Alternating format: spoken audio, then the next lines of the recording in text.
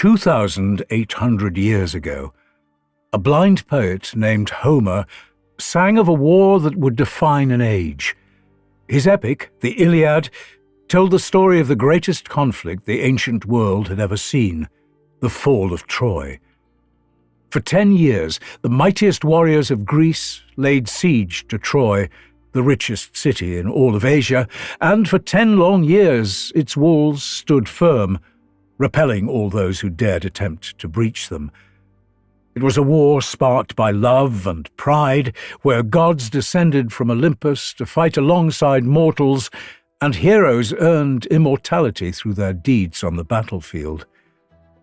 At its centre stood 3 figures whose choices shaped everything that followed.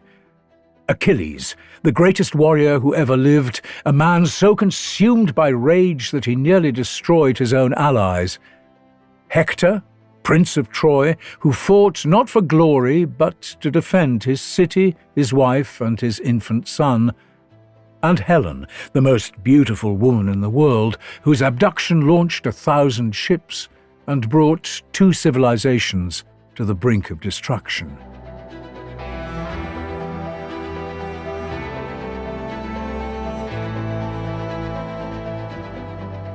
But how did a wedding feast for the gods lead to 10 years of slaughter?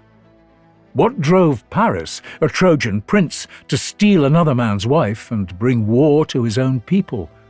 How did Achilles, whose skin could not be pierced by any weapon, meet his end? And finally, how did the Greeks use a giant wooden horse to breach walls that had stood for generations, bringing Troy's mighty towers crashing down?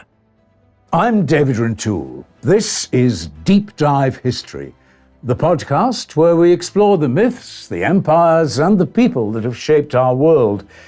And you're listening to Episode 2, The Trojan War.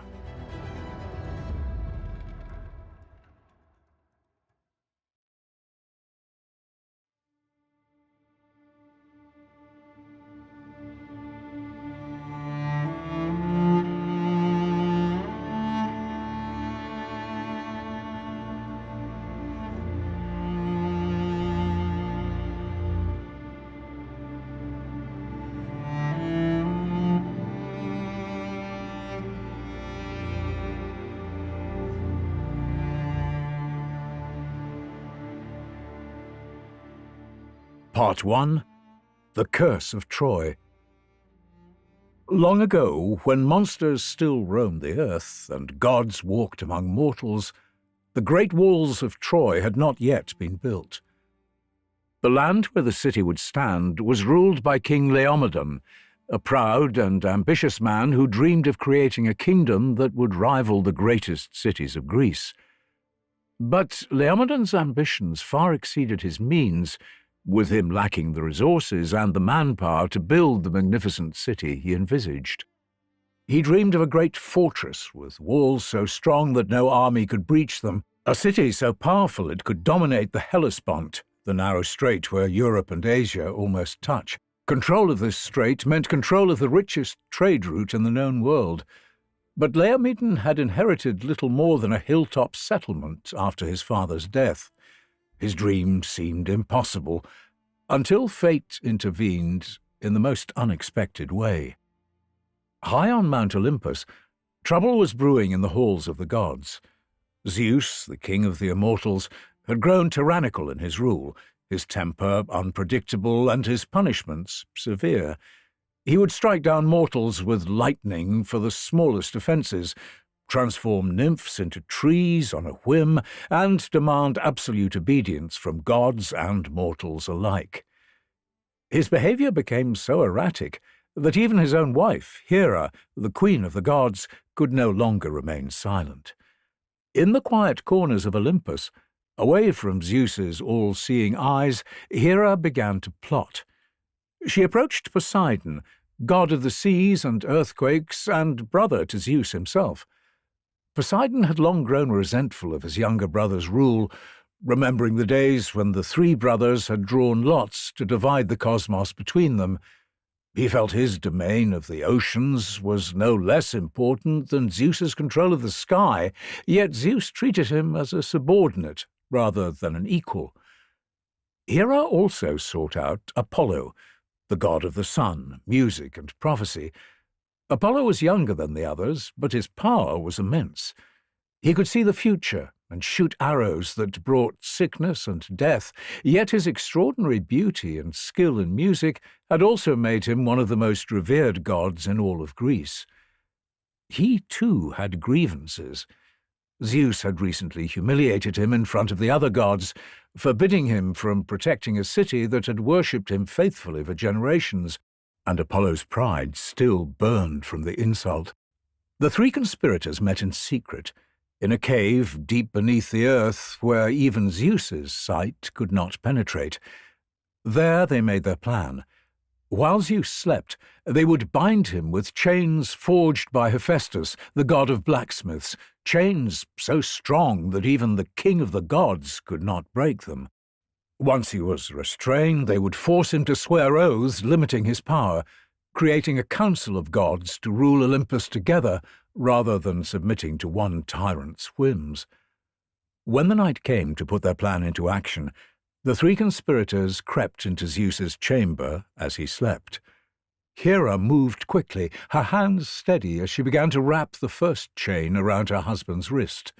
Poseidon secured his legs, and Apollo worked to bind his other arm, the chains clinking softly in the darkness. But they had underestimated Zeus's awareness. His eyes snapped open just as the final chain was being fastened. He saw Hera above him, Poseidon and Apollo at his sides, and he understood everything in an instant. His roar of rage shook the foundations of Olympus itself. The chains held him, but only for a moment. Thetis, the sea nymph who would one day bear Achilles, heard her king's cry and rushed to his aid. She summoned Briareus, a 100-handed giant from the depths of the earth who tore through the divine chains with ease. Zeus rose from his bed like a storm given form. Lightning crackled around his body and thunder rolled through the palace halls. The three conspirators fell back, knowing they had failed and that Zeus's vengeance would be terrible. Hera, as his wife, could not be punished too severely, although he hung her from the heavens in golden chains for a single day as a warning. But for Poseidon and Apollo, his brother and his son, he devised a punishment that would humble them completely. He stripped away most of their divine power, reducing them to little more than mortals, and cast them down from Olympus. "You will serve a mortal king as common labourers," Zeus declared. "For 1 full year you will know what it means to toil under the command of a lesser being. Perhaps then you will appreciate the burden of rule." As Zeus looked down upon the earth, searching for someone whose character would make the punishment most fitting, his eyes fell upon King Laomedon of Troy. Here was a man whose ambition and pride mirrored that of the gods themselves, but whose arrogance exceeded even his considerable abilities. And so Poseidon and Apollo found themselves standing before the gate of Laomedon's modest fortress, stripped of their divine radiance, appearing as two extraordinarily tall and powerfully built men. "Who are you?" Laomedon demanded as he emerged from his hall to meet these strangers. "We are builders," Poseidon said, carefully, the words bitter in his mouth. "We seek employment, and we hear you have need of strong workers." Laomedon's eyes narrowed with interest. He had been seeking labourers for months, trying to recruit men from across the region to help with his grand building project, but few were willing to work for the wages he offered. "I am building a great city," Laomedon said, gesturing to the rocky hill that overlooked the waters of the Hellespont. "A city with walls that will stand for 1,000 years, walls that no army can breach. I will make Troy eternal, a kingdom that will be remembered long after I am gone. Can you build such walls?" Poseidon and Apollo exchanged glances. They had built palaces on Olympus, had created mountains and carved rivers. Building walls for a mortal city would be simple work, even in their reduced state. "We can build your walls," Apollo said, "but what will you pay us for this labour?" Laomedon smiled, a thin expression that did not reach his eyes. "Build me walls worthy of the gods themselves, and I will give you 30 immortal horses from my stables, horses bred from the divine mares that Zeus gifted to my father. These animals are worth a king's ransom, and they will be yours when the work is complete." It was a generous offer, and the two former gods agreed. They did not need the horses, of course, but they needed employment to fulfill Zeus's punishment, and this task would at least be worthy of their skills. For an entire year, the two gods laboured without rest, working through both day and night. Each morning the citizens of Troy would wake to find that impossible progress had been made whilst they slept. Poseidon would call to the stones beneath the waves, and massive blocks would rise from the seabed, already cut and shaped to the necessary dimensions. Apollo, meanwhile, would sing as he worked, his beautiful voice guiding each stone into its perfect place, the walls rising higher with every note. Finally, after a full year of labour, the walls were complete. They stood tall and proud, encircling the hill and the growing city within. Perfectly constructed, they curved at precisely the right angles to deflect siege weapons. Their height made scaling them nearly impossible, and into the stone itself the two gods wove the last remnants of their divine power, enchantments that would ensure the walls could never crumble with age, or crack from frost or heat. On the final day, as Apollo set the last stone in place on the great gate, the two gods approached Laomedon for their payment. The king stood on his new walls, guards flanking him, and laughed. "Payment?" Laomedon chuckled. "You expect payment for this work? Look at what you have built. You should be honoured to have contributed to Troy's greatness. That is reward enough. Now leave my city before I have my guards throw you out." The air itself seemed to grow cold. Poseidon and Apollo stood very still, and for a moment the light around them seemed to shimmer, divine power flowing back into them as their year of servitude came to an end. Poseidon's mortal disguise began to fall away, his body growing to great heights until the very ground trembled beneath his feet. Apollo's transformation was no less dramatic. Light radiated from his skin, bright as the sun itself, his beauty becoming almost painful to behold. "You dare to break an oath with gods?" Poseidon's voice boomed across the city. "You dare to cheat those who built your precious walls?"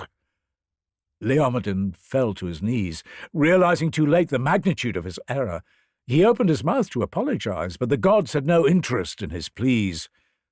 "These walls will stand," Apollo declared.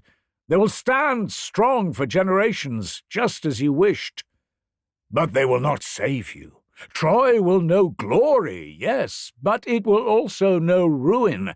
Your bloodline will bring about this city's destruction, and these walls we built will watch as Troy burns."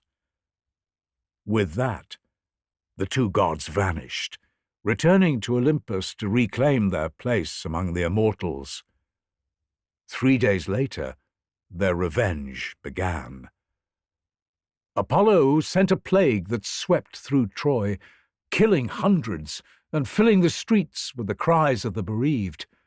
Poseidon sent a sea monster from the depths of his domain that coiled around ships attempting to enter or leave Troy's harbour, dragging them beneath the waves along with their screaming crews, making both trade and fishing impossible. Laomedon, desperate for a solution, consulted his priests on how to calm the gods' wrath. The message they gave him was clear. He must sacrifice his beloved daughter, Hesione, to the sea monster or watch Troy die. With tears streaming down his face, Laomedon chained his own daughter to the rocks by the shore, where she waited to be devoured. But fate sent an unlikely saviour. The young hero Heracles, who was passing by on one of his labours, he heard of the monster and offered to slay it, but only if Laomedon would pay him with those same divine horses that he had promised to Poseidon and Apollo. Laomedon agreed, knowing he had little choice. Heracles slew the sea monster in a battle that shook the coastline for 3 days and 3 nights, diving into the creature's mouth and tearing it apart from the inside. But when he emerged, victorious and covered in the beast's blood, Laomedon once again refused to pay. Heracles left Troy in fury, but he did not forget. Years later, he returned with an army and a fleet of ships. He besieged the city, and, despite the magnificent walls that Poseidon and Apollo had built, he found a weakness in the fortifications. There was a single section that had been constructed by mortal hands when the gods had briefly rested, and it lacked the divine strength of the rest. Through this weak point, Heracles and his warriors breached the defences.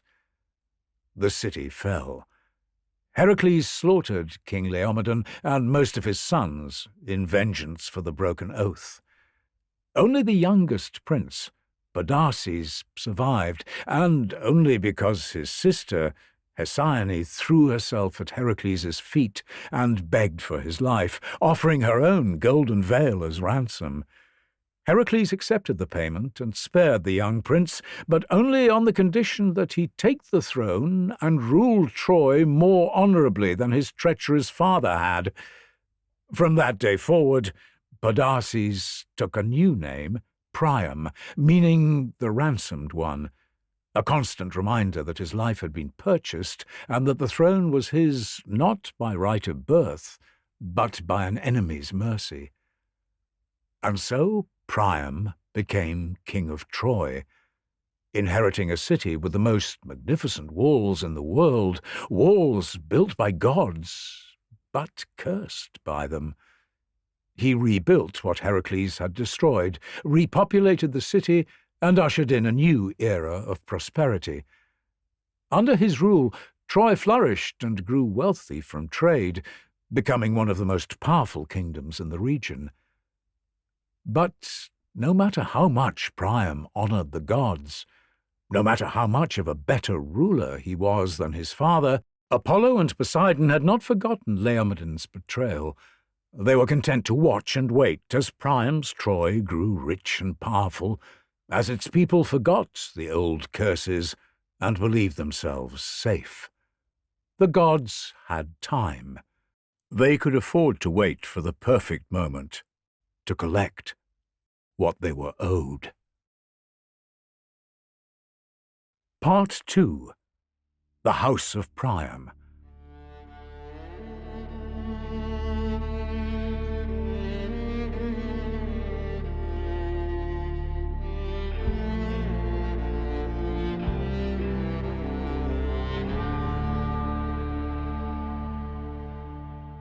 Priam married Queen Hecuba, a woman known for her wisdom and strength, and together they transformed the royal palace into a place of learning and culture. But more than anything, they filled it with children. Over the course of his long reign, Priam fathered 50 sons and 50 daughters, their voices echoing through the painted corridors, their footsteps racing across marble floors. The palace that had once stood half empty now overflowed with life. Of all Priam's children, the most admired was his eldest son, Hector. From his youth it was clear that he was destined for greatness. He grew tall and broad-shouldered, with his father's steady gaze and his mother's calm wisdom. By the time he reached manhood, he had become Troy's greatest warrior and the commander of its armies, with only a handful of warriors across the sea in Greece considered his equal in single combat. Yet, beyond his skills in combat, what truly set Hector apart was his character. He was brave without being reckless, fierce in battle, yet merciful in victory. He led his men not through fear or ambition, but through the respect they held for him. When he walked through Troy's streets in his magnificent armour, citizens would stop their work to watch him pass. Children would run at his side, trying to match his stride. When disease struck the lower quarters one winter, he was seen carrying water and firewood to the afflicted homes alongside the physicians. The citizens knew that when Hector stood upon the walls, those walls could never fall. However, greater than his devotion to his father, greater even than his loyalty to Troy itself, Hector's deepest love was reserved for his family. He had married Andromache, a princess from the city of Thebe, with their love renowned throughout Troy. When he returned from training his troops or inspecting the city's defences, he would make his way to their chambers, where his young son Astyanax waited. The child would reach up with small hands, and Hector would remove his bronze helmet so as not to frighten the boy, lifting him high and holding him close. In these quiet moments, away from the duties of a prince and a commander, Hector knew a simple truth. There was nothing he would not sacrifice to protect them, to keep Troy's walls standing between his family and the dangers that lurked beyond. But not all of Priam's children were welcomed into the world with celebration and joy. Before Hector's younger brother Paris was born, Queen Hecuba woke one night screaming, her body drenched in sweat, her hands clutching at the sheets. She had dreamt that she would give birth to a flaming torch that consumed all of Troy, reducing the great walls to ash and rubble, leaving nothing but smoke and silence where the city had stood. Terrified, she summoned the royal seers at dawn. They came to the palace and studied the omens, with each man coming to the same conclusion. The child she carried was cursed. He was destined to bring destruction upon Troy, to be the instrument of the city's downfall. The prophecy was clear. If the baby lived, Troy would burn. Priam listened to their words in silence, his face growing pale. He looked at his wife, feeling the weight of an impossible choice settle upon him. This was his son, his own blood. But he was also a king, with a kingdom to protect. He had 50 other children, a city full of people who depended on him. Could he sacrifice them all for one unborn child? When the baby was born, perfect and healthy, with a crown of dark hair, Hecuba held him only once. Her tears fell on his small face as she handed him to a trusted servant, a shepherd named Achilles, with instructions that broke her heart.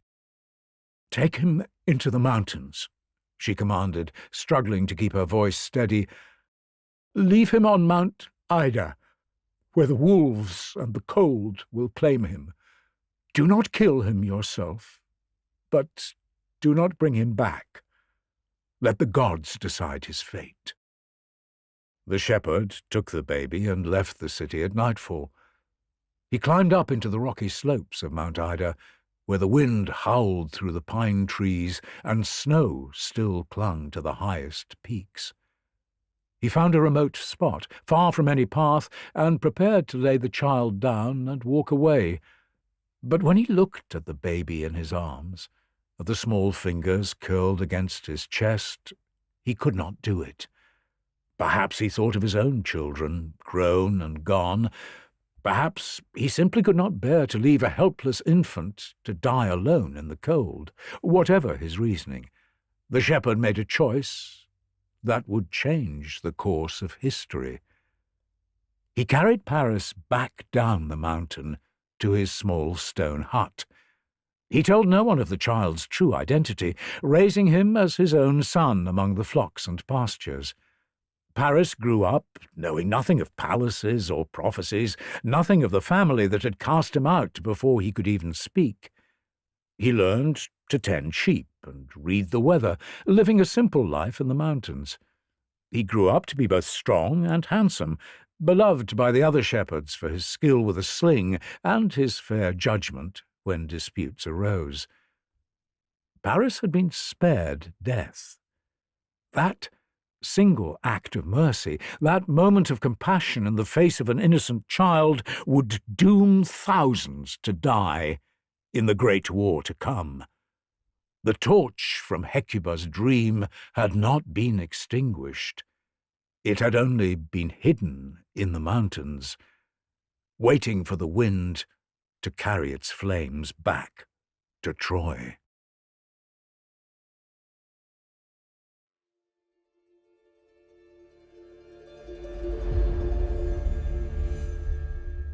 Part 3. Leda and the Swan.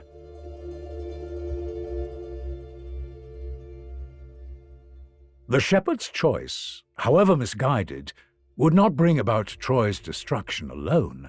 For the prophecy to be fulfilled, another child needed to be born, one who would grow up to possess a beauty so extraordinary that it would launch 1,000 ships and plunge 2 great civilizations into war. Across the Aegean Sea, in the wealthy city of Sparta, Zeus had been watching Queen Leda. He observed her from his throne on Olympus as she walked through the palace gardens in the early morning light, then in the evening as she bathed in the river Eurotas that flowed through the city. The god's desire grew stronger with each passing day until finally he could resist no longer. Unable to approach her as himself, as his true form would incinerate any mortal who looked upon it, Zeus chose a different shape. He transformed himself into a magnificent swan, its feathers white as fresh snow. The great bird descended from the heavens one summer evening and appeared to Leda as she walked alone by the riverbank. What passed between the god and the queen that night became the subject of whispered tales throughout the land. However, that same night, Leda also lay with her mortal husband, King Tyndareus, and from these 2 unions she would conceive children unlike any who had come before. Some months later, when her time came, Leda gave birth not to ordinary children, but to 2 large eggs, each one smooth and warm to the touch. When the eggs finally hatched, out came 4 children, 2 mortal and 2 immortal, reflecting the 2 fathers from that night so many months ago. First were 2 sons, Castor, the mortal son of Tyndareus, and Pollux, the immortal son of Zeus, who would become legendary warriors and horsemen. Then came 2 daughters. The first was Clytemnestra, dark-haired and sharp-minded, who would one day marry Agamemnon, the most powerful king in Greece. But it was the second daughter, Helen, the other child of Zeus, who would change the fate of nations. From the moment she emerged from her shell, it was clear she was unlike any mortal woman who had ever lived. As a child, her beauty was remarkable. As she grew, it became something almost divine, a radiance that seemed to emanate from within. By the time Helen reached womanhood, her beauty had become legendary, spoken of in every Greek kingdom and sung about by travelling bards. Her hair fell like spun gold, her eyes held the colour of the Aegean at dawn, and her voice carried the music of the Muses themselves. Men would stop mid-sentence when she entered a room, their thoughts scattering like leaves in the wind. Women would lower their eyes, some in envy, others simply overwhelmed by the sight of her. When Helen came of age, suitors arrived from every corner of Greece. They came in such numbers that the palace courtyards overflowed with their tents and pavilions. Each morning brought new arrivals, their chariots raising clouds of dust on the roads leading to Sparta. Among them were the greatest names in all of Greece: Odysseus of Ithaca, intelligent and smooth with words; mighty Ajax of Salamis, who stood head and shoulders above other men; Agamemnon of Mycenae, already a king with gold enough to buy a city; They brought gifts that filled the palace treasury, golden tripods, thoroughbred horses, and bolts of purple cloth worth more than a farmer would see in a lifetime. King Tyndareus watched this gathering of powerful men with growing dread. They included the most renowned warriors from across Greece, each with armies at their command. He knew that Helen's choice would leave all but one bitterly disappointed. Already fights had broken out in the palace grounds, with the old king all too aware of how easily any decision could lead to bloodshed. It was Odysseus, always the cleverest man in any room, who proposed a solution. One evening he approached Tyndareus privately, away from the other suitors. "My lord," he said, "I see your dilemma clearly. Let me offer you a path through this crisis. Make every suitor swear a sacred oath, witnessed by the gods themselves. Each man must vow to protect Helen's chosen husband against any who would challenge the marriage or steal her away. In this way, potential enemies will become her sworn protectors." One by one, the suitors agreed, swearing what would become known as the Oath of Tyndareus, promising to defend Helen's husband with their lives, to bring their armies if called, and treat any threat to the marriage as a threat to themselves. With the threat of violence now removed, Helen made her choice. She selected Prince Menelaus, brother to the powerful Agamemnon who ruled Mycenae, a warrior famed for his red hair and honest dealings, known throughout Greece for his generosity and loyalty. The two were married in a ceremony that lasted for 9 days, with lavish feasts and celebrations that would be remembered for generations. Since Tyndareus had no sons, Menelaus inherited the Spartan throne through his marriage, and they became king and queen of Sparta, ruling from the palace where Helen had grown up. The disappointed suitors departed peacefully, returning to their own kingdoms, some to find other wives, others to pursue different glories. They rode away, believing the matter settled, the oath merely a formality that would never be called upon. But the fates, those 3 sisters who spin, measure, and cut the threads of mortal lives, were already at their work. That oath, sworn to prevent bloodshed, would become the very mechanism that would draw every one of those men into the greatest war the world had ever known.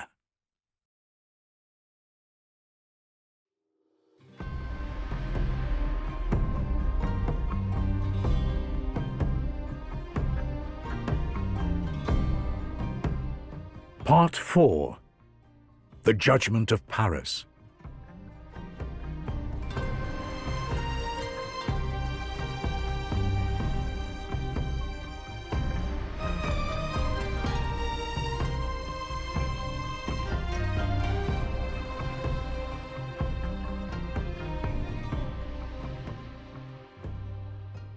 While Menelaus and Helen settled into their life as king and queen of Sparta, high on Mount Olympus another marriage was taking place.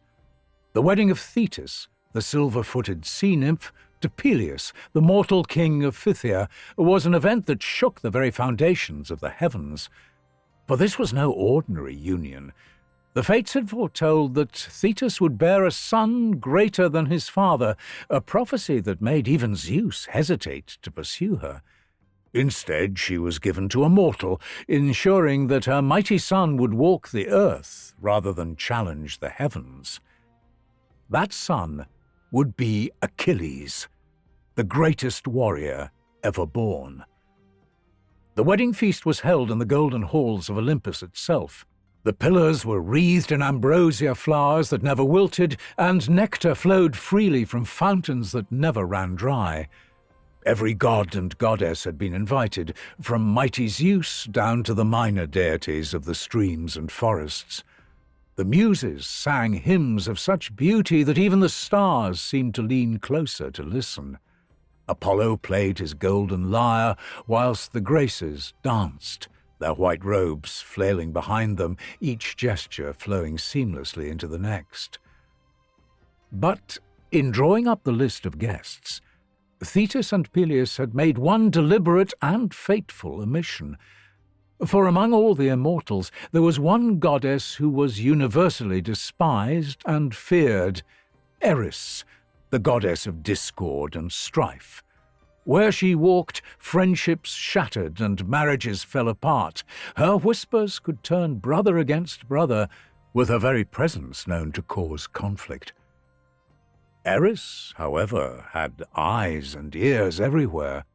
From her dark dwelling at the edge of the world, she heard how the celebrations unfolded, of the laughter and joy, of how the gods toasted the happy couple whilst she sat alone, deliberately forgotten. The insult burned in her chest like a poison, and with each passing hour, her anger grew colder and more focused. If they wanted to exclude chaos from their perfect celebration, she would show them just how foolish that decision had been. As the evening progressed and the wedding feast reached its height, Eris materialized at the entrance to the hall. Before anyone could react, she pulled a golden apple from her robes, polishing and shining in the torchlight. Upon its surface was inscribed a simple phrase, "To the most beautiful." With a wicked smile, Eris rolled the apple across the marble floor. It came to rest in the center of the hall, spinning slowly. The music faltered. Conversations died. Every eye in the hall turned to watch the fruit as it came to rest. For a moment, silence held the hall. Then 3 goddesses moved toward the apple simultaneously. Hera, Queen of Olympus and wife of Zeus, whose regal beauty commanded respect from all who beheld her; Athena, goddess of wisdom and war, whose grey eyes held the depth of all knowledge; and Aphrodite, goddess of love and beauty, whose very presence made hearts race and flowers bloom. Each goddess reached for the apple, but each pulled back her hand as the others approached. The temperature in the hall seemed to drop as 3 pairs of immortal eyes met, each certain that the prize belonged to her alone. Zeus, seated at the head of the table, closed his eyes and pressed his fingers to his temples. He would gladly have faced the Titans again, rather than deal with what was about to unfold. "Clearly it is meant for me," Hera declared, her voice carrying the authority of the Queen of Heaven. "There can be no question. As Zeus's wife, as the mother of gods, the apple is mine by right." Athena's grey eyes flashed dangerously. "Rights mean nothing here, stepmother. True beauty lies in wisdom and strength, not in crowns and marriages. The apple was meant for me." Aphrodite laughed, a sound like honey and wine that made every male deity turn to look at her. "Neither of you understands beauty as I do. I am beauty itself, its very essence made flesh. The apple could be for no other." Their voices grew louder, their words sharper. Other goddesses backed away, sensing the danger. Even the gods, who had seen thousands of wars play out across the eons, recognized this as something that could tear Olympus itself apart. The wedding feast had descended into chaos, exactly as Eris had intended. Finally, unable to reach any agreement, the 3 goddesses turned as one towards Zeus. "You will judge," they said, speaking as one. Zeus, who had overthrown his own father, who had defeated the Titans and ruled Olympus for countless centuries, felt his mouth go dry. For perhaps the first time in his immortal existence, he found himself truly trapped.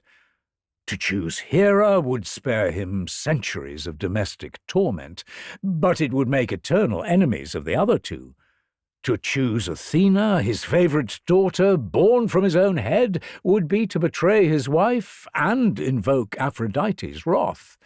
And Aphrodite, well, Aphrodite had ways of making even the immortals regret crossing her, as many unfortunate gods could attest. There was no winning. No matter which goddess he chose, his life would become a nightmare. The king of the gods, who had faced down cosmic threats without flinching, wanted absolutely no part of this decision. Zeus raised his hand for silence. "This decision," he declared, "requires a judge with no stake in the outcome, one whose judgment is pure and untainted by divine politics. A mortal must decide." He closed his eyes, casting his divine sight across the mortal world below, searching for someone suitable. His gaze swept over Greece, over the islands, across the seas, until, finally, it settled on the slopes of Mount Ida, above Troy. There was a shepherd there, a young man known among his people for fair judgment and honest character. "There," Zeus announced, relief evident in his voice, "a shepherd on Mount Ida. His name is Paris. He shall be our judge." Before Zeus had even finished his sentence, all three goddesses had vanished. Athena dove from Olympus's heights, plummeting like a hawk toward the earth below. Hera rushed to her golden chariot, her immortal horses already racing through the clouds, and Aphrodite raced across the sea itself, drawn by the winds toward Mount Ida. They arrived on the hillside within moments of each other, each determined to be first, none willing to let the others speak to the shepherd alone. They found Paris overlooking his flocks, playing a simple melody on his reed pipe as the sun began its descent toward the western sea. When the three goddesses materialized before him in a blaze of divine light, Paris dropped his pipe, the music dying mid-note. His sheep scattered in terror, bleating as they fled down the hillside. Paris himself fell to his knees, raising his hands to shield his face from the most magnificent beings he had ever seen. Each goddess was beautiful beyond mortal comprehension, each perfect in her own distinct way. Hera stepped forward first, the golden apple gleaming in her hand. "Shepherd," she said, "we have come to you with a matter of great importance. You must choose which of us deserves this prize." Paris looked from one goddess to another, his shepherd's hands trembling. How could any mortal make such a choice? As he hesitated, each goddess stepped forward in turn, offering gifts that would change the course of his life. Hera spoke first, offering to make him king of Europe and Asia in exchange for his vote, to give him power over vast territories and command over countless armies. Athena stepped forward next, promising him unrivaled skill in war, the ability to conquer any enemy and win glory that would echo through the ages. But when Aphrodite approached, she studied his face with a knowing smile. She saw something the others had missed, the loneliness in the young shepherd's heart. "I will give you the most beautiful woman in the world as your wife," she whispered, "a love that will surpass all others, a passion that will make kingdoms weep." Paris felt his breath catch. Power meant nothing to a man who had lived simply all his life. Glory in war meant nothing to one who had never held a sword. But love was something he understood. With trembling hands, Paris gave the golden apple to Aphrodite. The goddess smiled, pleased with her victory, and told him exactly what he must do. He must travel to Sparta, where Queen Helen ruled beside her husband. There, Aphrodite would use her divine magic to make Helen fall in love with him, to make her forget her vows and her duty, to make her willing to abandon everything for his sake. Hera and Athena said nothing, but their dark expressions promised retribution. They vanished in silence, leaving Paris alone with Aphrodite. The goddess touched his cheek gently. "You are no shepherd, Paris of Troy. You are a prince, and it is time you claimed your birthright. Return to your father's city, then sail to Sparta. Your destiny awaits." As she disappeared in a shower of rose petals, Paris stood alone on the hillside, the sheep bleating around him, his mind reeling. A prince of Troy? It seemed impossible, yet gods did not lie. He made his way down the mountain and confronted Achilles, who wept as he finally confessed the truth of that terrible day when he had saved the royal infant marked for death. Within days, Paris stood before the gates of Troy for the first time, staring up at the magnificent walls that Poseidon and Apollo had built. When he presented himself at the palace, claiming to be Priam's lost son, there was skepticism at first. But Queen Hecuba looked at his face and saw the infant she had given away decades ago. She rushed to embrace him. Priam, moved by his wife's recognition and swayed by certain birthmarks that matched the records, welcomed Paris back into the royal family. There was feasting and celebration, though not everyone shared in the joy. Hector watched his newly returned brother with concern, always wary of potential threats to his beloved city. But it was Cassandra, one of Priam's daughters, who reacted the most violently.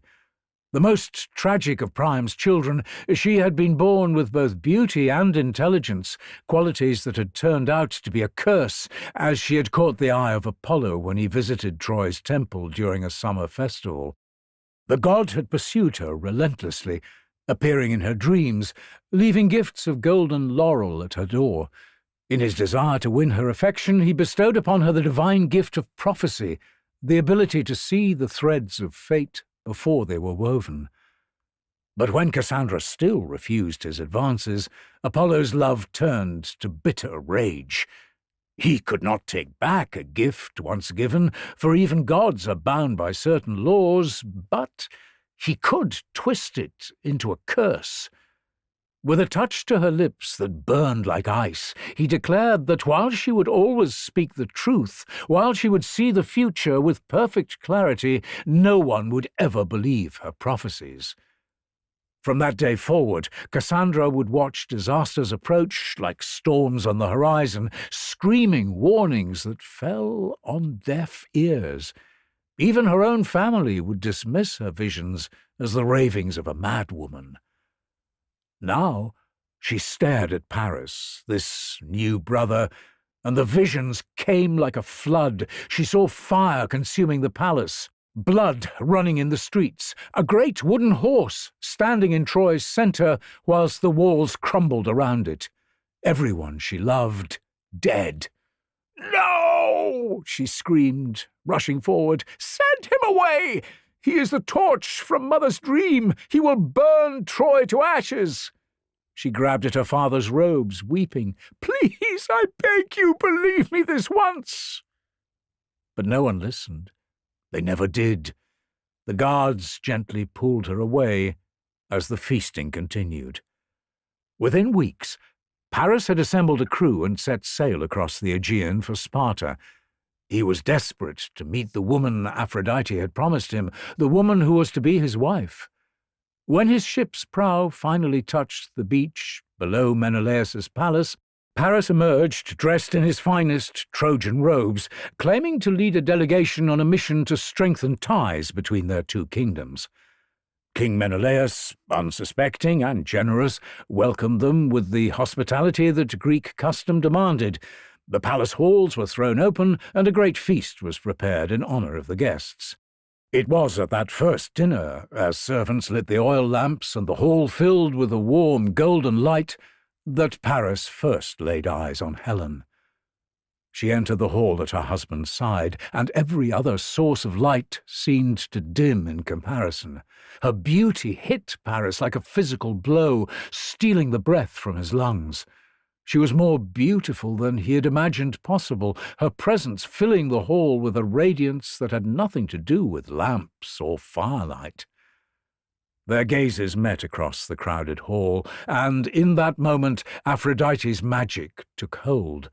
A flush rose to Helen's cheeks. Her hand trembled as she reached for her wine cup. Throughout the feast, she found herself unable to look away from the young Trojan prince, drawn by a force she could neither name nor resist. She barely tasted her food, barely heard her husband's words, aware only of Paris watching her from across the table. In the days that followed, Menelaus, suspecting nothing, treated Paris as an honoured guest, showing him the palace's treasures and inviting him to hunt in the royal forests. But whenever the king's attention was elsewhere, Paris and Helen would find themselves drawn together, meeting in gardens where roses bloomed out of season, in corridors where servants mysteriously never ventured. Their conversations started formally, but grew more intimate with each passing day. Helen, who had been content as Sparta's queen up until the prince's arrival, suddenly found herself confessing feelings she had never acknowledged before, that she felt trapped, longing for something she could not name. Paris told her of Troy's distant shores, of walls that touched the sky, and a palace where she would be treasured beyond all others. On the 9th day of his visit, Aphrodite provided the opportunity they had been waiting for. Menelaus received word that his grandfather had died in Crete, requiring his immediate presence at the funeral. The night after Menelaus sailed for Crete, Paris came to Helen's chambers. Outside, a storm had rolled in from the sea, lightning illuminating the sky in brilliant flashes, thunder so loud it shook the floor beneath them. Helen stood at her window, watching the tempest. "We could leave tonight," Paris said softly. "My ships are ready. By dawn we could be beyond pursuit." Helen turned. For a moment she hesitated, thinking of her life in Sparta, of the husband who had trusted his guest. Then she looked at Paris and felt Aphrodite's pull like a current she could not fight. She took his outstretched hand.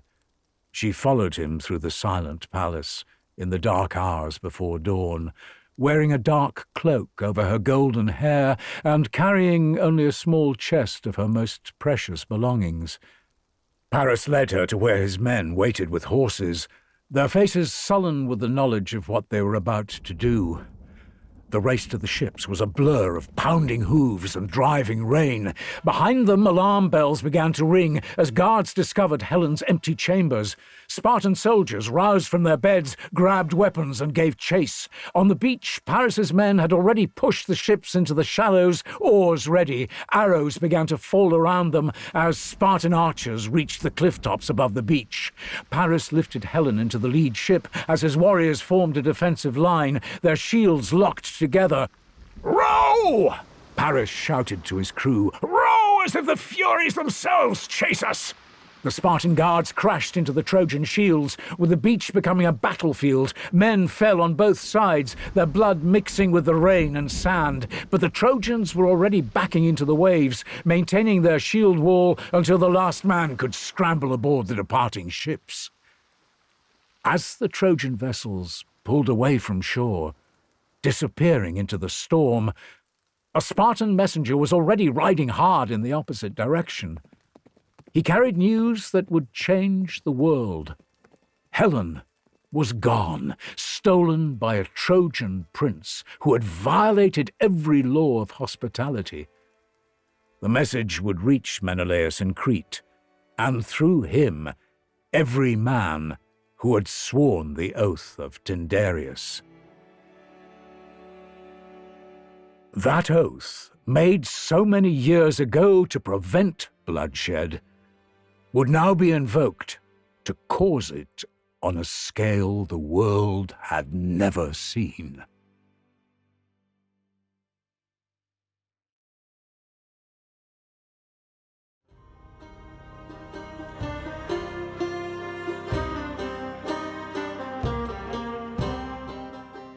Part 5. The Gathering of Greeks.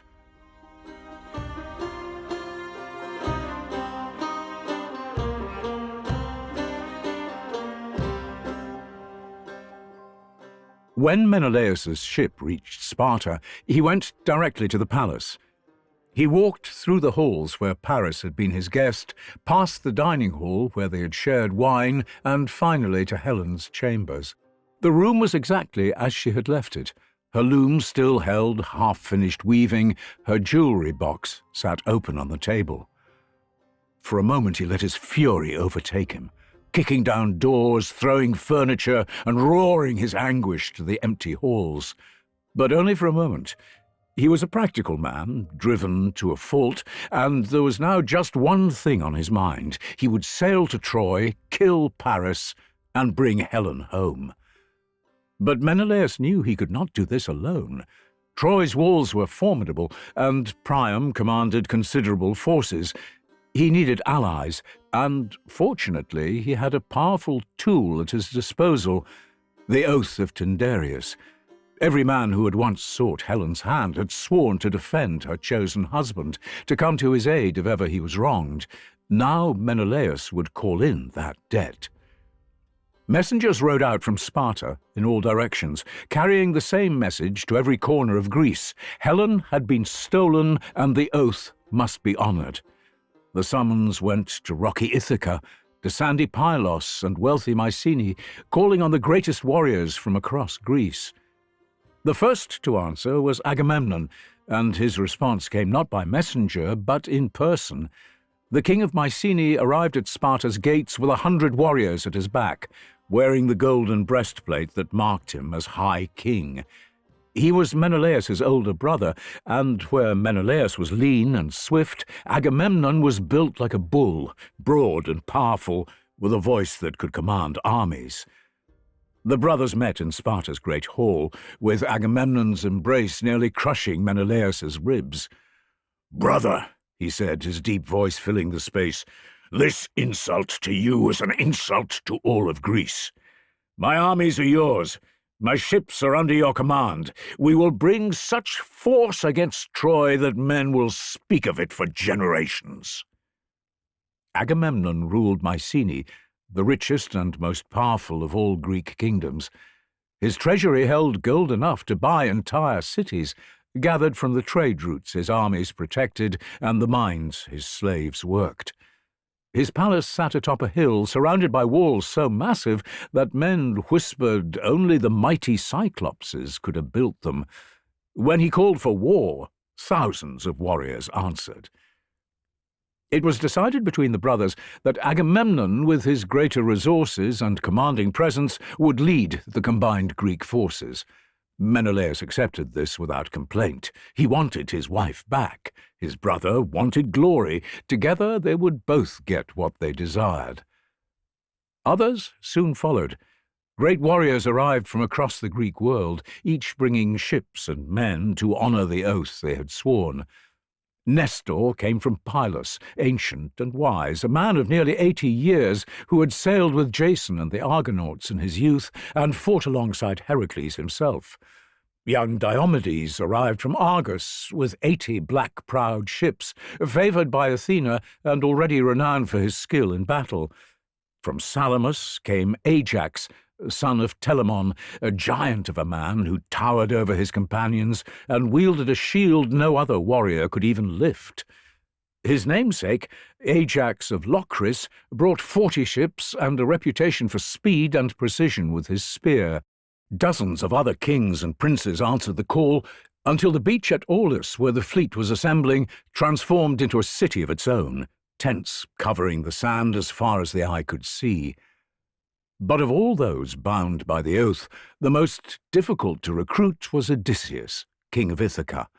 He was known throughout Greece as the wisest and most cunning of all men, with the same mind that had devised the oath of Tyndareus, now seeking to evade it.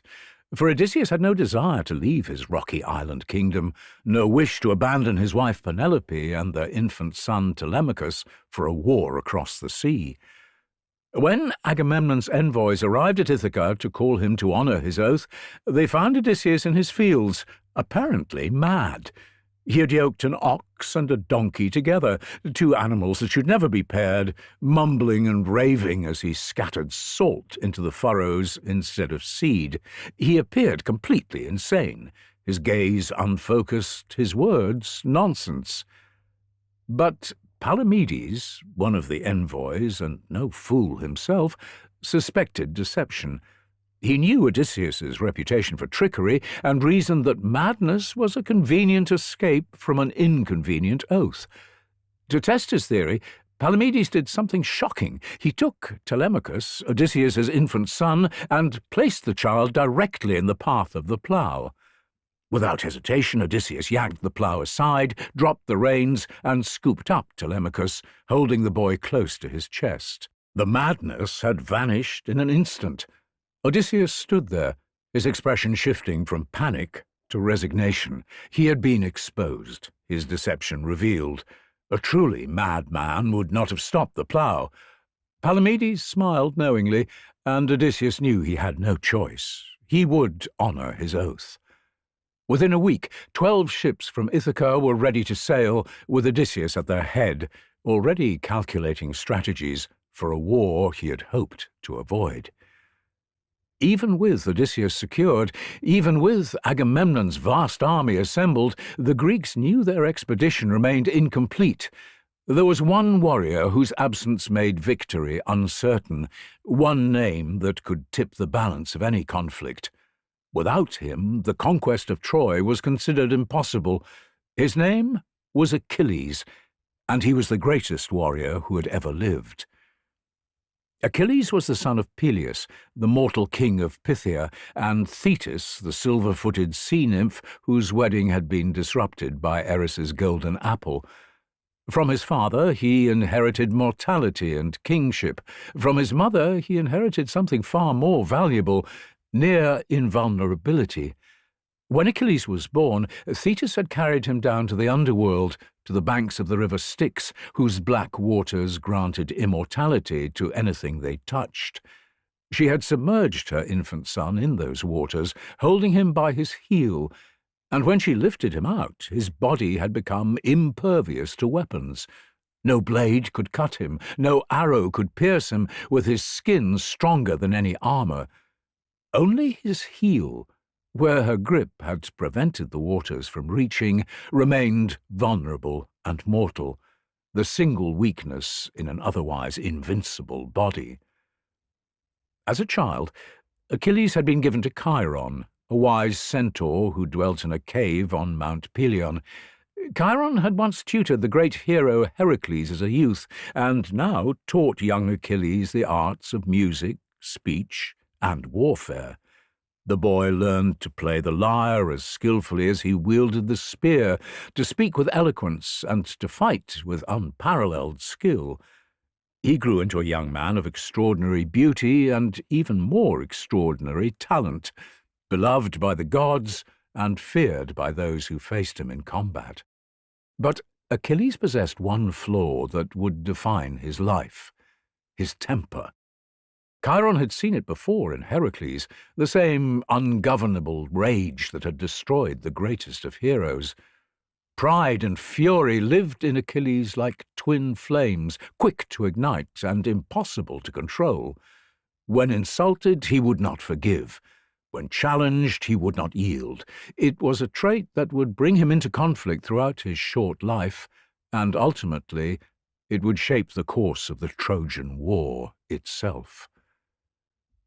As Achilles grew under the tutelage of Chiron, his mother Thetis had consulted every oracle, prophet, or seer who might tell her of her son's future. The answer was always the same, delivered in different words, but carrying identical meaning.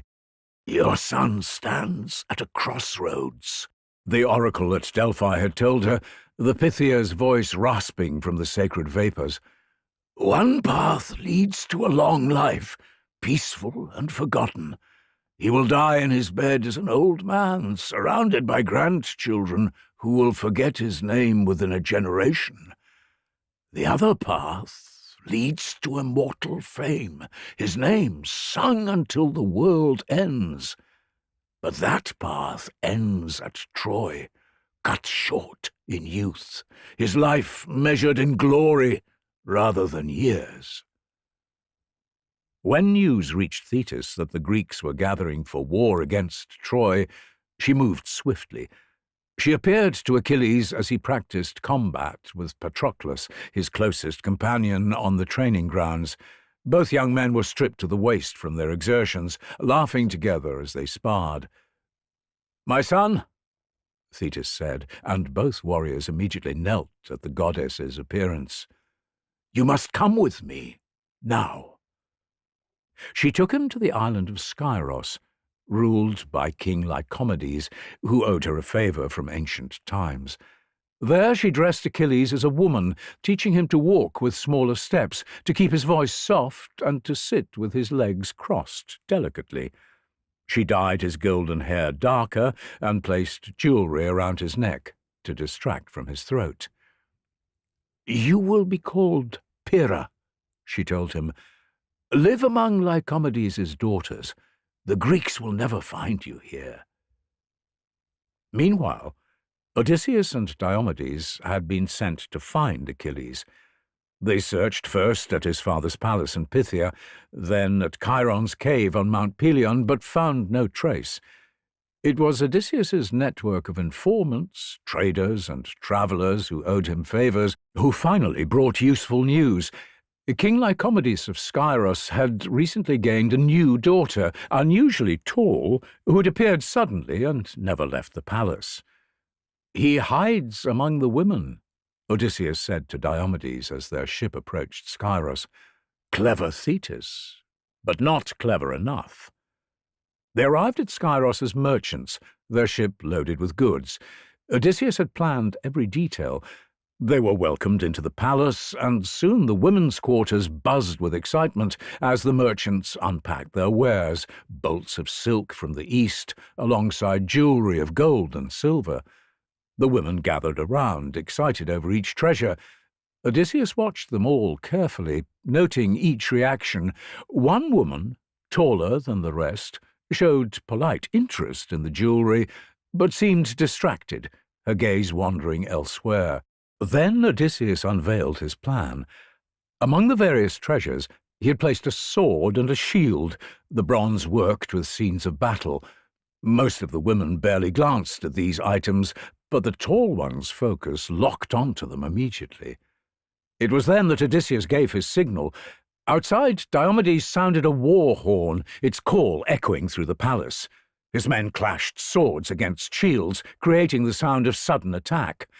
The women screamed and fled, seeking shelter within the palace, but the tall one moved with an entirely different purpose. In one fluid motion, he seized the sword and shield, dropping into a combat stance, ready to face whatever threat approached. The disguise was shattered, and there stood Achilles, son of Peleus, the greatest warrior of the age. For a moment no one moved. Then Achilles lowered the sword, and a wry smile appeared on his face. "Odysseus," he said, his natural voice replacing the false tones he had maintained for weeks, "I should have known it would be you." "Your mother tried to hide you well," Odysseus replied, "but you cannot hide a lion among sheep. Greece needs you, son of Peleus. Troy awaits." Achilles looked at the sword in his hand. He thought of his mother's tears, of the prophecy that promised either long obscurity or short glory. But in his heart the choice had already been made long ago.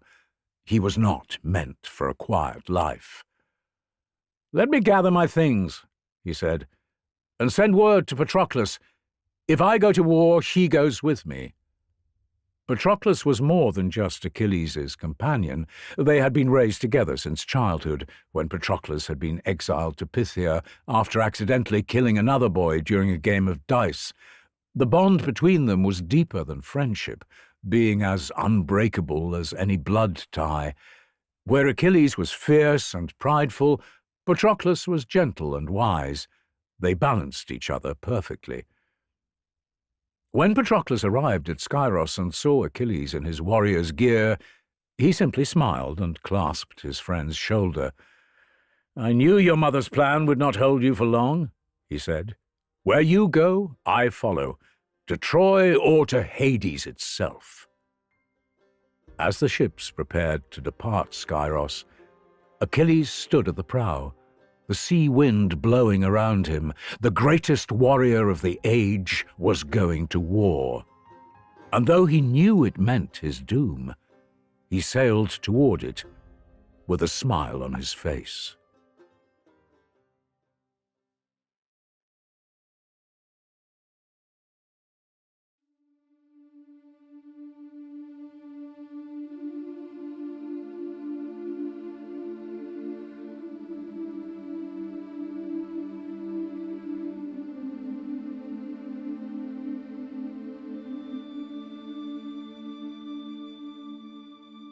Part 6. The Sacrifice. The greatest warriors from across Greece had assembled at Aulis, with Agamemnon commanding a fleet of over 1,000 vessels, the largest armada Greece had ever seen. The beach camp stretched for miles, and when the order came to embark, the men loaded their supplies, said their prayers to the gods, and prepared to sail for Troy. But when the fleet attempted to depart, the ships barely moved. The sails hung limp against their masts. Not a whisper of wind stirred the air. Day after day the fleet sat motionless, whilst supplies dwindled and the men grew restless. Agamemnon consulted the seer Calchas, a prophet who could read the will of the gods in the flight of birds and the patterns of smoke. Calchas studied the signs, and what he saw made him hesitate before speaking. "The goddess Artemis has stolen the winds," Calchas announced to the assembled kings. "You killed one of her sacred deer whilst hunting, great Agamemnon, and she will not allow you to sail until you have paid the price." "What price?" Agamemnon demanded. "I will sacrifice 100 bulls. I will build her a temple of marble and gold." Calchas shook his head slowly. "The goddess demands something far more precious. She requires the sacrifice of that which you hold most dear. Your eldest daughter, Iphigenia, must die upon her altar. Only her blood will restore the winds." Complete silence followed. Menelaus looked at his brother with horror. Odysseus closed his eyes. Even Achilles, who feared nothing, felt cold at such a demand. "No," Agamemnon finally whispered. Then louder, "No, I will not. There must be another way." But there was no other way.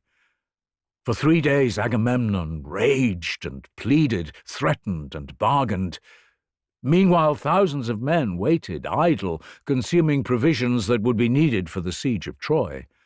Fights broke out daily. The alliance Agamemnon had built threatened to dissolve as minor kings grew impatient and began talking of going home.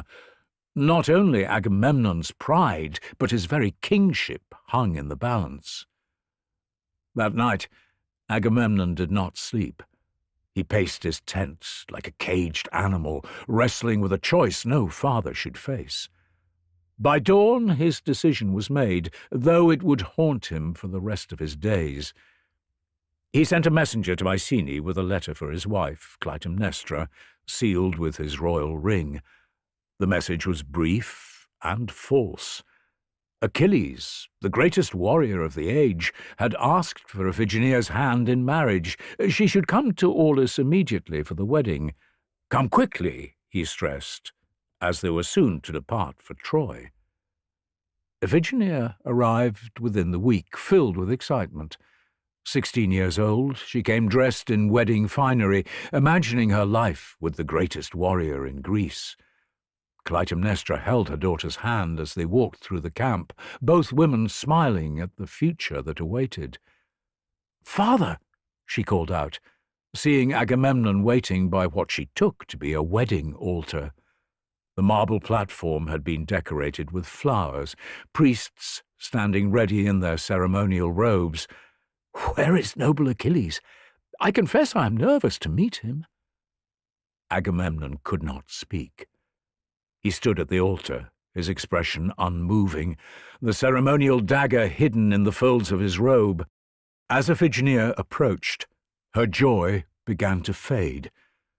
She noticed the strange silence of the watching soldiers. She saw tears on some of their faces. She noticed that what she had taken for wedding decorations were actually wreaths meant for the dead. "Father?" Her voice grew uncertain as she climbed the altar steps. "Father, what is happening?" It was only when she saw the rope in the priest's hands, when she felt them grab her arms, that she understood. Her screams pierced the air. "Father, no, please! I am your daughter, your little dear, you used to call me." She struggled against the priests, but they were too strong. Agamemnon moved as if in a trance. Some later claimed Artemis clouded his mind to make the deed possible. Others would say that his ambition simply outweighed his love. He raised the dagger high. "For Greece," he whispered, his voice breaking. "Forgive me." The blade fell. Iphigenia's scream cut off abruptly as blood spread across the white marble. The deed was done, and the moment Iphigenia's body went still, the wind returned. First a whisper rustling through the camp, then stronger, setting the ship's rigging singing. Within minutes a powerful breeze filled every sail, the perfect wind to carry them to Troy. Artemis had her sacrifice, and Agamemnon had his winds. But he had lost something far more valuable. Clytemnestra, held back by guards as her daughter was murdered, looked at her husband with such hatred that men turned away from her gaze. She would return to Mycenae alone, and there she would wait, nurturing her rage and planning her vengeance. Agamemnon had chosen glory over his own child, a choice that would ultimately be his undoing. But for now, the fleet sailed east, towards war, death, and the destiny that the gods had woven for them all. Behind them, smoke rose from the funeral pyre where Iphigenia's body burned, a dark omen of all the death that was to come. If you're enjoying this episode, then we have some great news. There's plenty more to explore. By joining the channel membership and becoming a Deep Dive member, you get access to our entire catalogue of bonus content, exclusive episodes, and conversations with historians and industry experts. And if you've enjoyed today's story, then we have a bonus episode just for you. From the murder of Agamemnon to the tragic death of Cassandra, explore the fates of all those who survived Troy's shores by joining our channel membership and watching our bonus episode, The Trojan War Aftermath. If you'd like to unlock our entire catalogue of exclusive content and support the channel, hit the Join button and become a Deep Dive member, or head over to Patreon and sign up there. But for now, let's get back to the episode.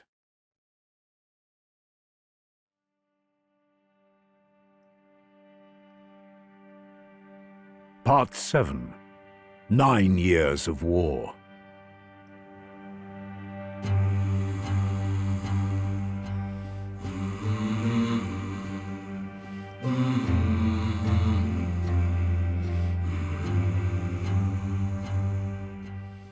The Greek fleet appeared on Troy's horizon at dawn, 1,000 black sails spreading across the sea.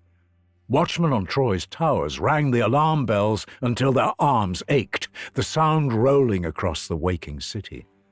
Citizens rushed to the walls and felt their breath catch, the sight before them unlike any they had seen before. It was as if the sea itself had turned black, ships beyond counting, stretching from one end of the horizon to the other, all bearing down on Troy like a great wave. Mothers grabbed their children. Old men who had survived past wars felt their resolve weaken. King Priam stood upon the walls, one hand gripping the battlements as he watched his soldiers prepare for battle on the plain below.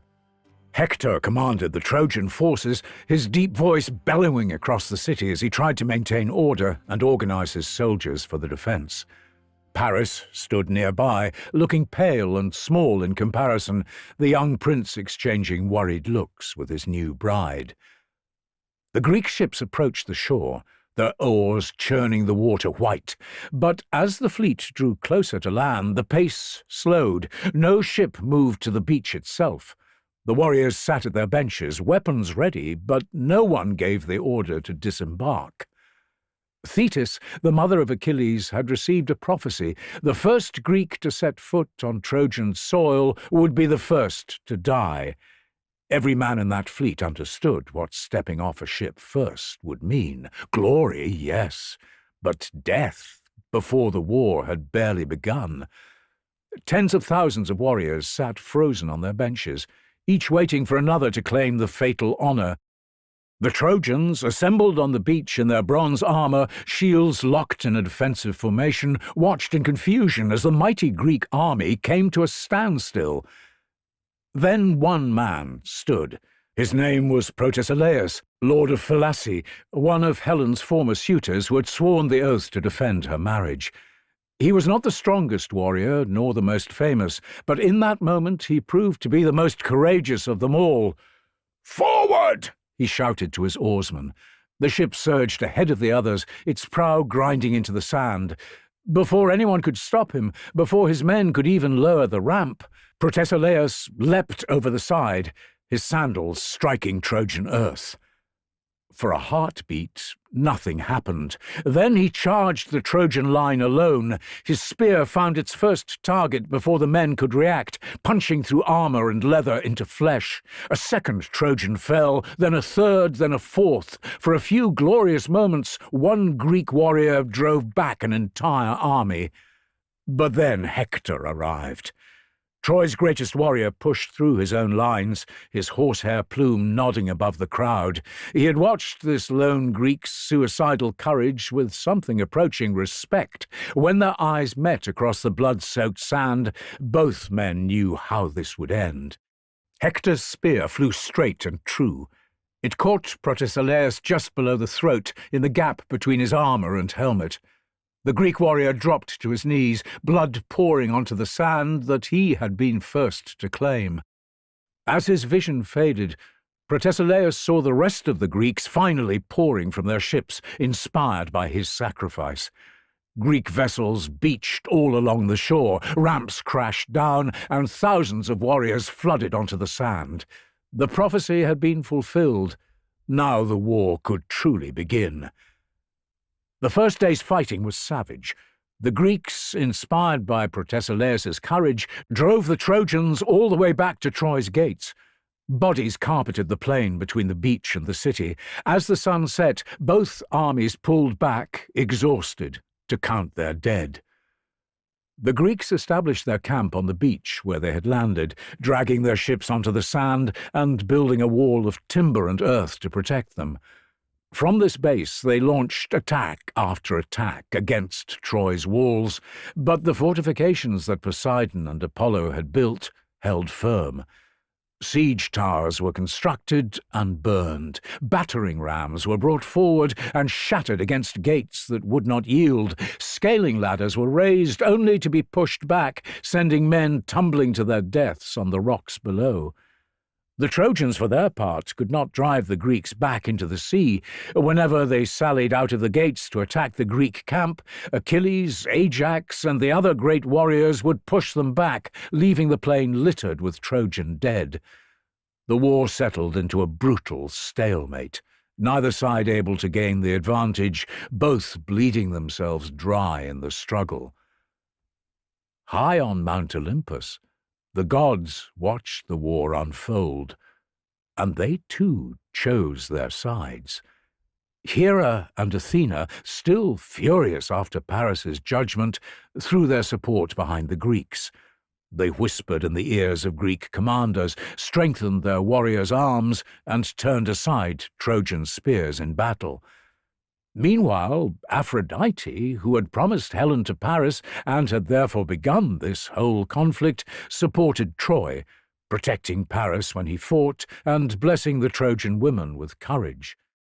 Apollo, the patron god of Troy, whose temple stood within the city walls, defended his chosen people, though his support was complicated by his lingering anger at Laomedon's ancient betrayal. Poseidon, jealous that the Trojans worshipped Apollo rather than him, despite his role in building their walls, sided with the Greeks, sending favourable winds to their ships and strength to their sailors. And Ares, the god of war himself, cared nothing for justice or ancient grudges. He simply craved battle and bloodshed, and so he supported whichever side would create the most carnage, often fighting for Troy simply to prolong the conflict and ensure the killing would continue. Day after day, month after month, the war raged on, until 9 brutal years had passed. Boys who had sailed from Greece without ever seeing combat had transformed into scarred veterans. In the Greek camp, the Grand Alliance began to fray. Supplies ran thin. The surrounding countryside, stripped bare by both armies, could no longer sustain them. It was then that Achilles proposed a new strategy. If they could not take Troy by force, they would starve it into submission. But to do that, they needed to cut off Troy's supply lines and secure resources for their own army.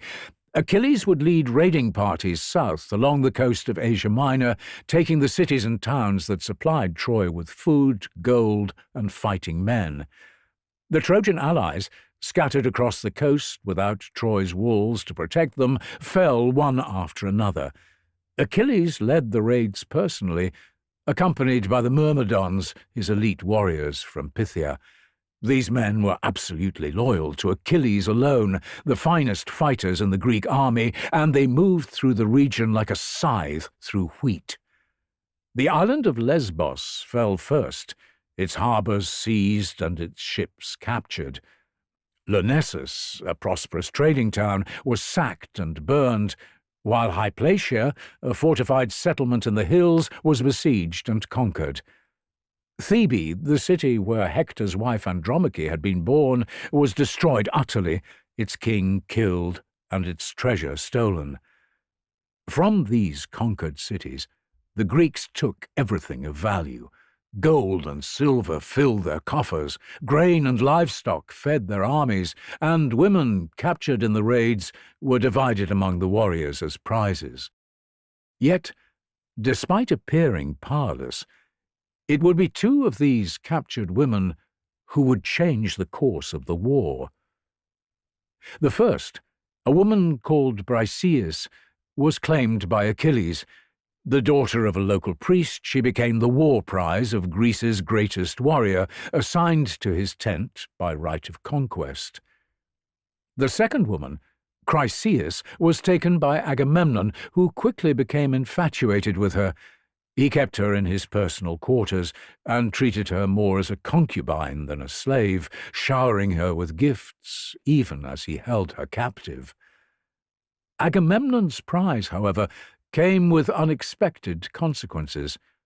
Chryseis was the daughter of Chryses, a priest of Apollo, a man whose long years of service had earned him the god's favour.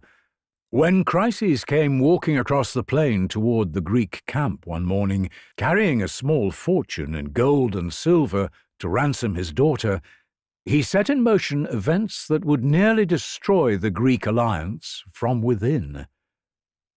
Here, the Iliad, the great song of Achilles' rage, would begin, not with Helen's abduction or the gathering of ships, but now, in the 10th year, with a quarrel over a captured woman that would doom them all.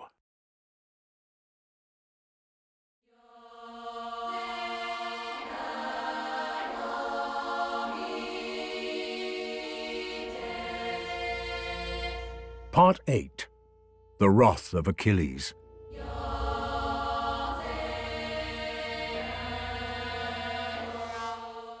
Chryses arrived at the Greek camp at midday when the sun beat down on the canvas tents. He was an old man, his hair white and back bent from years of service to Apollo, but he walked with purpose across the open plain, alone and unarmed, carrying a chest in one hand and Apollo's sacred staff in the other.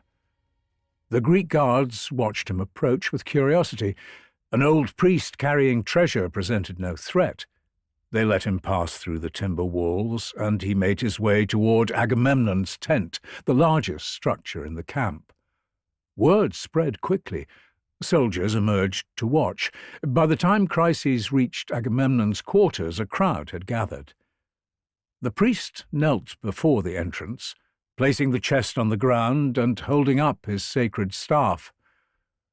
"Great Agamemnon, King of Kings!" he called out, his voice carrying across the assembled warriors, "and all you Greeks! May the gods grant you victory and a safe return home. But I beg you, accept this ransom and release my daughter. Have mercy on an old man who has served the gods faithfully all his life." The crowd murmured. The ransom was substantial, and many of the watching Greeks nodded in agreement. It seemed a fair exchange, and besides, the priest had invoked the gods. To refuse would be to invite their anger. Agamemnon emerged from his tent. He looked at the old man kneeling before him, at the treasure chest, and his face darkened with contempt. "Old man," he said, his voice cold, "my answer is no. Now leave before I lose my patience. The girl is mine. She will grow old in my house in Argos, far from her homeland, working at my loom and sharing my bed. Now get out of my sight before I forget the customs of hospitality entirely." The crowd fell silent. Chryses remained kneeling for a moment, as if unable to believe what he had heard. Then, slowly, painfully, he rose to his feet. He picked up his chest of gold, his hands shaking, and turned away. As he walked back across the plain toward the sea, many Greeks watched him go with unease. They had just witnessed their commander insult a priest of Apollo, and such insults did not go unpunished. When Chryses reached the shore, far from the Greek camp, he knelt in the sand and raised his hands to the sky. "Hear me, Apollo," he prayed, his voice breaking with grief and rage. "If I have ever pleased you, if I have ever built your temples or burned offerings in your honor, grant me this prayer. Let the Greeks pay for my tears with your arrows." Apollo heard him. The god descended from Olympus with his silver bow, his quiver full of plague-bearing arrows. For 9 days he sat upon the cliffs above the Greek camp, invisible to mortal eyes, shooting his arrows. First the mules died, then the dogs, then the men themselves. The sickness came suddenly. A man would be speaking one moment, then clutch his stomach the next, doubling over as fever took him. Within hours he would be dead, his skin covered in dark spots, blood leaking from his nose and mouth. The funeral pyres burned day and night, their smoke darkening the sky. The Greeks huddled in their tents, terrified, as Apollo's plague consumed their army. On the 10th day, with hundreds dead and hundreds more dying, Achilles called an assembly. The greatest warriors gathered in the central square of the camp, keeping their distance from one another, fearful of contagion. Agamemnon sat on his throne, pale and drawn, whilst Achilles stood before him. "King Agamemnon," Achilles said, his voice carrying across the assembly, "this plague will destroy our army before Troy's walls ever do. We must consult a prophet, discover which god we have offended and how we might appease them. Otherwise we should load our ships and sail for home whilst we still have men to row them." There were murmurs of agreement. Agamemnon gestured irritably towards Calchas, the same seer who had demanded Iphigenia's sacrifice. Calchas was pale, his expression uneasy as he stepped forward towards the king. "It is Agamemnon who has brought this plague upon us. He angered Apollo when he dishonoured his priest. Apollo will not lift the plague till Chryseis is returned to her father, given freely and without ransom." The assembly erupted in shouts. Some men turned to Agamemnon, waiting for his response. Others looked at the funeral pyres still burning in the distance, fearing they would be next.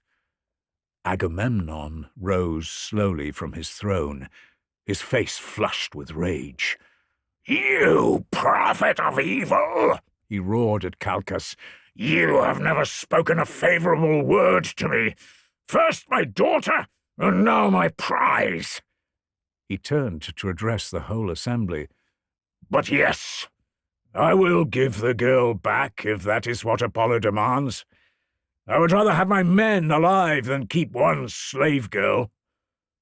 He paused, his jaw clenched tight, then continued, "But I will not be the only leader here to lose his prize.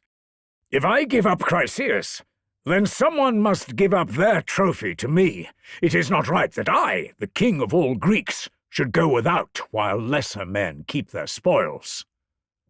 Achilles stepped forward, his temper flaring. "So this is your solution? You insult Apollo's priest, bring plague upon us all, and now you would steal from your own men to soothe your wounded pride?" Agamemnon turned on Achilles, his voice rising. "Yes, I will return Chryseis, and since you are so concerned with what is right and proper, Achilles, you can provide her replacement. I will come to your tent personally and take Chryseis, your prize. Let everyone see what happens when someone challenges my authority." The assembly went deathly quiet. Every man there understood what Agamemnon had just threatened. To take another warrior's prize was the greatest insult, a complete denial of his honour and his achievements in battle. Achilles' face flushed red with rage. His hand moved to his sword. Every Greek in the assembly held their breath. They all knew what Achilles was capable of. They had seen him kill dozens of men without taking a scratch. If he drew that blade now, Agamemnon would die, and the Greek alliance would shatter before Troy ever fell. Achilles gripped the hilt and began to pull. The blade was halfway from its sheath when suddenly everything slowed. The assembly seemed to freeze around him. Men who had been shouting fell silent. Warriors reaching for their weapons stopped mid-motion. The entire world became still and muffled, as though Achilles stood under water. Then a hand seized his hair from behind, yanking his head back violently. He spun around in shock, ready to strike whoever had dared touch him, and then he saw her. Athena, the grey-eyed goddess, towering over him. She had descended from Olympus at Hera's command, sent to prevent the catastrophe that was about to unfold. Her presence was overwhelming, her divine power radiating from her like heat from a forge. "Do not draw that sword," she said, her voice quiet but carrying absolute authority. "I know your rage, Achilles. I know how deeply this insult cuts, but if you kill Agamemnon now, you destroy everything your people have worked for. The war ends, the alliance breaks, and you gain nothing but blood on your hands." "He dishonors me in front of the entire army," Achilles hissed, his voice low and filled with anger. "He takes what is mine by right of conquest. How can I let such an insult stand?" "You will have your revenge," Athena said, "but not with violence. Not today. Wound him with words instead. Humiliate him before his men. Then withdraw from this war. Let him see what happens when he tries to fight without you. The day will come when the Greeks are dying by the hundreds, when Hector drives them back to their ships in terror, and Agamemnon will beg you to return. That will be your victory, far sweeter than his death." Achilles stood there, his legendary temper threatening to overwhelm him even now, despite the command of a goddess. Then, slowly, he pushed his sword back into its sheath, a soft click audible as the hilt returned to its resting place. Athena vanished, with the assembly coming back to life around him. Achilles turned to Agamemnon, and when he spoke, his words cut deeper than any blade could. "You drunken fool! You have the face of a dog and the heart of a coward. You never lead men into battle yourself, never risk your own life in combat.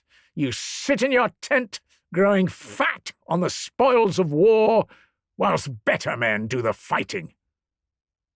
The watching Greeks shifted uncomfortably. No one had ever spoken to Agamemnon this way, not in public, before thousands of witnesses. "Take, Briseis," Achilles continued. "Take her, and know this. I will not lift another finger to help you. When Hector comes, when the Trojans drive you back to these ships and burn them, do not come begging for my help. I will sit in my tent and watch you fail." He turned and walked away, pushing through the stunned crowd. Patroclus followed without a word, and the Myrmidons, loyal to Achilles alone, fell in behind their leader. The assembly slowly dispersed, men whispering amongst themselves, casting nervous glances toward Agamemnon, who stood rigid on his throne, his face contorted with rage. That afternoon, heralds came to Achilles' tent. They were young men, clearly terrified of upsetting him, with none wanting the job that had been assigned to them. "We have been sent by King Agamemnon," one of them stammered, to take the woman Briseis." Achilles looked at them for a long moment. They were just messengers following orders, and his quarrel was not with them. "Patroclus," he called into the tent. "Bring her out." Patroclus emerged, leading Briseis by the hand. She had clearly been crying, her face streaked with tears. Without a word, she went with them, walking back toward Agamemnon's tent, whilst Achilles watched, his anger barely contained. When she was gone, Achilles walked away from the camp, alone, down to the edge of the sea. He stood on the beach, looking out at the grey water, and raised his hands to the sky. "Mother," he called, "Thetis, hear me." The sea began to stir. Mist rose from the waves, coalescing into the form of the silver-footed goddess. Thetis emerged from the water and came to her son, seeing the pain and rage on his face. "My child," she said softly, touching his cheek. "What has happened?" Achilles told her everything: the plague, the assembly, Agamemnon's insult, and the theft of Briseis. As he spoke, his mother listened, her hand tightening on his shoulder.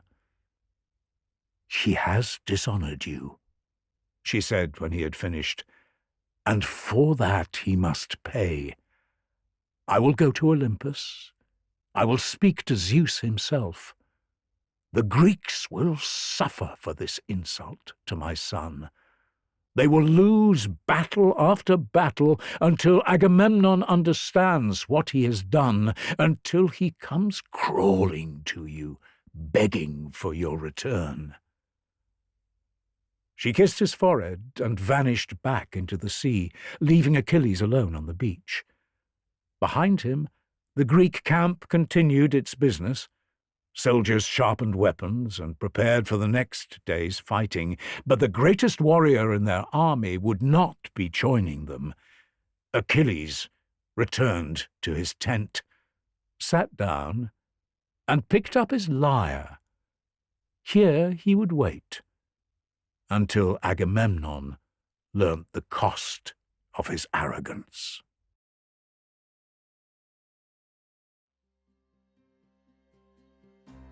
Part 9. The Duel for Helen.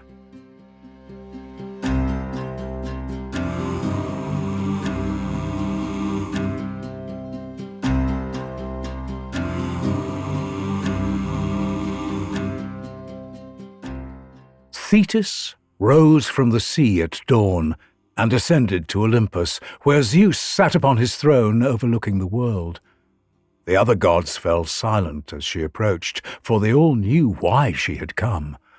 Word of Achilles' withdrawal had already reached their divine halls, with the implications all too clear. Thetis knelt before Zeus and grasped his knees in the ancient gesture of supplication. "Great Zeus," she said, "remember how I once saved you, when Hera, Poseidon, and Apollo bound you in chains. The debt you swore to repay, I claim it now." Zeus's eyebrows, dark as storm clouds, drew together. He knew what she would ask before the words left her lips. "Let the Trojans push the Greeks back to their ships," Thetis pleaded. "Let them feel terror without my son's protection. Let Agamemnon watch his men die, knowing his pride caused their destruction. Only when he crawls to Achilles, begging forgiveness, will my son return to battle." Zeus sat silent for a long moment, his expression unreadable. The other gods watched, tense. Hera especially looked displeased, for she still hated the Trojans after Paris's choice and had no desire to see their success. But Zeus owed Thetis a debt, and he never forgot those who helped him. "I will grant your request," Zeus said finally. "The Greeks will suffer. They will learn the cost of dishonoring the son of a goddess." Hera rose from her throne, her face flushed with anger. "Husband, you cannot!" Zeus's gaze silenced her. "I have made my decision. Let no god interfere in this war. Not for the Greeks, not for the Trojans. This conflict will proceed as I decree, and any immortal who defies me will be hurled into the darkest depths of Tartarus to join the Titans in their prison." Thunder rolled across the heavens, and the gods bowed their heads in submission. Even Hera said nothing more. Zeus turned his gaze earthward, toward Troy, and the scales of war began to tip. The change was felt immediately on the battlefield. The next morning, when the Greeks formed their lines, something was different. Their spear thrusts that should have found their marks went wide. Their shields seemed heavier, their legs slower. The Trojans, meanwhile, fought with renewed vigor, as if the gods themselves were guiding their hands. Hector led the Trojan forces with growing confidence. Without Achilles to face, he became the dominant force on the battlefield, cutting through Greek ranks with ease. By the third day of Zeus's intervention, Greek bodies littered the battlefield. The Trojans had driven them back, step by bloody step, until the fighting raged within sight of the beached ships. Agamemnon's face had grown gaunt with worry, and whispers of retreat began to spread through the Greek camp. On the fourth morning, both armies assembled once more. The Trojans advanced in formation, their confidence visible in every step. The Greeks formed their lines, shields locked, but their movements were weary and defensive. Then, before the armies could clash, a single figure stepped out from the Trojan ranks. It was Paris. He wore a set of magnificent armor, more decorative than functional, with a leopard skin draped across his shoulders. For the last 9 years he had largely managed to avoid combat in the war that he had started, usually shooting with his bow from afar when he dared to venture outside the walls. But now, with the Greek army faltering like never before, he saw his opportunity for glory. "Greeks!" he shouted across the battlefield. "I, Paris, son of Priam and prince of Troy, challenge any man among you to face me in single combat. Let us settle this war as warriors should, one against one, rather than hiding behind our armies like frightened women." The Greek ranks stirred. Some men muttered angrily at his arrogance. Others laughed, knowing exactly who would step forward to accept his foolish challenge. Menelaus had been waiting in his chariot amongst the front ranks, and the moment he heard Paris's voice, his head had snapped up like a hunting dog catching a scent. For 9 years he had dreamed of this moment. For 9 years he had imagined what he would do when he finally faced the man who had stolen his wife and drawn him into a decade-long war.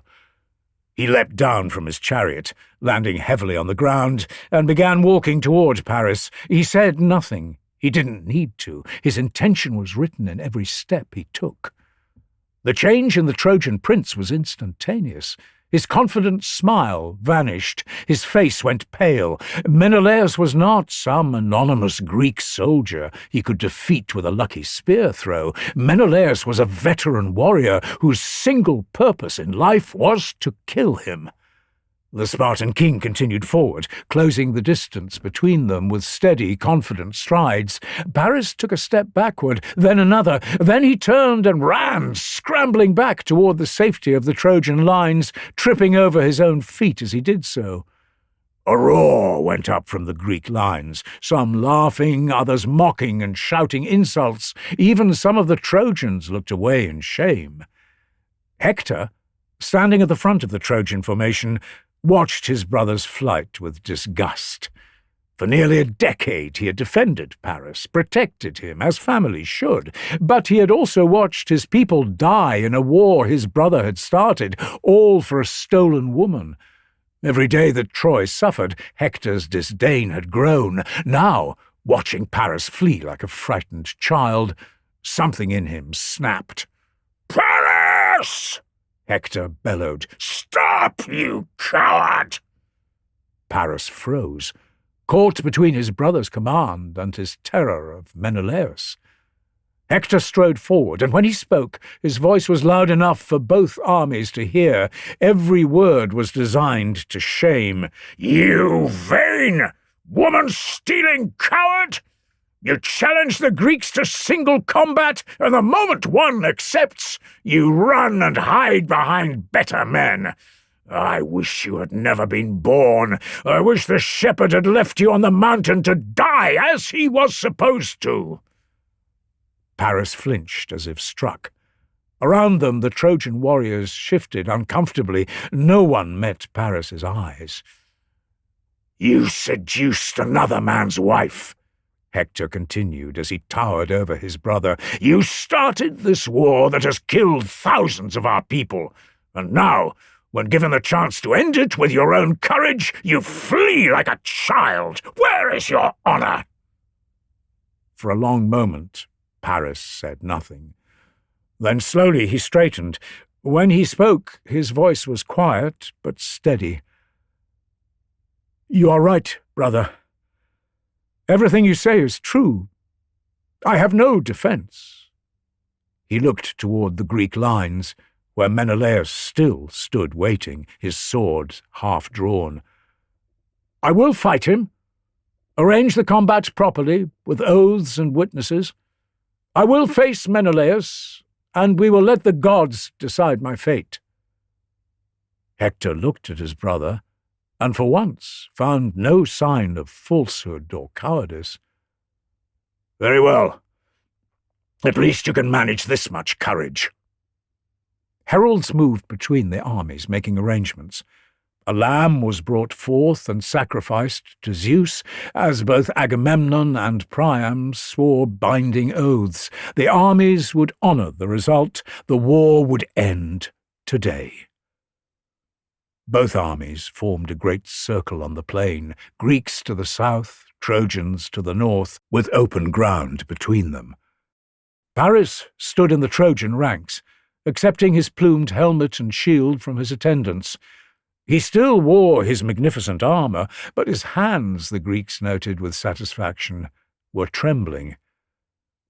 Menelaus, by contrast, stood perfectly still.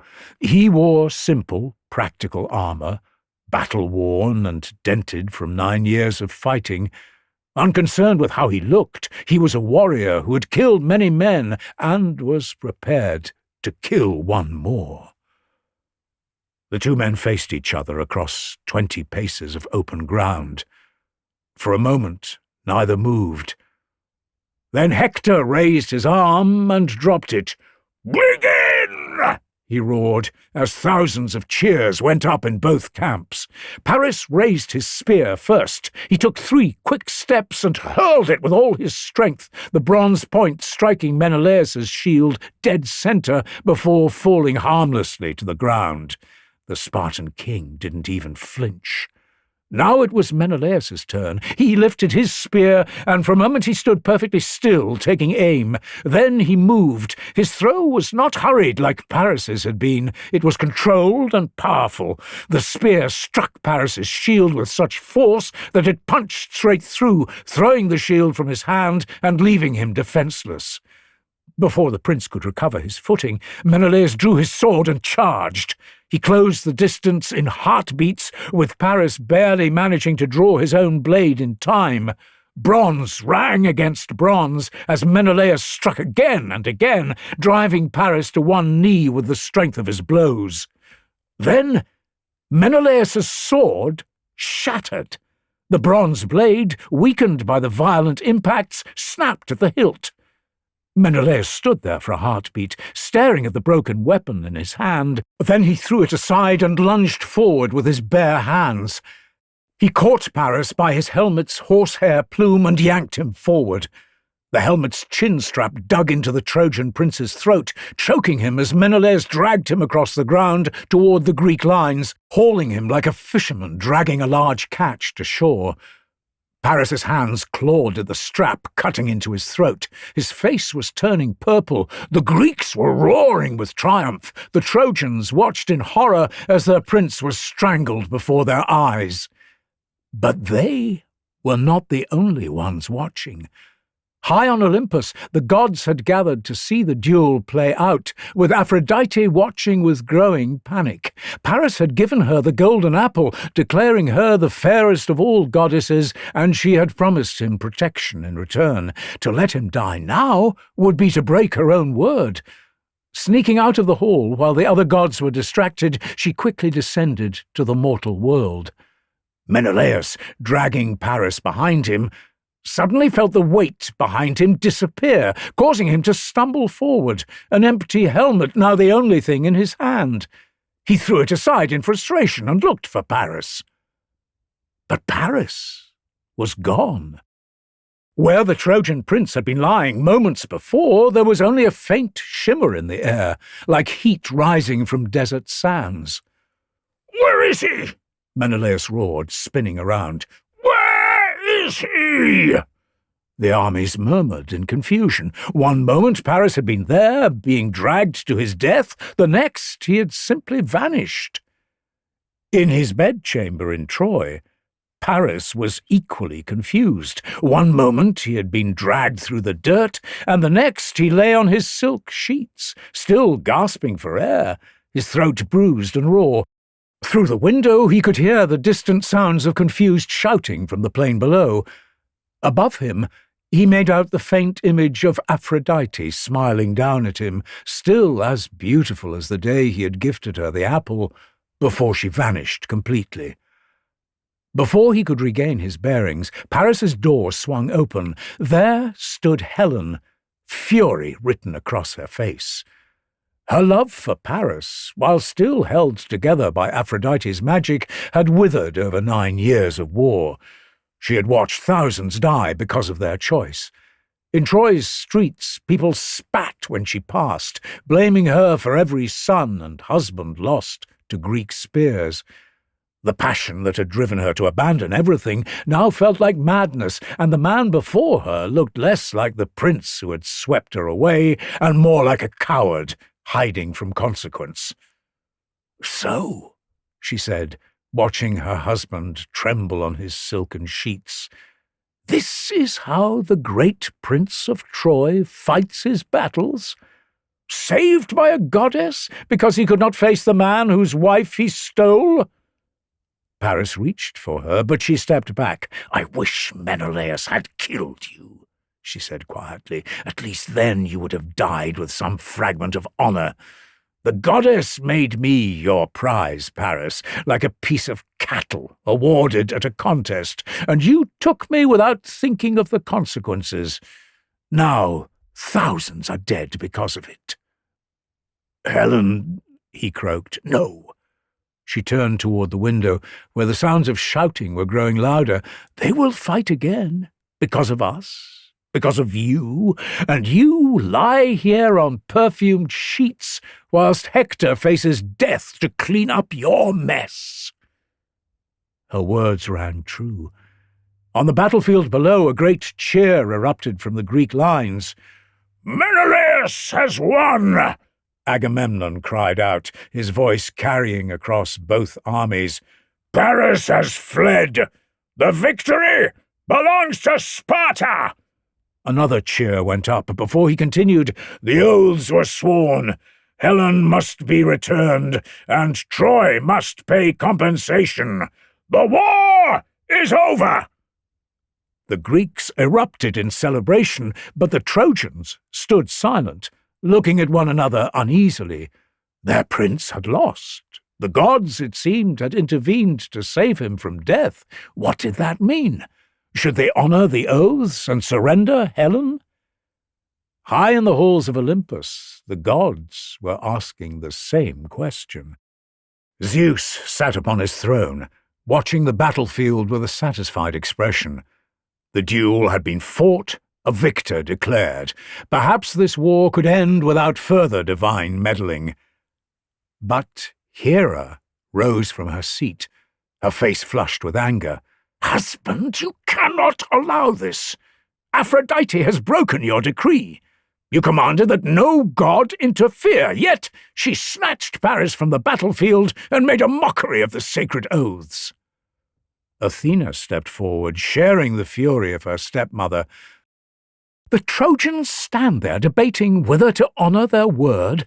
After everything, after 9 years of Greek blood spilled, you would let Aphrodite's interference end it?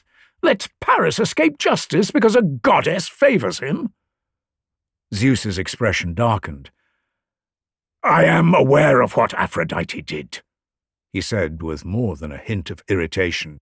"Then you must allow us to act as well," Hera pressed. "If one goddess can save her favorite, why should we not protect ours?" Zeus felt the eyes of every god upon him, watching to see what he would decide. He had promised Thetis that the Greeks would suffer, but beyond that he had forbidden divine interference, a command Aphrodite had just violated. "Very well," Zeus said finally. "Athena, go, but the blood that follows will stain your hands as much as any mortal's. I grant you this, but remember, you chose this path." Athena descended immediately, already planning how she would restart the war. Searching through the Trojan ranks, she began looking for the right tool to shatter the fragile peace. Her gaze fell upon Pandorus, a skilled archer from Lycia, standing with his bow in hand.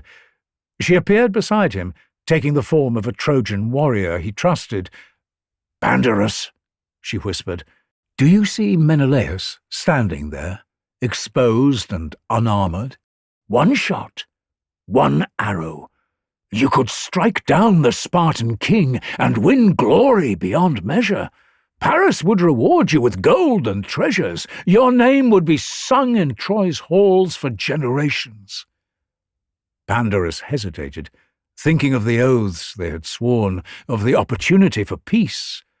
But the voice beside him was persuasive, and the target was tempting. Menelaus stood in the open ground, celebrating his victory, his guard down. "The war will resume eventually anyway," the voice whispered. "The Greeks will never truly leave. Why not strike now, whilst you have the chance? Why not be the hero who saved Troy?" Pandarus drew his bow. Nocking an arrow, he drew back the string and took aim. The goddess guided his hand, ensuring the shot would find its mark. The arrow flew. It crossed the space between the armies in a heartbeat, cutting through the air with a whisper. Menelaus, turning to address his brother, never saw it coming. The Spartan king gasped and stumbled, his hand going to his side, where blood was already pouring from the wound. For a moment, the battlefield froze in shock. Then chaos erupted. "Treachery!" Agamemnon roared, rushing to his brother's side. "Someone fetch a healer! They have broken the sacred oaths! To war, brothers! To war!" The Greeks exploded with rage. Both armies charged. The plain between them disappeared under a flood of warriors. The fragile hope of peace shattered as quickly as it had arrived.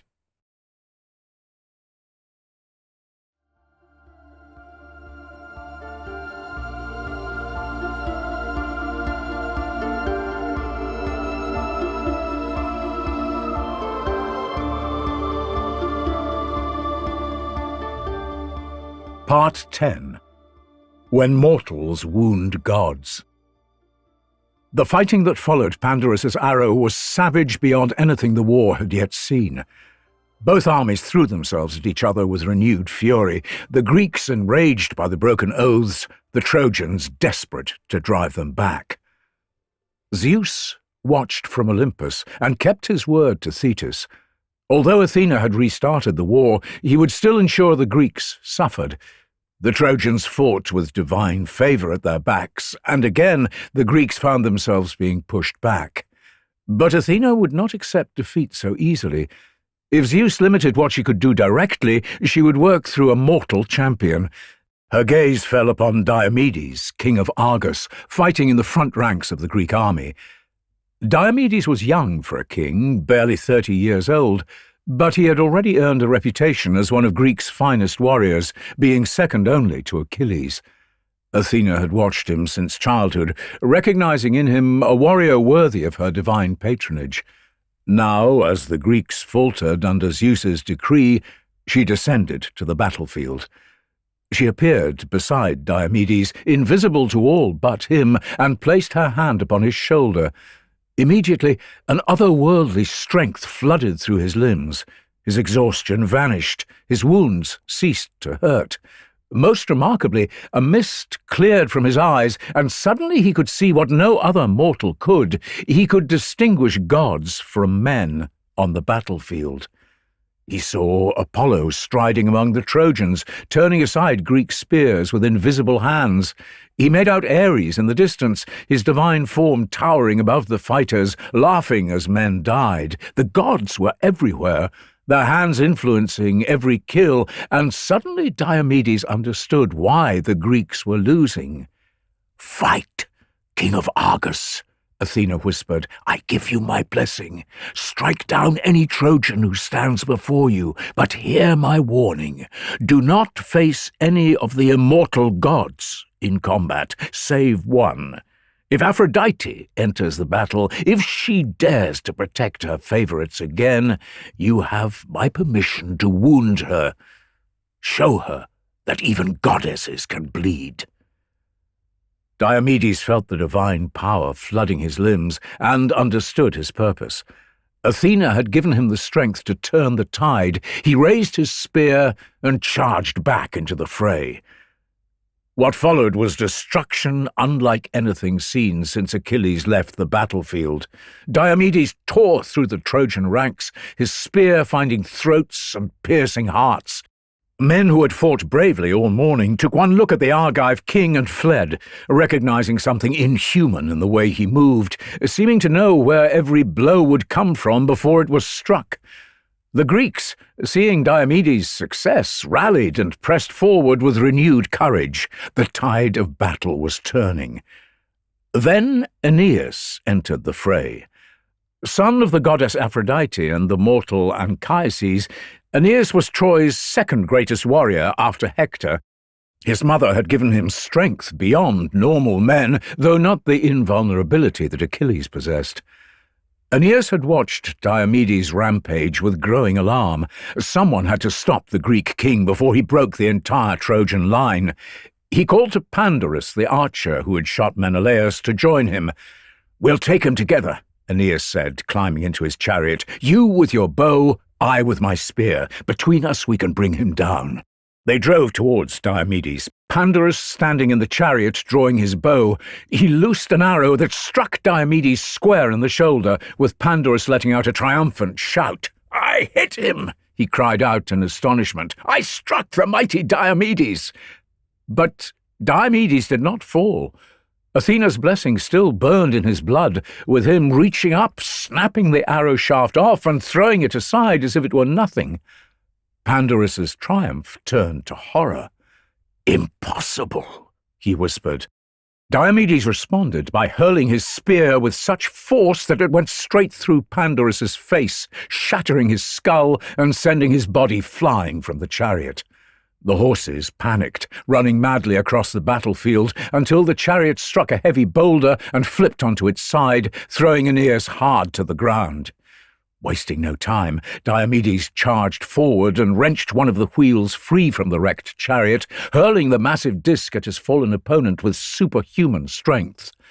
The wheel struck Aeneas's hip with a sickening crack. Bone shattered. The Trojan prince cried out in agony, his leg twisted at an unnatural angle. He would have died there, helpless and broken, if his mother had not been watching. Seeking to intervene yet again, Aphrodite descended from Olympus, invisible to mortal eyes, all except Diomedes, who saw her as clearly as daylight, thanks to Athena's blessing. The goddess of love was not dressed for war. Her loose robes were made of the finest silk, her hands soft as rose petals. She bent over her wounded son, trying to carry him away as she had done with Paris. This was the moment that Athena had prepared Diomedes for, a god taking the field, not fearsome gods like Apollo or Ares, but Aphrodite, the one goddess he was permitted to wound. He charged forward, spear raised, and struck.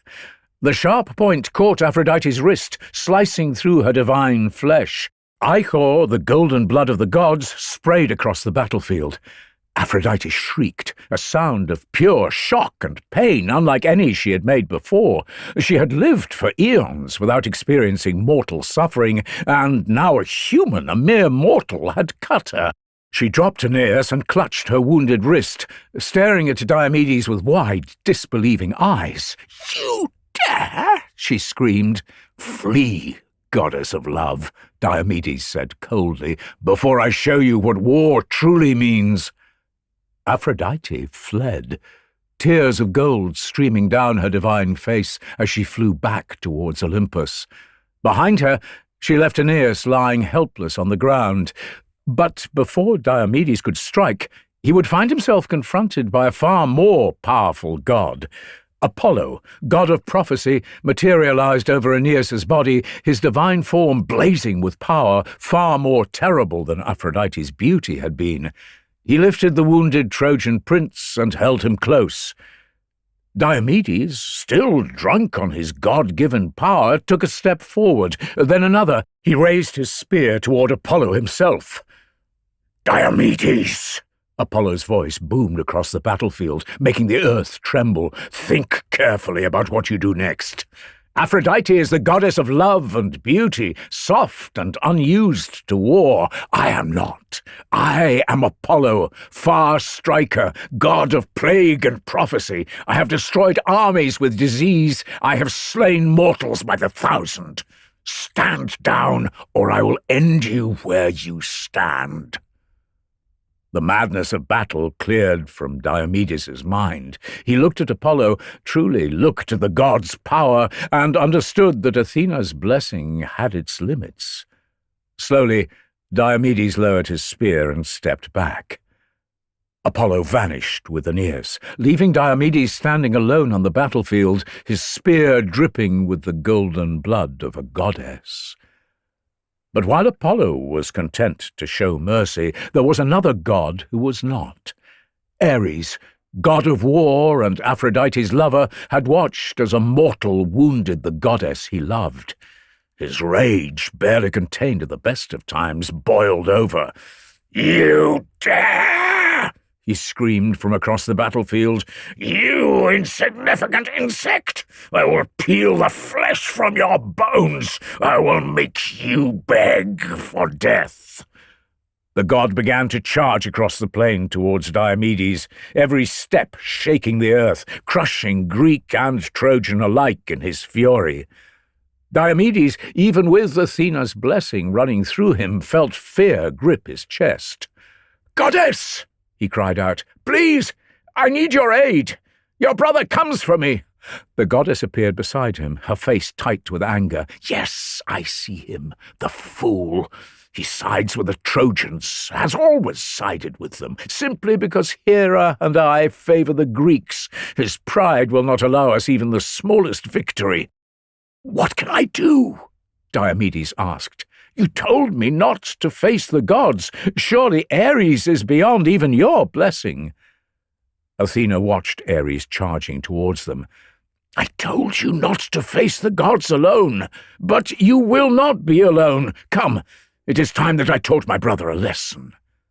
She placed both hands on Diomedes' shoulders, and the power that had been flowing through him doubled, then tripled. His limbs burned with strength, his vision sharpened, until he could count the individual links in armor from 100 paces away. "I will guide your chariot," Athena said, climbing in and taking the reins herself. "You will hold the spear. Together we will show the god of war that mortals are not as helpless as he believes." They thundered across the battlefield, Athena driving the horses with inhuman skill, weaving between fighters and corpses. The god of war saw them coming and raised his spear, ready to obliterate the mortal who had dared wound Aphrodite. Athena's hand closed over Diomedes' on the spear. Together, mortal and goddess, they thrust the weapon forward. The point struck Ares in the lower belly, below the edge of his breastplate, and tore through his divine flesh. Ares screamed. The sound was like 1,000 men crying out at once, a roar of pain and outrage that made the air itself tremble. Golden ichor gushed from the wound. The god staggered backwards, clutching his stomach, his eyes wide with disbelief. "You will pay for this, mortal," he snarled through the pain. "I will find you again, and when I do, you will beg for death." But even as he spoke, the god of war was retreating. Ares, who had laughed at the suffering of millions, could not bear his own agony. He fled, shooting upward into the sky like a meteor in reverse, leaving a trail of golden blood behind him. Bursting into the halls of Olympus, Ares ran over to Zeus, collapsing before his throne. "Father!" he roared. "That mortal Diomedes has dared to wound me. He struck me with his spear, and Athena guided his hand. This is an outrage. You must punish them both." Zeus looked down at his son with undisguised contempt. Of all his children, Ares was the one he found hardest to love. The god was useful in war, necessary even, but his constant whining and lack of self-control made him tiresome. "You dare complain to me?" Zeus said coldly. "I told all of you to stay out of the fighting. You ignored me, and now you weep because a mortal bested you?" Ares opened his mouth to protest, but Zeus's expression silenced him. "If you were not my son, if any other god had birthed something as troublesome as you, I would have cast you down to the depths of Tartarus long ago. Now go, and stop your crying. You shame yourself." Dismissed and humiliated, Ares limped away, muttering curses under his breath, while Zeus returned his attention to the battlefield. The king of gods allowed himself the smallest smile. Athena had been clever, finding a way to counter Ares without openly defying Zeus's command. He had told the gods not to interfere. He had not said mortals could not strike them down if they were foolish enough to take the field themselves.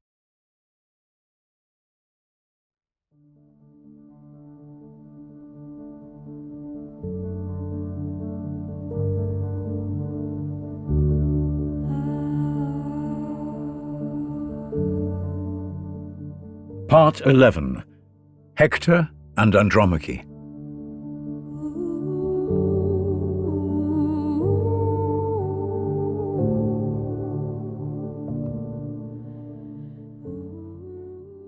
As the day's fighting came to an end, Hector returned to Troy with a heavy heart. The war had been so close to finishing when Paris fought Menelaus, so much so that he had allowed himself to hope. But then, as had happened so many times over the last 9 years, his hopes were dashed. He knew he could not go on fighting forever, that one day his luck would run out. As the sun set and the funeral pyres burned, Hector made a decision. He needed to see his family, not tomorrow, not after the next battle, but now, whilst he still could. He called for his chariot and drove through the mighty Scaean gates into Troy. As his chariot clattered through the streets, people stopped to watch him pass, their faces a mixture of hope and fear. He was their champion, the man who stood between them and destruction. The weight of their expectations pressed down on him more now than ever. Climbing the city's famous walls, he found his wife looking out over the battlefield, a small bundle held against her chest. Even from behind, Hector recognized the set of her shoulders, the way she held herself. Andromache was the daughter of a king, raised in wealth and comfort, but the war had taught her to stand like a soldier's wife, always watching, always waiting. Above the Aegean, the full moon rode high in a cloudless sky, turning the water to silver. Its light fell across Troy's ancient walls, across the plain below where tomorrow men would bleed again, across the distant shore where Greek ships sat like dark scars against the beach. The wind off the sea was cool, carrying salt and the smell of smoke from 1,000 campfires. Far below, waves broke against the rocks with steady rhythm, the same sound that had been Troy's lullaby before the Greeks came, and would remain long after. "Andromache," he called softly. She turned sharply, and when she saw him, her whole face transformed, relief and joy and terror all mixed together in a single moment. She hurried down the steps from the wall, her free hand gathering her skirts to keep from tripping, the baby clutched protectively in her other arm. "Hector!" She reached him and stopped, breathing hard from her rush down the steps. "I saw the fighting today. I saw you in the center of it, and I thought this would be the day you didn't come back to me." He stepped forward and wrapped his arms around her and their son, pulling them both close. She smelled of olive oil and wool, familiar and safe. The baby made a small noise between them as he sensed his father's return. "I am here," he said into her hair. "I am with you." They stood like this for a long moment, Hector feeling the warmth of his wife and child, memorizing every second he could. Then Andromache pulled back slightly and looked up at him. Her eyes were fierce and desperate. "Do not go back," she said. "Please, Hector, stay here. Let the others fight tomorrow." "You know I cannot do that," Hector responded. "You can." Her hand gripped his arm tightly. "You are the prince. You could order others to take your place. You could stay and help defend the walls, fight from safety." "I cannot hide behind walls whilst my men die," Hector said while shaking his head. "What kind of man would that make me? What kind of example would I set for our son? A living one. The words came out sharp. Astyanax needs a father, Hector. I need a husband. You can't keep throwing yourself into the front lines of every battle as if you're trying to die. I am not trying to die, Hector said gently. I am trying to protect this city, to protect you. Then protect us by staying alive. Andromache's free hand came up to his face, forcing him to look at her. Fight from the walls. Use archers and be strategic. You do not have to be the first man into every battle. Let Diomedes or Ajax or whoever leads the Greeks tomorrow come to you. Make them fight uphill from behind defences, please. Hector caught her hand and held it against his cheek. That is not how war works. If I hold back, if I fight carefully whilst my men take the risks, what message does that send? They follow me because I lead from the front, because I ask nothing of them that I would not do myself. Your honour will get you killed, Andromache said, and now there were tears in her eyes. Your honour will make me a widow and your son an orphan. My honour is all I have, Hector said quietly. Take that away and I'm nothing. Just another coward hiding behind walls. You think I care about honour? Andromache's voice cracked. You think I care what songs they sing about you after you're dead? I want you alive, Hector. I want you here with us, growing old and safe. I want that too, Hector said, and his voice was rough, to watch our son grow, to teach him to ride and fight, to wake beside you every morning and see peace return to Troy. Then stay, her hand clutched at his arm, or I have no one else. The words burst from her louder than she intended. The guard on the wall looked away, uncomfortable. Do you understand that? My father is dead. Achilles killed him when he sacked our city. My 7 brothers, all dead, killed by Achilles on the same day. My mother died of illness soon after. You are all I have left in this world, Hector. You and our son. If you die out there, we have nothing. Hector pulled her close, feeling her trembling against him. He knew, with a certainty that settled heavy in his chest, that he would never have the life he wanted. But he could not tell her that. I know what you have lost, he said quietly. I know what you carry. Then stay alive, she whispered against his chest. Please, be a little more careful. Fight defensively. The war doesn't need you to be the greatest hero. Troy just needs you to survive. They stood there in silence, holding each other whilst the night deepened around them. The baby began to fuss, and Andromache shifted him in her arms. Hector looked down at his son for the first time since arriving. Astyanax was only a few months old, still small enough to cradle in one arm. He had his mother's dark eyes, visible even in his infant face. Let me hold him, Hector said. Andromache started to hand the baby over, but Astyanax took one look at his father and began to wail. The child thrashed in his mother's arms, turning his face away from Hector, screaming in terror. For a moment Hector didn't understand. Then he realized what the baby was seeing. A stranger, in full battle armour, his face shadowed by a helm topped with a massive horsehair plume that nodded and swayed with every movement. To infant eyes, Hector must have looked like some kind of monster. Despite everything, despite the weight of the conversation they'd just had, Hector laughed. It was a real laugh, surprised and genuine. Andromache looked at him in confusion, then understanding dawned on her face, and she laughed too. He does not recognize me, Hector said, reaching up to remove his helmet. The bronze was warm from his body heat, and his hair was damp with sweat beneath it. He set the helmet on the ground and held out his arms again. "Come here, little one. It is only your father."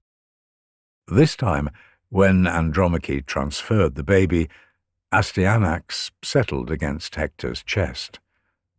The crying stopped, replaced by small, confused sounds, as the infant looked up at his father's face. Hector held his son carefully, this tiny, fragile thing that depended on him for everything. "Look at you," Hector said softly. "So small, so perfect." He lifted the baby slightly, looking into those dark eyes. "You will not remember this moment. You will not remember your father holding you before battle. But I will remember. I will carry this with me, whatever happens." He raised his voice slightly, speaking to the baby, but also to the gods, wherever they were watching. "Zeus, and all you gods who live forever, hear my prayer. Grant that this boy, my son, may grow to be as I am, or greater. Let him rule Troy with strength and wisdom. Let men say, 'He is better than his father ever was.'" Andromache made a small sound, something between a laugh and a sob. Hector looked at her and saw that she understood. He was praying for something he knew he would never see. He was asking the gods to let his son have the life that he himself would not. He held Astyanax for a long moment more, memorizing the weight of him, the warmth. Then he handed the baby back to Andromache. "I have to go," he said. "I know." Her voice was steady now, though tears ran down her face. "I have always known." Hector picked up his helmet and settled it back on his head. The horsehair plume swayed. He looked at his wife and son, trying to burn the image into his memory. "If I do not," he began, then stopped. "Just know that I love you both, more than anything. Do not say goodbye," Andromache said. "Do not make this a farewell. Just go. Fight your battle and come home." He reached out and touched her face once, gently. Then he turned and walked away, down the steps from the wall, toward where his chariot waited. The next morning he found Paris waiting near the gates, armored and ready. His brother looked uncomfortable, shifting from foot to foot like a boy awaiting punishment. "I am ready," Paris said. Hector looked at him for a moment, then nodded. "Good. Stay close to me. Fight like you actually care about the men dying around you." They passed through the Scaean gates together, and the Trojan soldiers who saw them let out a cheer, Priam's sons, both of them, marching out to battle. It lifted the spirits of men who had spent the previous day being slaughtered by Diomedes and watching their comrades being dragged away for burial. When the combat began, Hector and Paris fought side by side. Whatever else could be said about Paris, he was skilled with a bow. He stayed behind Hector's shield, loosing arrow after arrow into the Greek ranks. His shots were precise, finding gaps in armor, striking throats and eyes. Men fell with his arrows in them, and for once Paris was pulling his weight. Hector fought next to him like a man possessed, the memory of Andromache's tears driving him forward. The Greeks fell back, step by step, dying as they went. Another day of slaughter, another day of the war that would consume them all. But for now, for this moment, Hector was alive, he was fighting, and somewhere behind the walls of Troy, his wife held their son and prayed to gods who had long since stopped listening.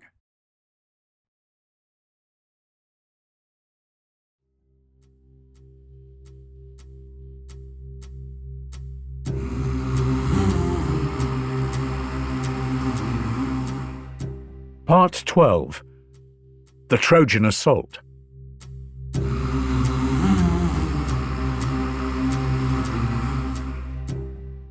That evening, as the sun set over the bloodied battlefield, Priam called a council in Troy's great hall. The day's victory had lifted spirits throughout the city, but now the question was what to do next. The Trojan commanders gathered around the long table, torches casting shadows across their faces.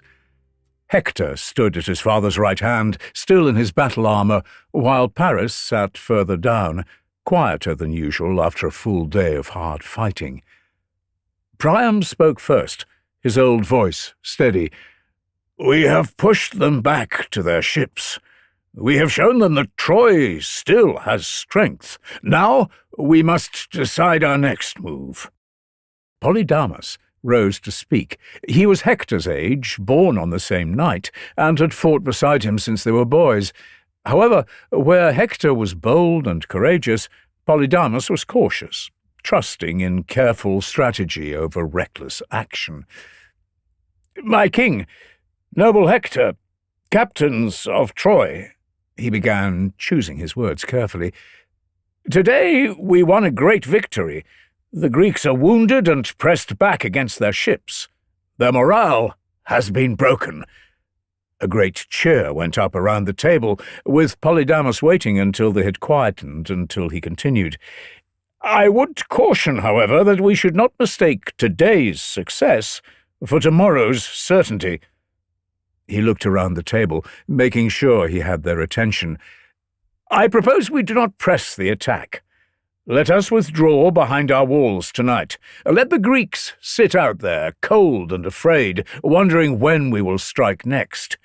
Let them lose hope slowly. Let dissent grow in their ranks. Eventually they will sail home on their own, and we will have won without risking everything on one final assault." Murmurs of consideration ran around the table. It was sensible advice, the kind that saved lives and won wars through patience rather than bloodshed. But Hector was already shaking his head. It was the same advice his wife had given him yesterday, and if her words had not persuaded him, no words would. "No." His voice cut through the murmurs, silencing them. "We will not hide behind our walls now, not when victory is within reach. The Greeks are broken. One more push and we can burn those ships and end this war forever." Polydamas tried again. "Hector, please listen. Achilles still lives. He has not fought in days, but he remains dangerous. If we press too hard, we cannot be certain." "I am certain of this." Hector stood, his presence commanding the room. "I am certain that tomorrow we will drive the Greeks into the sea. I am certain that my name will be remembered forever as the man who saved Troy, who defeated the greatest army Greece has ever assembled. And I am certain that if we retreat now, if we show weakness when we have them beaten, we will lose everything we have gained." His passion filled the hall, and the other commanders began nodding. This was the Hector they followed, the warrior who had held Troy's walls for 9 years. Priam, watching his eldest son, said nothing. He had learned long ago that once Hector set his mind on something, no words would turn him aside. The old king simply nodded his consent, and the council was dismissed. As the commanders filed out, Polydamas lingered for a moment, catching Hector's arm. "Brother, I beg you, think about what you are risking." Hector pulled away gently. "I am thinking of it.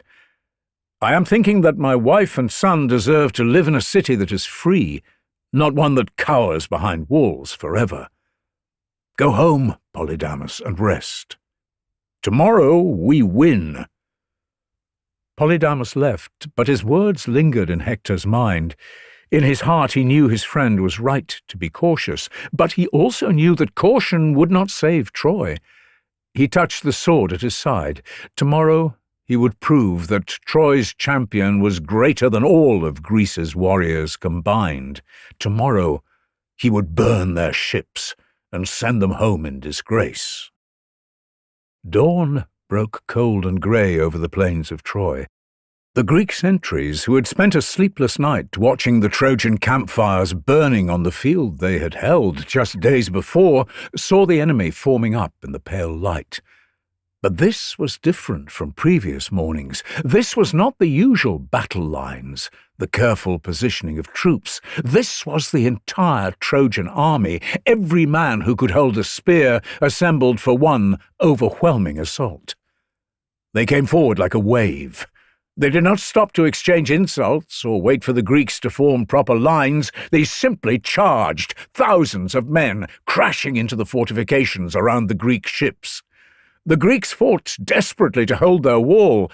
Ajax, son of Telamon, tried to hold the centre. The largest man in the Greek army, standing half a head taller than any other warrior, he defended the main gate like a living wall, his great shield turning aside the dozens of stones and spears that were launched at him. Diomedes fought on the left flank, while Odysseus was on the right. Yet even with their combined might, without the strength of Achilles, the Greek lines began to crack under the Trojan assault. Sensing the Greeks' desperation, Hector ran towards the centre. Lifting one of the massive stones that littered the beach, he hurled it at the main gate with all his strength. The gate exploded inward. Wood splintered. The crossbar shattered. Greek defenders were thrown backwards by the impact, and through the broken gate, Hector came, his sword red with blood. "To the ships!" he roared. "Burn them all!" The Trojans poured through the gap behind their champion. Before them, Greek warriors were slaughtered by the hundred, with the survivors retreating back to where the ships lay vulnerable. From Achilles' tent at the far end of the camp, Patroclus watched it all. He stood at the entrance, his hands clenched into fists, watching his friends die. He saw Odysseus limping from a wound. He saw Diomedes still fighting despite bleeding from a dozen cuts. Everywhere he looked, there were Greek warriors he had known for 9 years falling with Trojan spears in their backs. Behind him, inside the tent, Achilles sat at his table, quietly humming as he polished the breastplate of his armour. He had not looked up once. "They are dying," Patroclus said quietly. "The men who fought with us at a dozen battles. They are being slaughtered." "They made their choice," Achilles said without looking up. "They sided with Agamemnon." "They are our friends," Patroclus said. "Men who have fought beside us for 9 years." Achilles finally glanced up, and there was no warmth in his face. "Agamemnon humiliated me before the entire army. He took what was mine as if I was some common foot soldier, and not one of them spoke in my defence. Not Odysseus with all his cleverness, not Ajax with all his honour. They simply watched. So now they can fight their war without me. Let them learn what it costs to lose Achilles." Patroclus looked back towards the fighting. Hector's distinctive plume was visible even from this distance, towering above the melee as he carved through the Greek lines. The Trojan champion seemed unstoppable. "They will burn the ships," Patroclus said quietly. "If Hector sets one aflame, the whole fleet will catch. We will be trapped here with no way home." "Then perhaps Agamemnon will finally understand the value of his greatest warrior." Achilles set down his polishing cloth and stood, though he made no move towards his weapons. "Perhaps he will come crawling to this tent and beg for my help. And perhaps I will refuse him again." Patroclus said nothing more. There was nothing left to say. He had known Achilles since they were boys and had followed him to this war without question, but in moments like this he barely recognized the man his friend had become. Back on the battlefield, Hector had reached the first of the ships, seizing a torch from one of his men. The wood was soaked in pitch, burning hot and bright, and he held it high above his head. "Burn them!" he roared. "Burn the ships! End this war!" He hurled the torch onto the deck of the nearest vessel. The dry wood caught immediately, flames racing up the mast, spreading across the deck.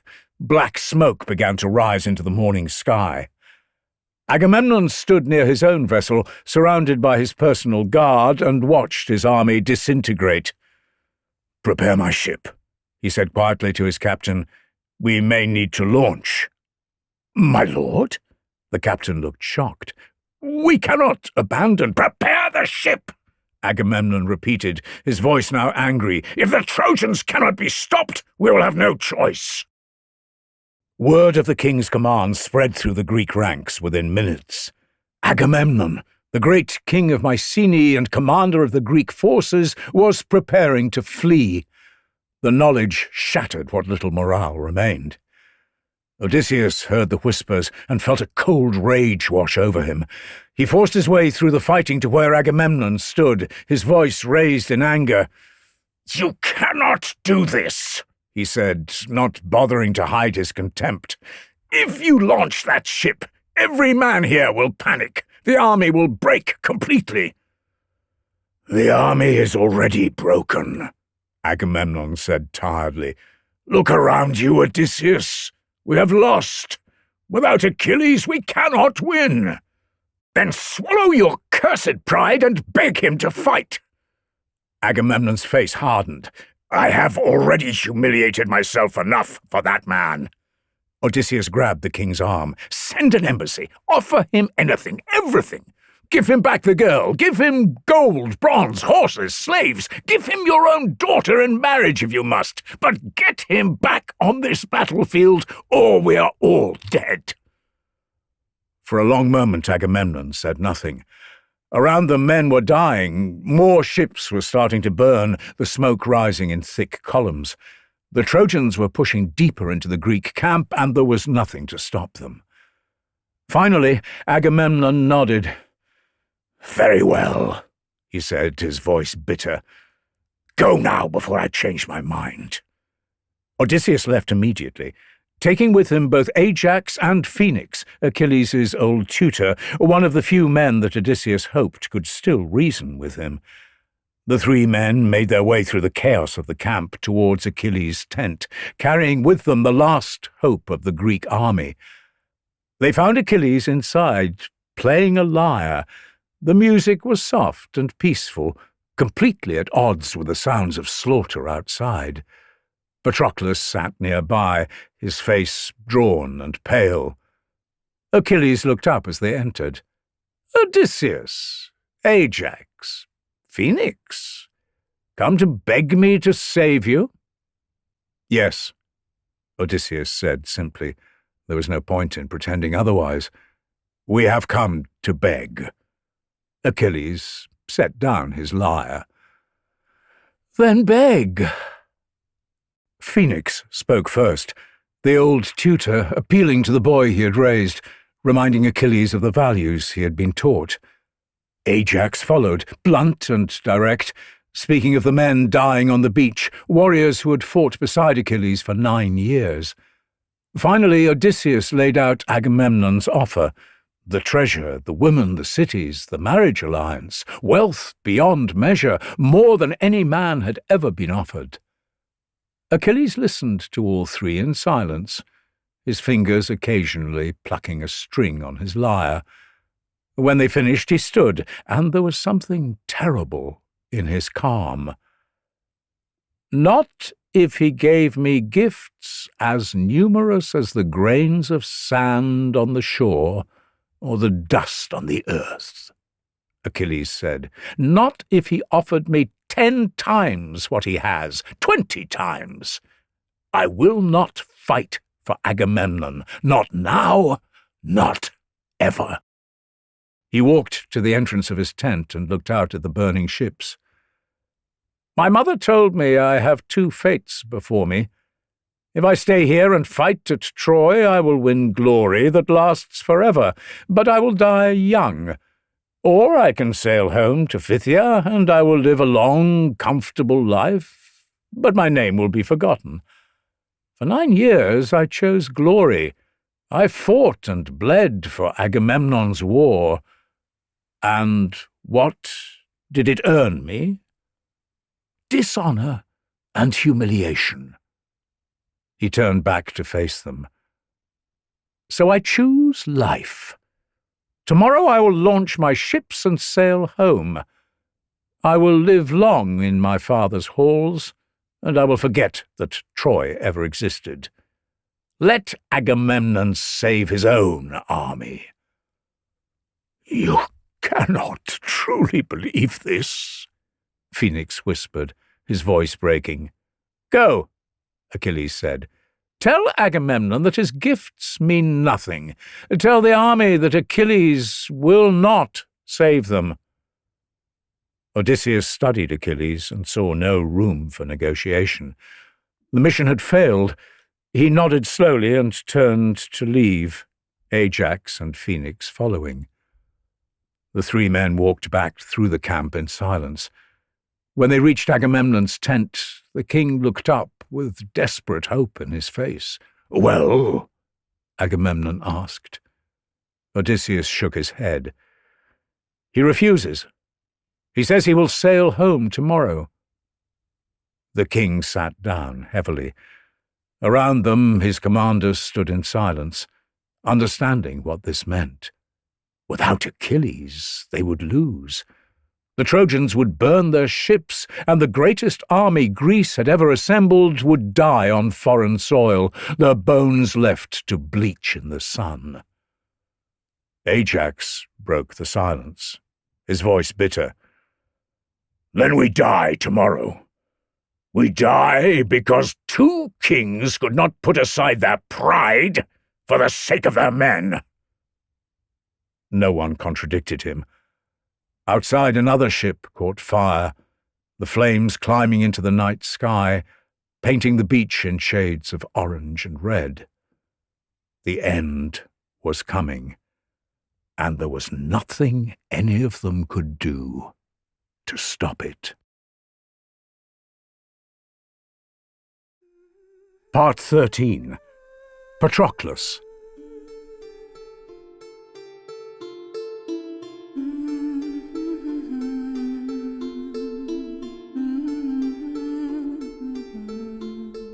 Patroclus did not sleep that night.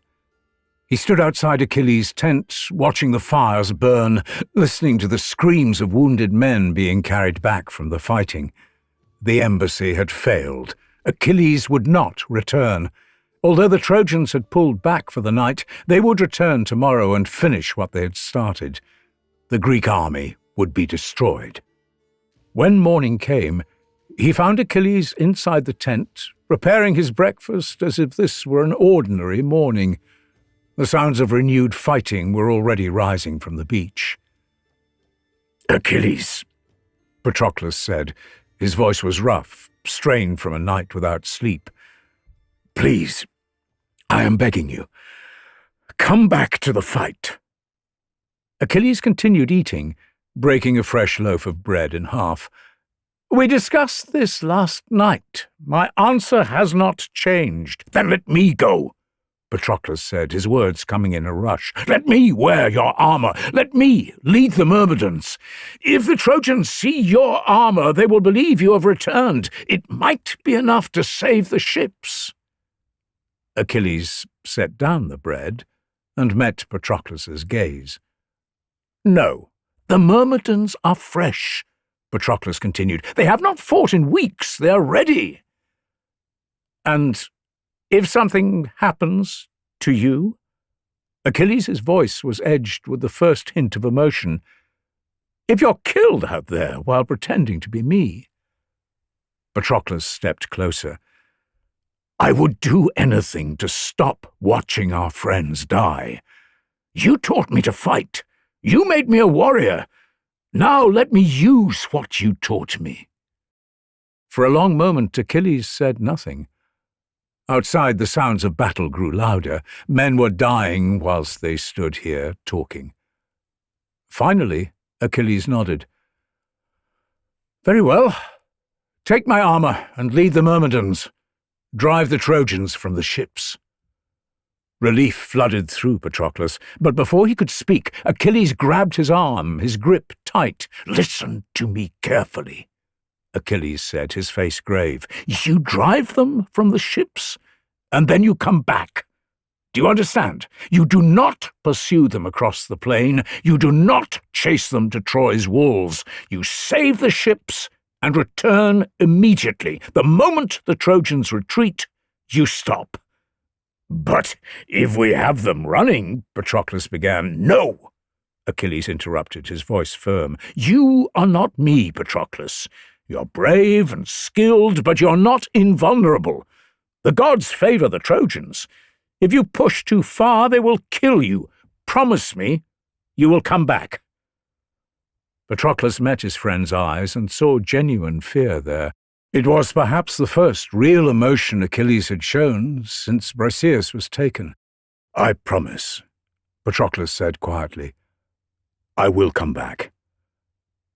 Achilles held his gaze for a long moment, then turned and began gathering his armor from where it hung in the tent. He helped Patroclus put it on, piece by piece, his hands gentle as he fastened the straps. When it was done, Patroclus looked like Achilles, the same height and build, in the same armor that was famed across the battlefield. When he stepped out of the tent, fully armed, he found the Myrmidons waiting. 50 ships' worth of warriors, all of them fresh and eager to get back to the fight. When they saw their commander emerge in Achilles' armor, a roar went up. "Achilles!" they cried. "Achilles returns!" Patroclus did not correct them. He raised his spear and shouted, "Myrmidons, to battle! For Greece! For glory!"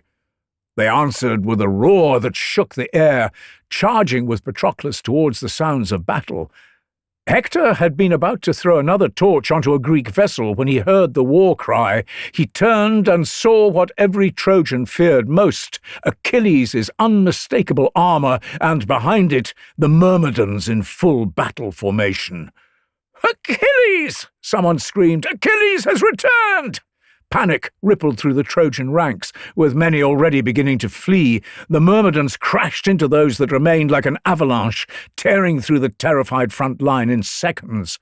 Patroclus fought with everything he had. He'd spent years watching Achilles fight, and now he used every lesson, cutting down Trojan after Trojan and driving them back from the ships. Hector tried to steady his warriors, shouting that it could not possibly be Achilles, that the great warrior would never fight for Agamemnon again. But fear had taken hold, and his men were no longer listening. They saw the armor and ran.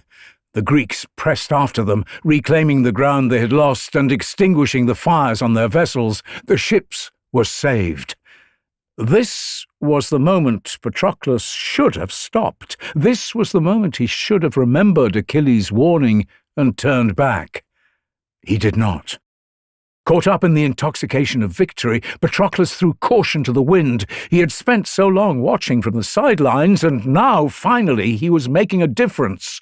"Forward!" he shouted to the Myrmidons. "Drive them back to their walls! Do not let them regroup!" Among those fleeing was Sarpedon, king of Lycia and a son of Zeus himself. He was one of Troy's most important allies, a warrior whose skill was matched only by Hector's. Seeing his men running in panic, Sarpedon knew someone had to make a stand or the entire army would be destroyed. Turning around, he charged back towards Patroclus, calling to his Lycian warriors to follow him. "Achilles!" Sarpedon called out. "Face me! Let's see if you're as dangerous as they say." Patroclus didn't hesitate. He charged forward, driving his spear at the son of Zeus.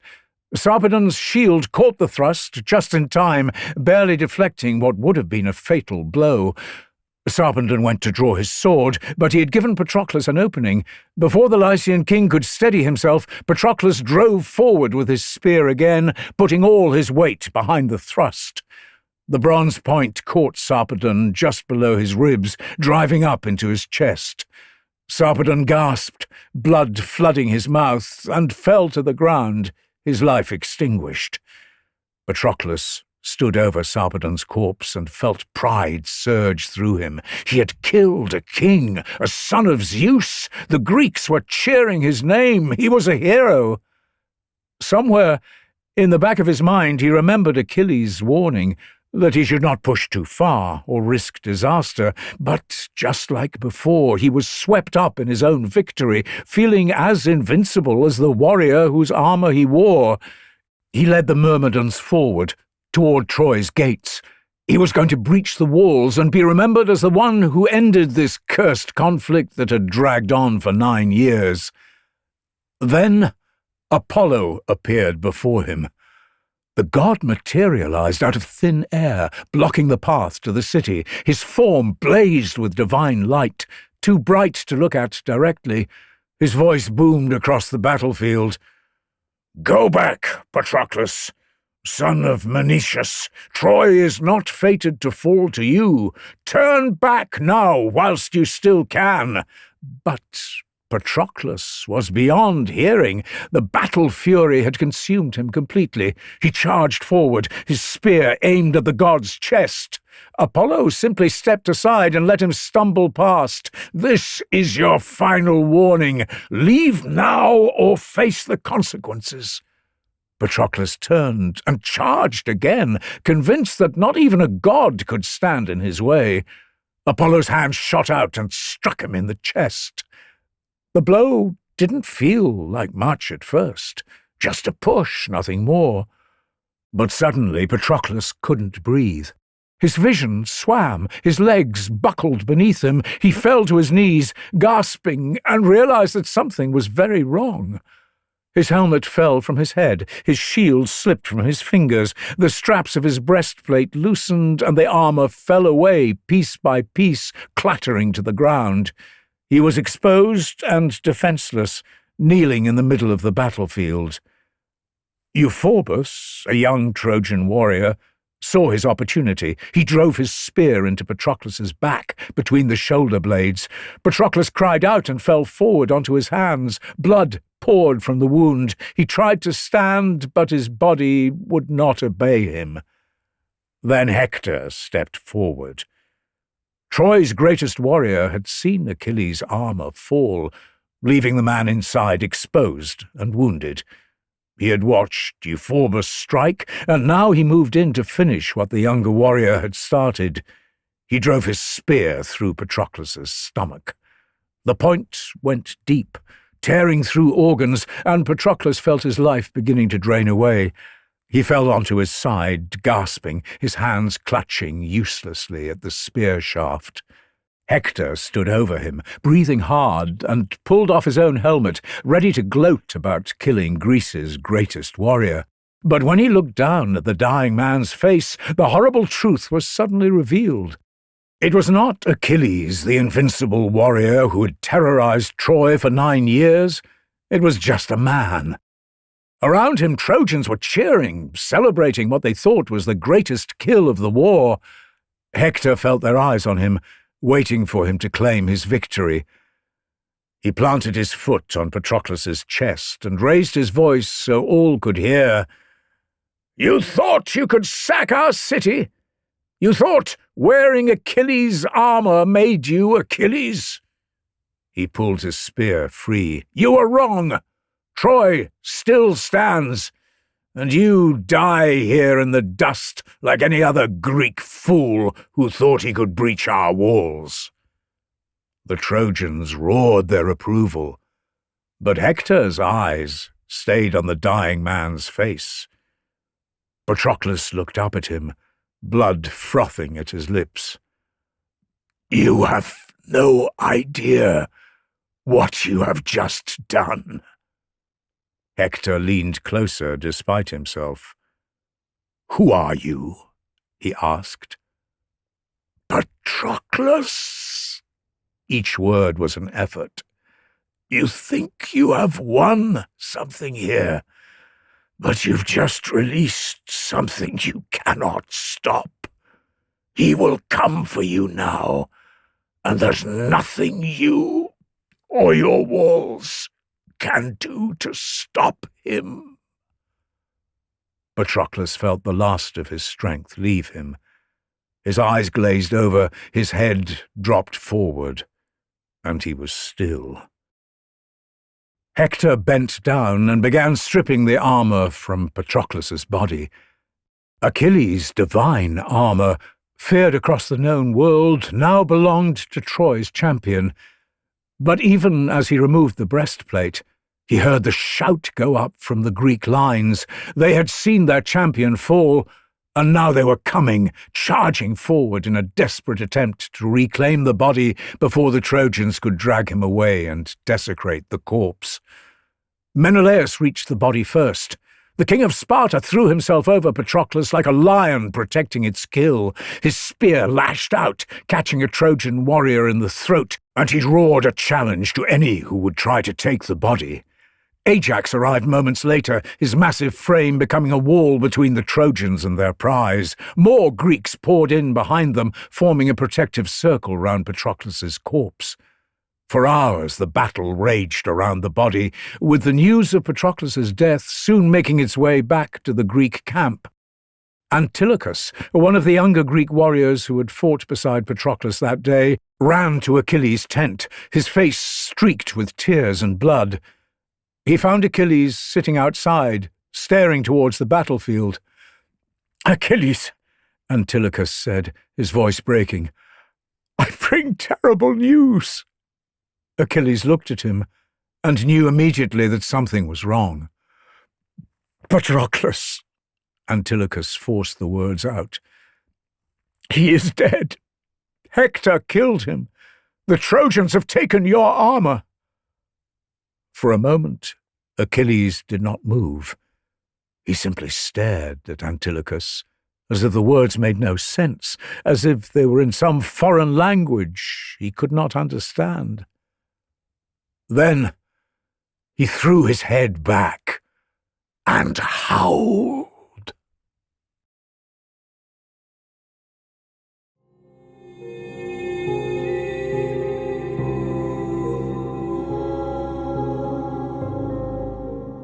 Part 14. A Grief Beyond Measure.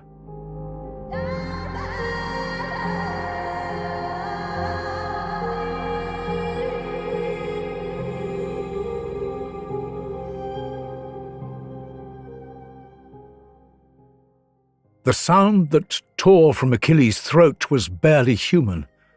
He collapsed to his knees, his hands clutching at the ground, digging his fingers into the earth until they bled. He began to tear at his own clothing. His tunic came away in shreds. He grabbed handfuls of ash from a nearby fire pit and poured it over his head, covering himself until he looked like a corpse himself. The Greeks who had gathered nearby began to back away. This was not the grief of a normal man. This was something more, something terrifying. His screams carried across the battlefield, all the way to the sea, where they sank down to the depths below.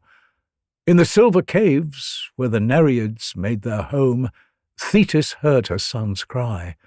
She rose and shot upward through the water, her silver feet barely touching the currents as she flew towards the surface.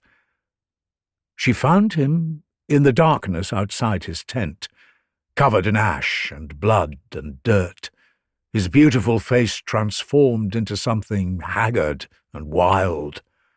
When he looked up and saw her, fresh tears cut tracks through the ash on his cheeks. "Mother," he said, his voice broken, "he is gone. Patroclus is gone." Thetis knelt beside him and pulled him into her arms, the way she had when he was small. He collapsed against her, this warrior who had killed hundreds, and wept like a child. "I know," she murmured, stroking his hair. "I know, my son. I heard you. I came as fast as I could." Achilles pulled back to look at her, and what she saw in his face frightened her. The grief was still there, but something else had joined it, a cold, terrible rage that made him barely recognizable. "I am going to kill Hector," he said. "I will make him suffer as I am suffering now. I will make him pay for what he has done." "My son," Thetis interrupted. She took his face in her hands, forcing him to meet her eyes. "Listen to me carefully. If you kill Hector, your own death follows soon after. That is what the prophecy decrees." Achilles met her gaze without flinching. "Then I will die. But Hector dies first. I will not live whilst my friend's killer walks the earth."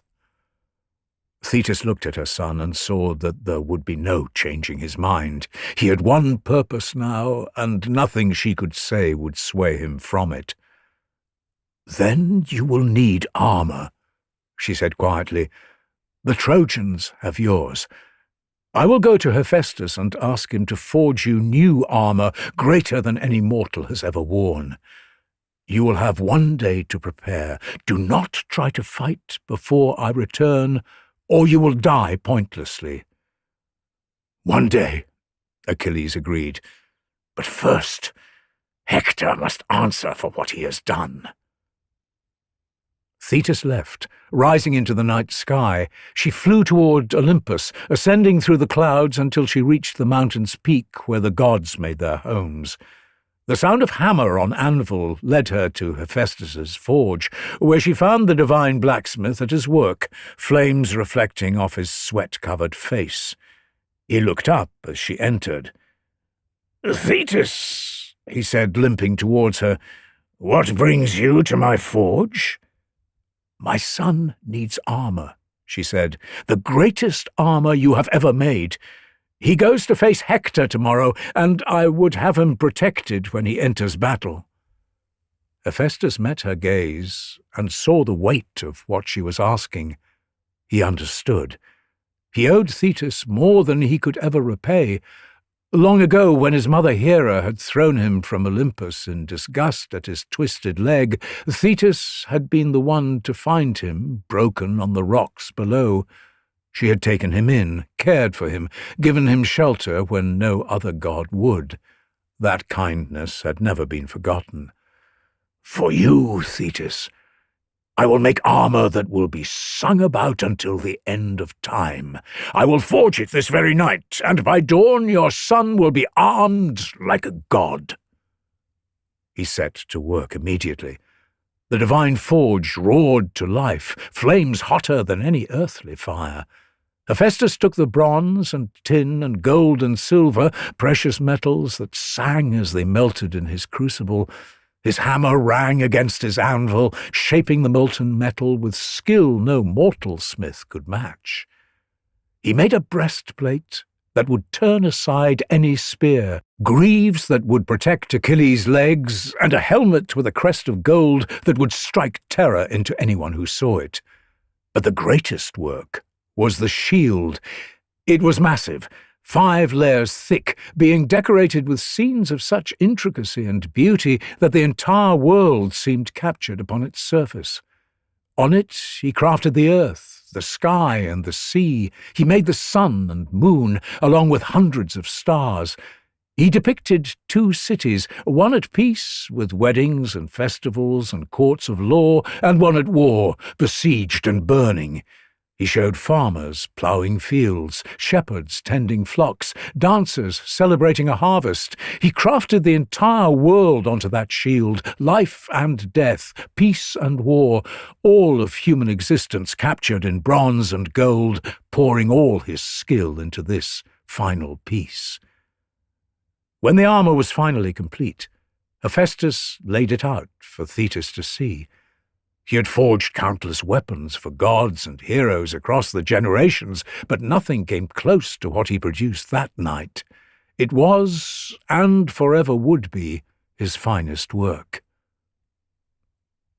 Back in the Greek camp, Achilles had spent hours staring out over the battlefield. His friends were dying out there, fighting to recover Patroclus's body. Although it pained him to do so, he kept his promise to his mother. and stayed put until her return. Suddenly, a figure appeared before him, shimmering in the air. It was Iris, goddess of rainbows and messenger of the gods. She had been sent by Hera, who could not bear to watch the Greeks lose Patroclus's body to the Trojans. "Achilles," Iris said, her voice urgent, "the Trojans are on the verge of taking Patroclus's body back to their city. Ajax and Menelaus fight to hold them off, but they cannot last much longer. You must act." "My mother forbade me to fight without armor," Achilles said, his voice hoarse. "She said I would die pointlessly." "Then do not fight," Iris replied. "Go to the trench and show yourself to the Trojans. Let them see that you have returned. Your presence alone may be enough to turn them back, but go now before it is too late." She vanished as quickly as she had appeared. Achilles strode out towards the edge of the Greek camp, where a great trench had been dug as a defence. Men parted before him, seeing the terrible purpose in his face. He was unarmed, unarmoured, covered in ash and earth, but every man on the battlefield recognized him. The fighting slowed as men turned to stare at the figure standing by the wall.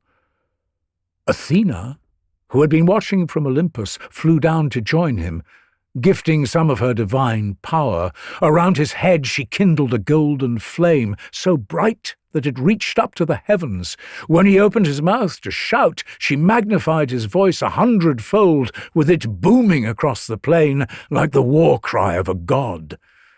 The sound was so loud that men dropped their weapons to cover their ears. Horses reared and bolted. The very air seemed to shake with the force of it. He shouted again and again, each cry like a physical blow to everyone who heard it. 3 times he screamed his rage and grief across the battlefield, and 3 times the Trojans felt terror slam into them. They fled in panic, abandoning the fight over Patroclus's body, trampling each other in their desperation to reach the safety of Troy's walls. Some threw down their shields to run faster. Others were crushed in the stampede as thousands of men tried to force themselves through the Scaean gates at once. As the Trojans fled, Menelaus and Ajax finally had their chance. They lifted Patroclus's body between them, the corpse heavy and stiff, and began carrying it back towards the Greek lines. When they reached the camp, Achilles knelt beside the body and looked down at his friend's face, tears streaming down his cheeks. He gathered Patroclus's body into his arms, pulling the corpse against his chest, and began to rock back and forth, weeping openly for his lost companion. The funeral was held that evening. They built a great pyre on the beach, then prepared Patroclus's body, cleaning away the blood and dirt and dressing him in fine robes. When the pyre was ready, they laid Patroclus on top. Achilles cut off a lock of his hair and placed it in Patroclus's hand, with other warriors coming forward with their own offerings. But Achilles wasn't finished. He had his men bring forward 12 Trojan prisoners, young men captured in raids over the years. They were bound and terrified, not understanding what was happening until it was too late. "For Patroclus," Achilles said simply. Then he cut their throats himself, one after another, letting their blood spill over the pyre. The Greeks watched uneasily. This was barbaric, even by the standards of war, but no one dared to stop him. No one dared to even speak. Finally, when everything was ready, Achilles lit the pyre himself. The flames caught quickly, with black smoke rising into the morning sky, carrying Patroclus's spirit to the world beyond. Achilles stood watching until the fire burned down to embers. He didn't eat, didn't drink, or sleep. He simply stood there, keeping vigil, until there was nothing left but ash. As the sun began to rise, Thetis returned. She came up from the beach, carrying the armor Hephaestus had forged, and when the Greeks saw it, they gasped. Even in the dim morning light, it shone so bright that every intricate scene was visible from across the camp. Achilles turned from the cooling pyre and saw his mother approaching. She laid the armour at his feet without a word. He knelt and began to examine it. The breastplate fit him perfectly, as if it had been moulded to his exact form. The greaves were lighter and stronger than any he had ever seen. And then there was the shield. Achilles studied the scenes Hephaestus had crafted. The peaceful city and the city at war, the fields and the dancing floor, the whole world in miniature, everything he was about to abandon in his pursuit of vengeance. "It is yours," Thetis said quietly. "Use it well, and remember that once you kill Hector, your time is short."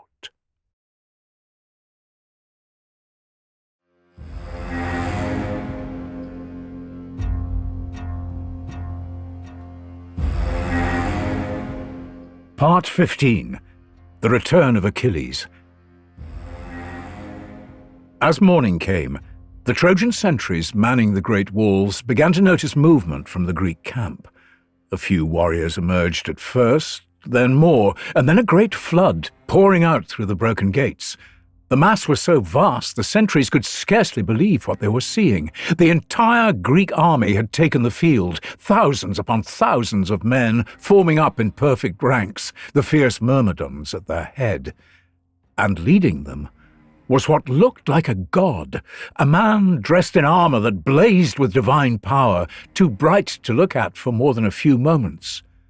The sentries knew immediately who it was. Achilles had returned. Alarm bells began ringing across Troy. Citizens who had been preparing their morning meals dropped what they were doing and rushed to the walls. Warriors grabbed their weapons and armour, running for their positions. Hector was already armoured, and had been since before dawn. He had not slept, knowing this day would come. He led his men outside the city, the Trojan army forming up outside their walls to meet the Greeks. Hector knew that letting the enemy reach the gates unopposed would be a disaster. Better to fight them in the open air, where Troy's cavalry could maneuver and their archers could find targets. Within minutes, the armies met on the plain with the usual crash of shields and screaming men. But this battle was different from all the others that had come before. Achilles, armed by a god and fueled by his rage, tore through the enemy lines with a speed and fury that seemed inhuman. His spear found throats before men could raise their shields. His sword opened bodies from neck to groin. Men fell before him in dozens and then hundreds. Warriors charged at him, only to be killed within seconds. Then more came, then more still. Achilles killed them all, his divine armour turning aside every blow. Men who had fought bravely throughout the war took one look at Achilles and ran. They fled toward the river Scamander, desperate to put water between themselves and the unstoppable force pursuing them.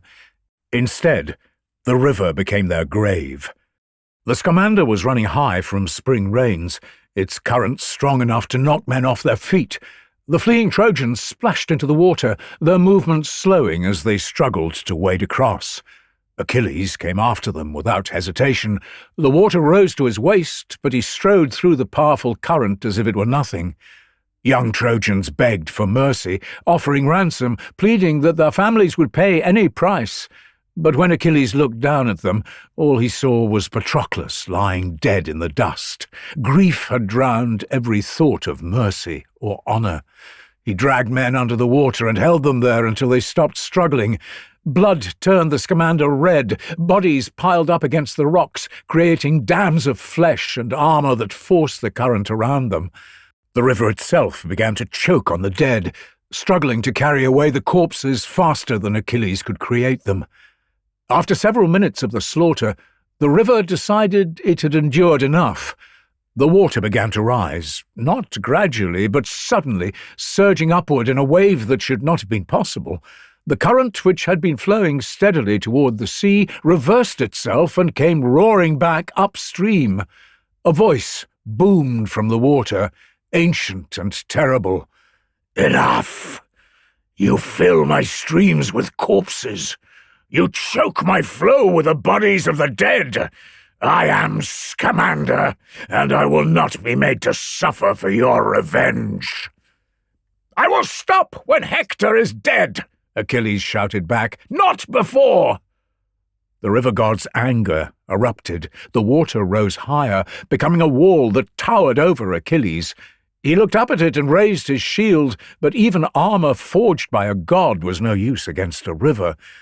The wave crashed down on him with the force of a collapsing mountain. Water filled his mouth and nose. The current grabbed him and pulled him under, leaving him spinning without any sense of direction.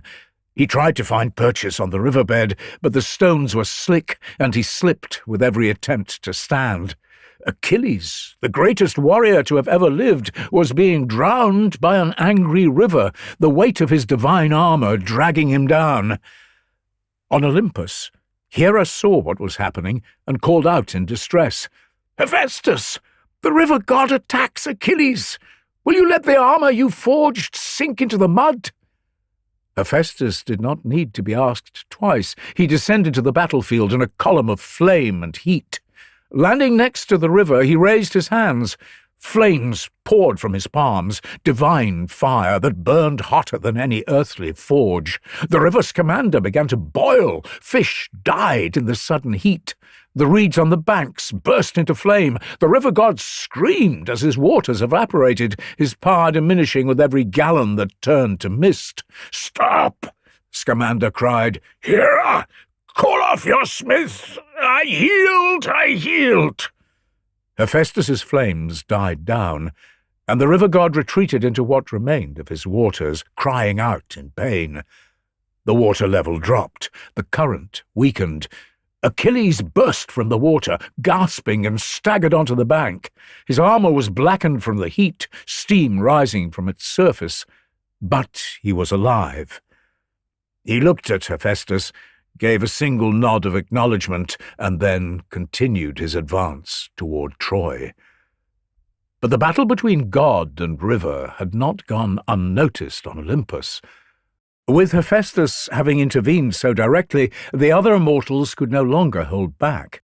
They descended to the battlefield, Greeks and Trojans forgotten as the gods themselves began to fight. Apollo faced off against Poseidon.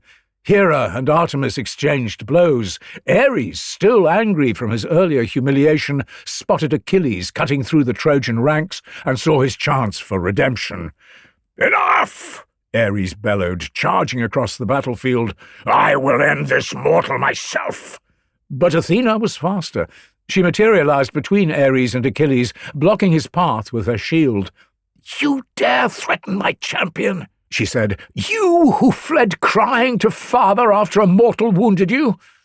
"Get out of my way, sister," Ares growled. "Make me, brother," Athena replied. "Let us see how that ends for you." Ares lunged at her with his spear. Athena sidestepped easily and struck him across the face with the haft of her own weapon. The blow sent the war god sprawling into the dirt, his armor clattering against the stones. "Pathetic," Athena said, standing over him. "Even Aphrodite fights better than you." As if summoned by her name, Aphrodite appeared, rushing to her lover's aid. Without even turning, Athena swatted her aside with her shield, sending the goddess of love tumbling through the air to land beside Ares in the dust. The two lay there, humiliated, while Athena towered above them. "Stay down," she said, "or the next blow will not be so gentle." On Olympus, Zeus watched and laughed, his children brawling like mortal warriors over a mortal war. It amused him, though he knew it could not continue. If the gods truly went to war with each other, the world itself might not survive. "Enough!" he cried. The word carried such power that fighting stopped across the entire battlefield. Mortals and immortals alike looked up. I commanded you to stay out of this war. Yet here you are, brawling in the dirt like children. Return to Olympus immediately before I make you regret your disobedience." No god dared speak. Zeus's anger was a terrible thing. They withdrew, reluctantly but obediently, ascending back to the halls of Olympus. The war between mortals would continue, but the gods would interfere no more, at least not openly. But the damage was done. The Trojans had seen gods fight and flee. They had seen their river god defeated. It seemed as if nothing, not water nor divine intervention, could stop Achilles. The Trojan army broke completely. They ran for the city gates, streaming back towards Troy's walls in a panicked mob. Achilles pursued them, killing any who fell behind, his armor dripping blood and river water. The Trojans poured through the sky and gates, pushing and trampling each other in their desperation to reach safety. The gates began to swing closed behind them, but one man remained outside the walls. One man who turned to face the approaching storm when all others fled. Hector. He now stood alone between Achilles and the city he had sworn to defend.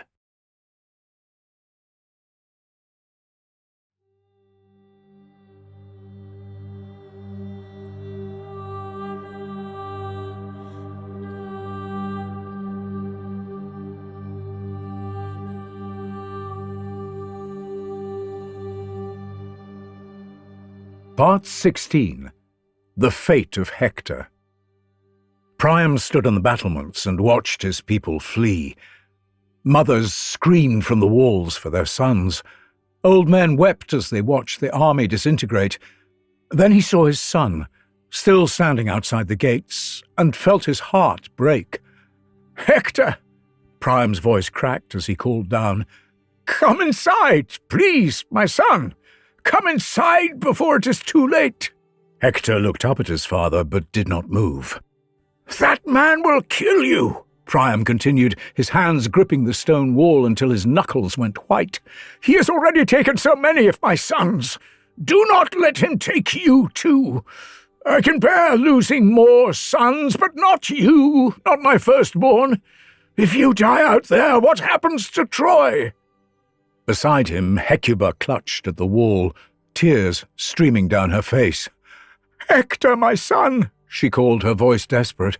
"I gave you life. I raised you to be the man you are.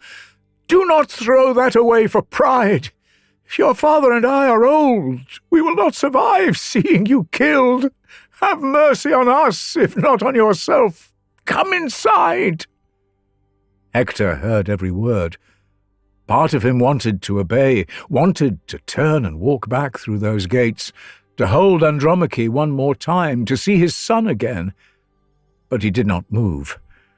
He had brought this on himself. He knew that now.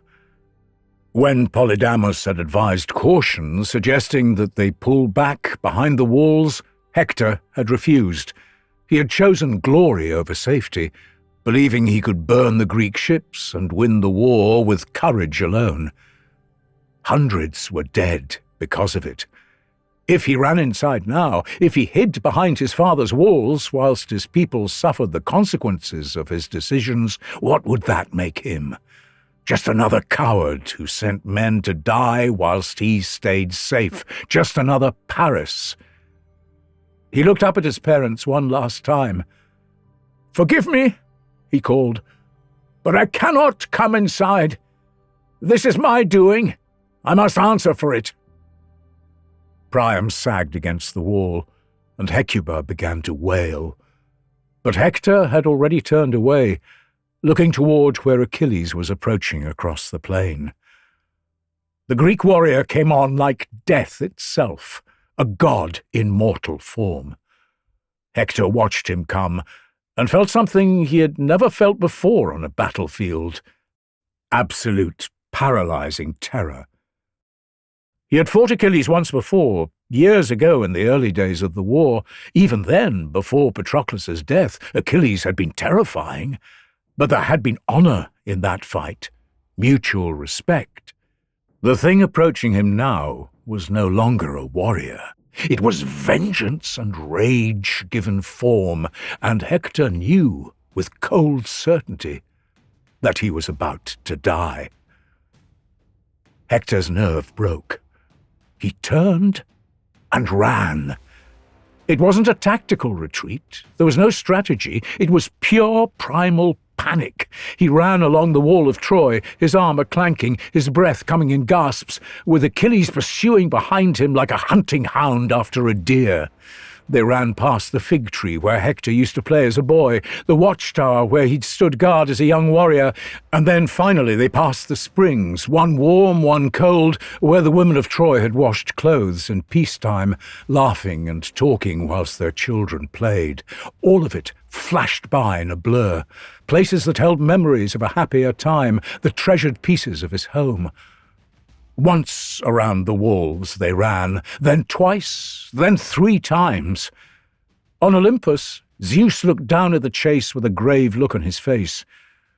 "It grieves me to see this," he said to the other gods who had gathered to watch. "Hector has always honoured me, and now he runs for his life whilst we watch." Zeus lifted his golden scales, the ones he used to weigh the fates of mortals. On one side he placed Hector's fate, on the other Achilles'. For a moment the scales balanced perfectly. Then the scale holding Hector's fate sank down towards the underworld. The scale holding Achilles' fate rose up, light as air. "It is decided," Zeus said. "Hector dies today. Apollo, you must leave him now. I forbid you to interfere further." Apollo, who had protected Hector throughout the war, looked down at his champion and felt genuine sorrow. But Zeus's word was law. The god withdrew his presence. Hector was alone. As the third circuit was coming to an end, Hector could feel his strength failing, his legs growing heavier with each step. He could not run forever. Better to choose the moment himself than collapse from exhaustion. Then a voice called out behind him, "Brother, wait!" Hector risked a glance back and saw Deiphobus, his younger brother, running to catch up. He was fully armed and ready to fight. "Deiphobus," Hector gasped, slowing slightly. "What are you doing out here?" "I could not watch you face him alone," Deiphobus said, pulling alongside him. "Our parents begged me not to come, but you're my brother. We will fight him together." Hope flared in Hector's chest. With Deiphobus beside him, maybe he could survive this.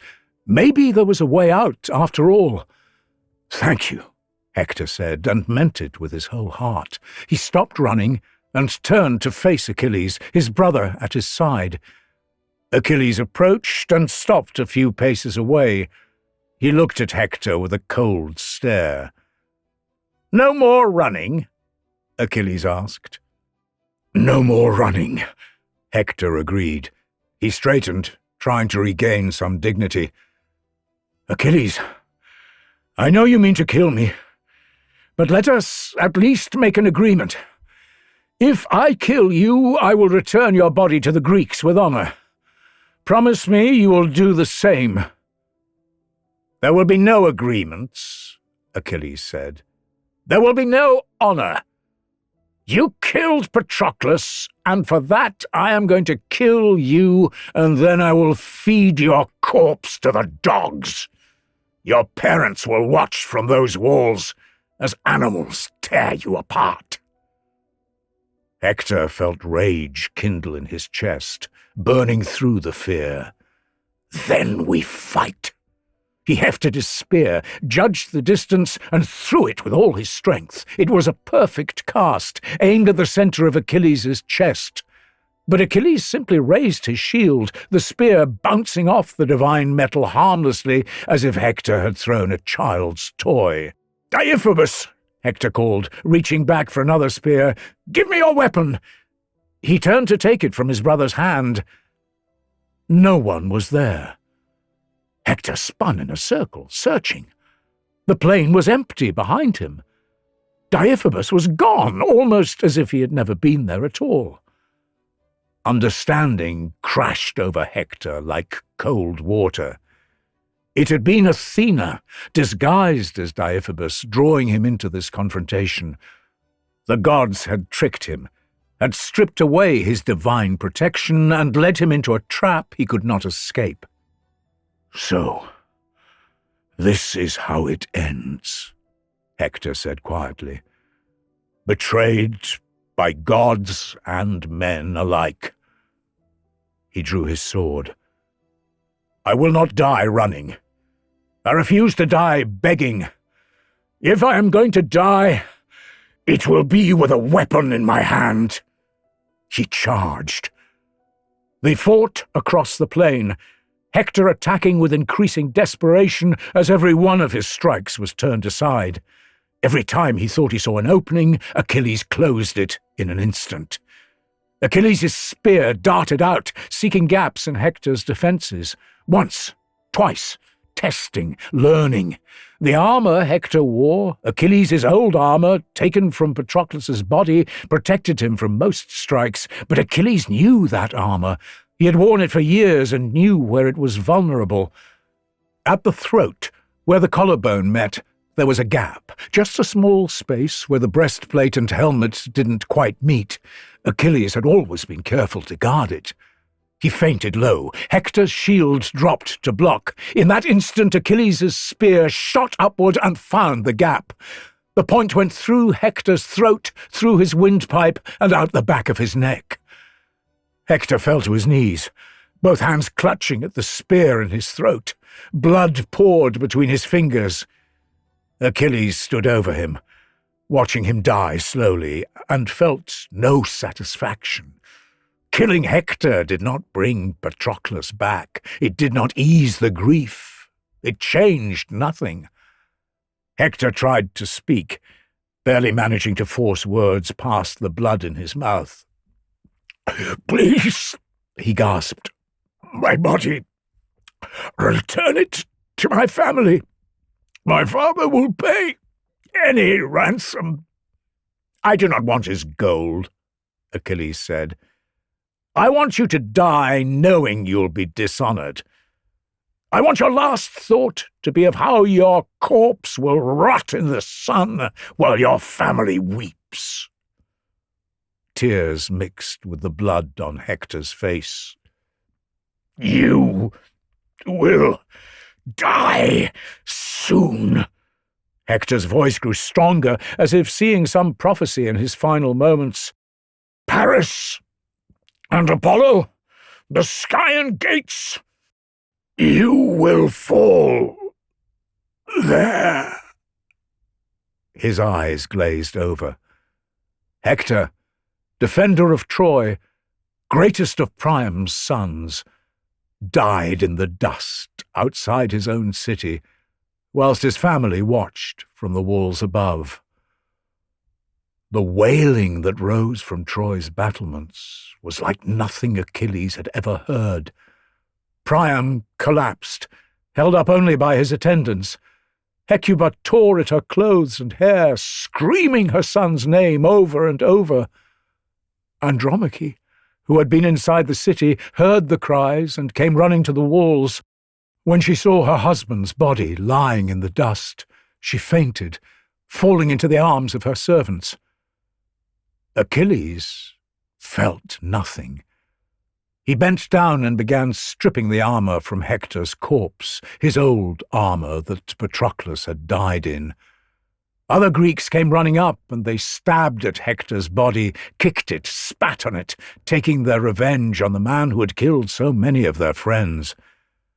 Then Achilles did something that made even his own allies uncomfortable. He took strips of leather and tied them around Hector's ankles. He attached the other ends to his chariot and climbed aboard. He whipped his horses into motion. The chariot jerked forward, and Hector's body began to drag behind it, bouncing and tumbling across the rocky ground. Achilles drove around the walls of Troy slowly so that everyone could see what he had done. Dust rose in a cloud behind the chariot as Hector's head dragged in the dirt. The Trojans watched in horror. This was beyond the normal brutality of war. This was desecration, a violation of everything sacred. Even the Greeks, who hated Hector, looked away, ashamed of what their champion was doing. Achilles drove back to the Greek camp, still dragging the body. He tied it behind his tent, leaving it in the dirt like a piece of discarded meat. For the next 11 days, Achilles' grief consumed him. Every morning he would harness Hector's body to his chariot and drag it 3 times around Patroclus's burial mound. Every evening he would throw the corpse back into the dust and return to his tent, where he would sit and stare at nothing, refusing to eat or sleep. The body should have been torn to pieces, but Apollo, who had loved Hector, could not bear to see him desecrated so completely. The god spread his golden aegis over the corpse, protecting it from decay and keeping the skin from tearing, despite being dragged across the dirt. Still, the desecration continued. Achilles' rage would not be satisfied. Every dawn, the chariot, every evening, the corpse thrown aside. Day after day, whilst Troy mourned and the gods watched, wondering when this madness would end.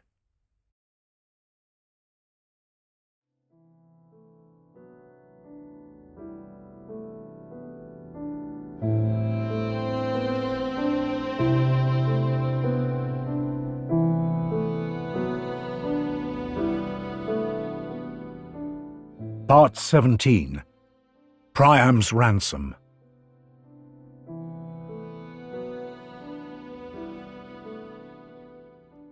On Olympus, the gods watched Achilles drag Hector's corpse for the 12th day and felt their patience wearing thin.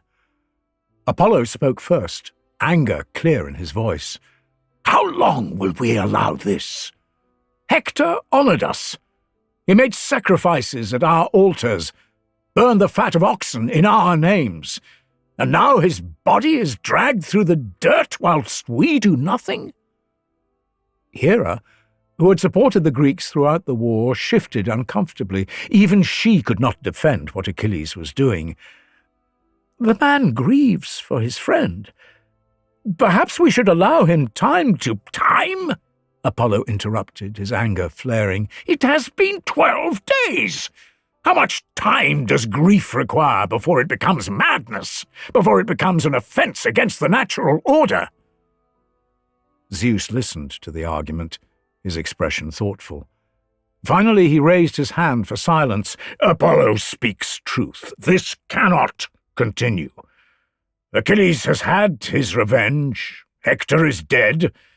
Now the body must be returned to Troy for proper burial." He turned to Thetis, who stood at the edge of the gathering. "Go to your son. Tell him he must give up the body. This is not a request. It is a command from the king of the gods." Thetis bowed her head and descended to the Greek camp. She found Achilles sitting alone outside his tent, staring into the darkness. Hector's body lay nearby in the dust, still uncorrupted, despite the abuse it had suffered. Her son looked like a ghost himself, hollow and empty. "Achilles," she said softly, sitting beside him, "the gods are angry with you." When he gave no response, she continued, "They demand you return Hector's body to his family. Zeus himself commands it." Achilles finally looked at her. "Why should I? He killed Patroclus. He stripped his armor and tried to take his body. Why should his family mourn over his body when they tried to deny me the same?" "Because you have had your revenge," Thetis replied. "Patroclus was recovered and honoured with full rights, and Hector is dead." She took his hand. "Even in grief, even in rage, there are laws that govern how men should behave. My son, you have become something terrible, something even I barely recognize. Let this go. Return the body. Do not let grief and rage destroy what remains of you." For a long moment Achilles said nothing. Then he nodded, a silent acknowledgment of her words. "Priam will come tonight," Thetis continued. "He will bring ransom for his son's body. Zeus commands that you accept it. Return Hector to his father. Let Troy bury their dead, and then—" She paused. "And then prepare yourself. Your time is short now. Hector's death has sealed your fate." "I know," Achilles said. "I've known since the moment I killed him. I do not fear it." Thetis kissed his forehead. "That is what frightens me most." In Troy, Priam sat in his empty palace and made a decision that would either save his son's honour or end his own life. Hecuba found him gathering items for a journey: gold cups, fine robes, and bronze tripods, the treasures that had survived 9 years of war. "Where are you going?" she asked. "I am going to the Greek camp," Priam said calmly. "I will ransom Hector's body." "You will never make it past their sentries," she tried to reason with him. "They will kill you on sight." "Perhaps," Priam replied, "but I cannot sit here doing nothing whilst my son is dishonoured. I will not let Hector's spirit wander the underworld, homeless for eternity." "Let someone else go," Hecuba replied, her voice desperate. "Send a herald." "No." Priam's voice was gentle but final. "This requires a father. Only a father can speak to what Achilles feels, can appeal to whatever humanity remains in him." He kissed her forehead for what could be the last time. Waiting until the city was asleep, Priam slipped out of the palace through a side entrance. He climbed onto a wagon and rode out of the Scaean gates, an old man, alone, driving a wagon full of treasure into enemy territory. It was madness, but he kept going. As he neared the enemy camp, a figure appeared beside the wagon, walking alongside as if he'd been there all along. A young man, handsome, wearing the simple clothes of a Greek soldier. "Lord Priam," the young man said cheerfully, "you should not be out here alone. This path is dangerous." Priam nearly jumped out of his seat. "Who are you?" "Just a soldier, but I can help you. I know where Achilles' tent is. I can guide you there safely if you'd like." Priam studied the young man's face and saw nothing but open friendliness. "Why would you help me?" "Because I admire courage," the young man said with a smile. "And it takes courage to do what you are doing. Come, I will make sure you reach Achilles." He was Hermes, of course, sent by Zeus to ensure Priam's safety, but the god kept his disguise, playing the role of a helpful Greek soldier, guiding the old king through the maze of tents and campfires. When sentries approached, Hermes would gesture and they would turn away. When dogs began to bark, he would speak softly and they would quiet. They reached Achilles' tent without incident. Hermes helped Priam down from the wagon and began unloading the ransom. "I leave you here," Hermes said. "Go inside and speak from your heart. He will listen." "Thank you," Priam said. "I do not know who you are, but thank you." Hermes smiled, and Just for a moment his mortal disguise slipped, and Priam saw the god beneath. Then he was gone, vanished into the night, and Priam was alone outside Achilles' tent. He took a deep breath and pushed through the entrance. Achilles sat at a table, picking at food he had no appetite for. When Priam entered, he looked up in surprise. Before Achilles could react, before he could reach for a weapon, Priam crossed the tent and fell to his knees. He took Achilles' hands in his own and brought them to his lips. He kissed the hands that had killed Hector, the hands that had killed so many of his sons. "Achilles," Priam said, his voice breaking, "remember your father." Achilles went very still. "Think of Peleus," Priam continued, still holding those murderous hands. "He is old, like me. He waits in his palace for news of you, hoping you will return home safely. Every day he wonders if you're still alive. Every day he fears the message that will tell him of your death." Tears ran down Priam's face. "I had 50 sons, 19 from my wife, the rest from other women. Most of them are dead now, many by your hand. But Hector was the best of them. He was the one who held this city together, who kept us safe, who loved his wife and child, and tried to do right by everyone." Achilles' hands began to tremble in Priam's grasp. "You killed him," Priam said. "You had every right to. He killed your friend. But please, I beg you, let me take his body home. Let me give him the funeral rites he deserves. His wife weeps for him. His son will grow up never knowing his father.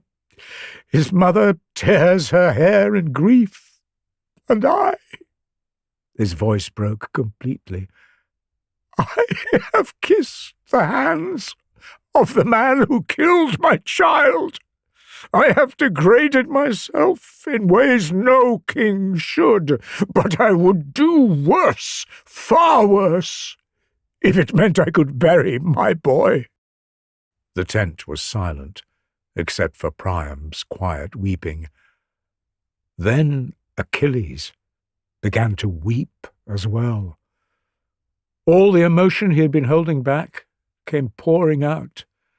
He wept for Patroclus, the friend he would never see again. He wept for his father, Peleus, knowing now that he would never return home. He even wept for Hector, a good man who had deserved a better death. They wept together in that tent, an old king and a young warrior, each destroyed by the same war for different reasons. Finally Achilles stood and gently pulled Priam to his feet. "You are right," he said, his voice hoarse. "You remind me of my father. And if I were dead, I would want someone to show him mercy." He turned to his servants.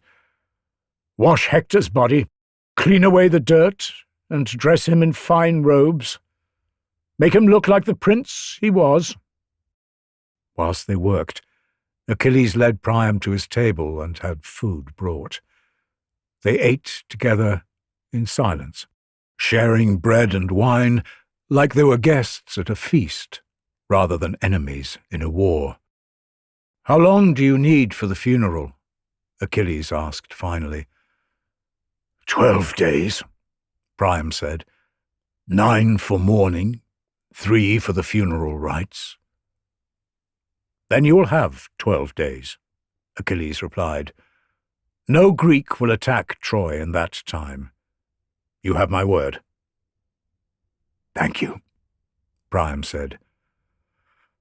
Thank you.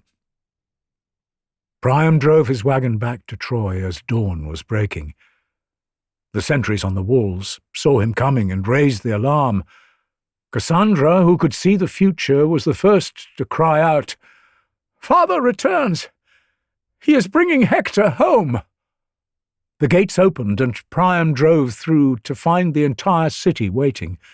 Andromache came first, running despite her servants trying to hold her back. When she saw Hector's body, she collapsed beside the wagon, pulling her husband's head into her lap as she cried out in grief. Hecuba stood beside her, aged a decade in less than 2 weeks. Helen was there too, although she stood in the shadows, guilt written on her face. They lifted Hector's body from the wagon with great care and tenderness and carried him to the palace. There they laid him out in state, and for 9 days the people of Troy came to mourn their prince. On the 10th day, they built his funeral pyre in the centre of the city. Andromache spoke first, summoning all her courage that remained. "Hector," she said, looking down at his pale face, "you were everything to me. Now you are gone, and I am nothing. Our son will grow up without you. He will never hear your voice, never learn the things a father should teach.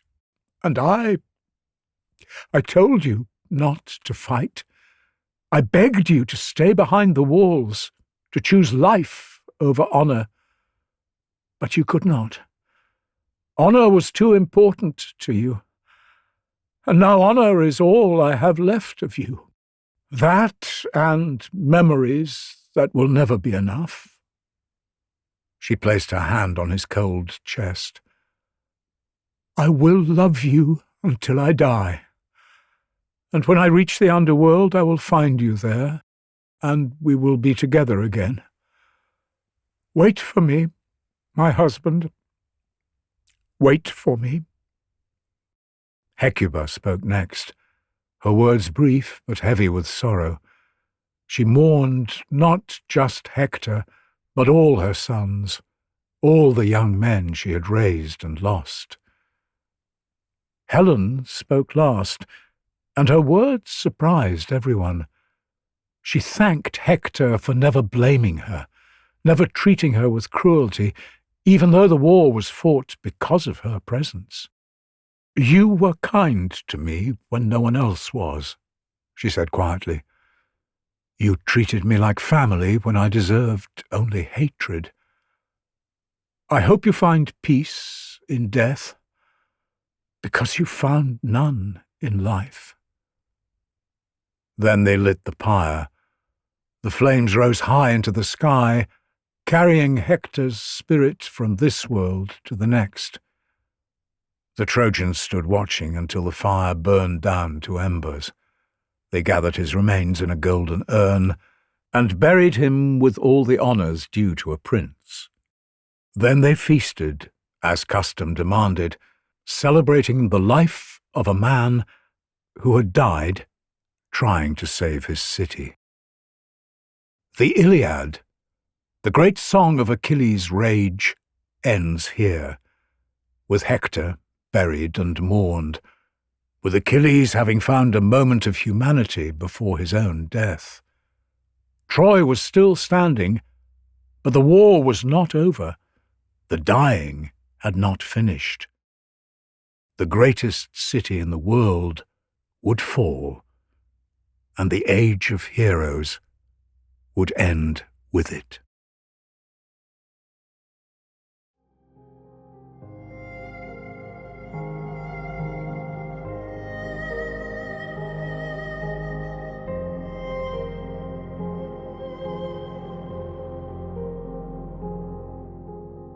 Part 18. Achilles' Heel.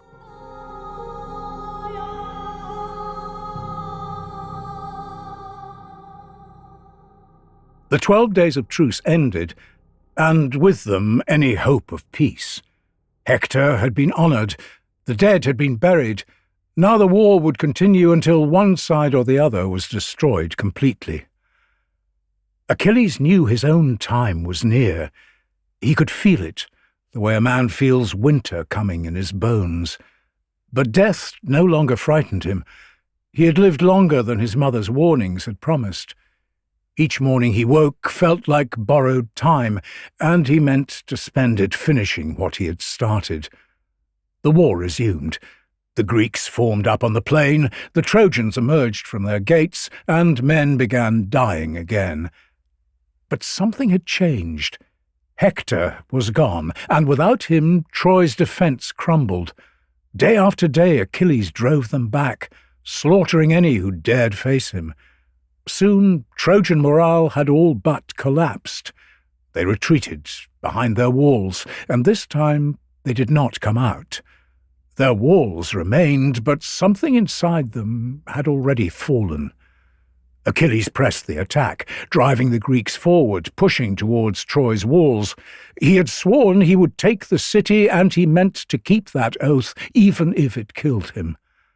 When he reached the gates themselves, the same place that he had struck down Hector, Achilles looked up to the walls and saw a row of terrified faces staring back at him. "Open these gates!" he roared. "Send out that coward Paris to face me, or I will break these gates down and kill everyone inside." The Trojans on the walls stared down at him in horror.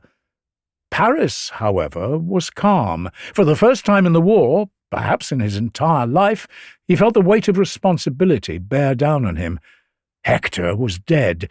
If he could not find a way to stop Achilles, the whole city would be next. He took up his bow and nocked an arrow, taking aim at Achilles' face beneath the helmet. As he drew back the string, he heard a whisper in his ear. "Not there, Prince of Troy. Your target is far closer to the ground." An invisible hand pushed his bow downward until the arrow pointed at Achilles' heel. "Now," the voice whispered. Paris released. The arrow struck and punched through flesh and tendon. Achilles felt a sharp pain, then a strange coldness spreading up his leg. He looked down at the arrow protruding from his heel, and for a moment felt only confusion. An arrow had never harmed him before. They bounced off his skin, shattered against his impenetrable flesh. He was invulnerable, everyone knew that. But his leg buckled. He fell to one knee, then both. The coldness was spreading rapidly, climbing through his body like ice in his veins. His hands went numb, his chest felt tight, his heart was slowing. "So this is how I die," he thought, more fascinated than anything else. He had known death was coming. Hector had prophesied it. His mother had warned him, but he had never understood how death could claim him. How could an invulnerable man die? Now he knew. His mother's voice came back to him from childhood. "When you were a baby, I held you by the heel and dipped you in the river Styx. The waters made you invulnerable, divine. But the heel I held, that one place the waters never touched, all your mortality remained there, concentrated. If that spot is ever pierced, it will be as if every part of you was mortal and wounded at once." By piercing his heel, the arrow had struck the only place where death could reach him, the single point where all his human vulnerability had been compressed. And now that mortality was flooding through him, claiming what the river Styx had tried to deny. He looked up at the walls and saw Paris standing there with his bow, and beside him, visible now in Achilles' final moments, stood Apollo. The god met his eyes across the distance, his expression neither triumphant nor apologetic, simply satisfied. Hector had been avenged. Achilles tried to laugh, but could not draw breath. After everything, after killing hundreds of men, after facing gods and dragging Hector's body around the city in his fury, He had been killed by Paris, the cowardly prince. His vision darkened. His body felt distant, like it belonged to someone else. He fell forward onto the ground, his limbs no longer responding to his commands. The pain was fading now, replaced by a strange, almost peaceful numbness. "Patroclus," he whispered, though whether anyone heard him he did not know. "I am coming." Achilles, son of Peleus and Thetis, the greatest warrior Greece had ever known, was dead. For a moment the battlefield fell silent. Greeks and Trojans alike stared at the fallen warrior, unable to believe what they had just seen. Achilles was gone. The man who had seemed immortal had been felled by a single arrow. Then chaos erupted. The Trojans let out a roar and poured out from the gates.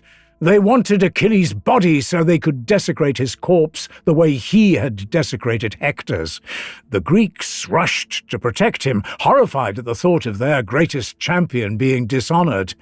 The fighting was savage. Men died by the dozen trying to either take or protect the corpse. It would take the combined strength of both Ajax and Odysseus to finally drag the body away through the chaos, managing to get it back to the camp as the sun began to set. The Greek army was in shock. Even the bravest among them openly wept. Achilles had been arrogant, proud beyond measure, but he had also been their champion, the man who had carried them through the darkest moments of this war. They dressed Achilles in clean robes and laid him upon the wood with his weapons beside him. The flames rose high into the darkness, visible even from Troy's walls. When the fire burned itself to ash, they gathered what remained and placed the bones in a golden urn beside Patroclus's ashes. The two would be buried together, their bones mingled, united in death, as they had been in life.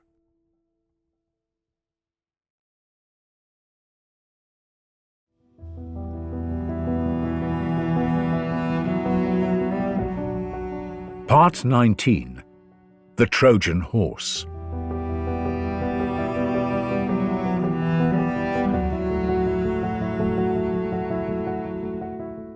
With Achilles dead, the Greeks faced a terrible truth. They could not take Troy by force. They had tried for 10 years. Their greatest warriors were dead or exhausted.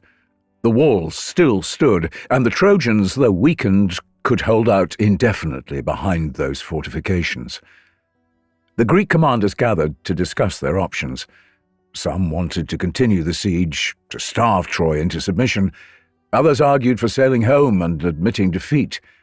But Odysseus, cleverest of the Greek kings, had another idea. "We cannot break their walls," he said to the assembled leaders, "so we must make them open their gates willingly. We must make them bring their own destruction inside." The other commanders stared at him. "You are proposing treachery?"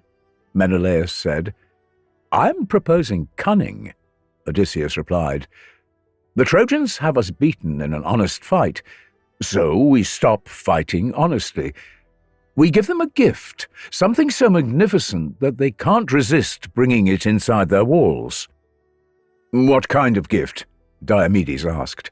He had always preferred honest combat to schemes, but even he could see they had no other choice. Odysseus smiled.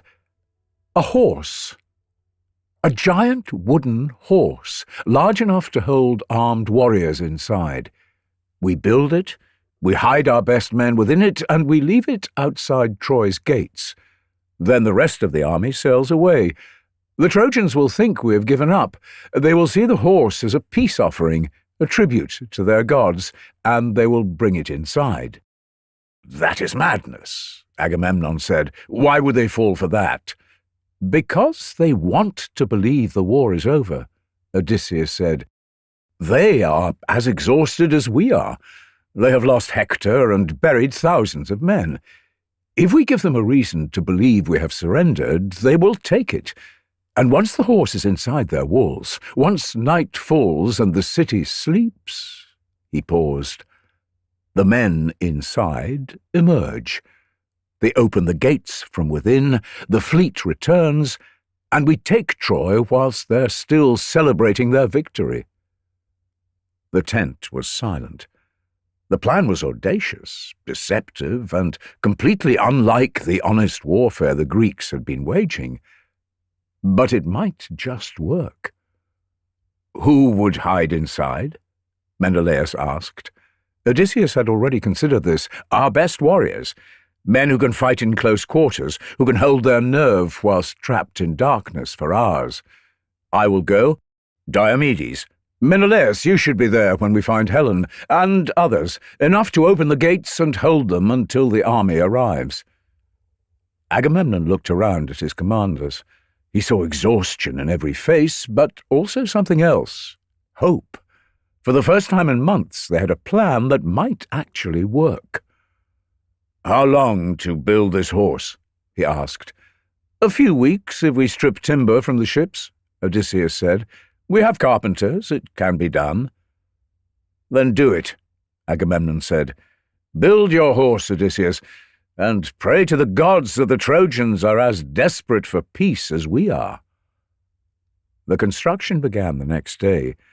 The Greeks pulled apart 3 of their ships, harvesting the timber, and began building something the world had never seen before: a horse, massive and hollow, standing nearly 30 feet tall.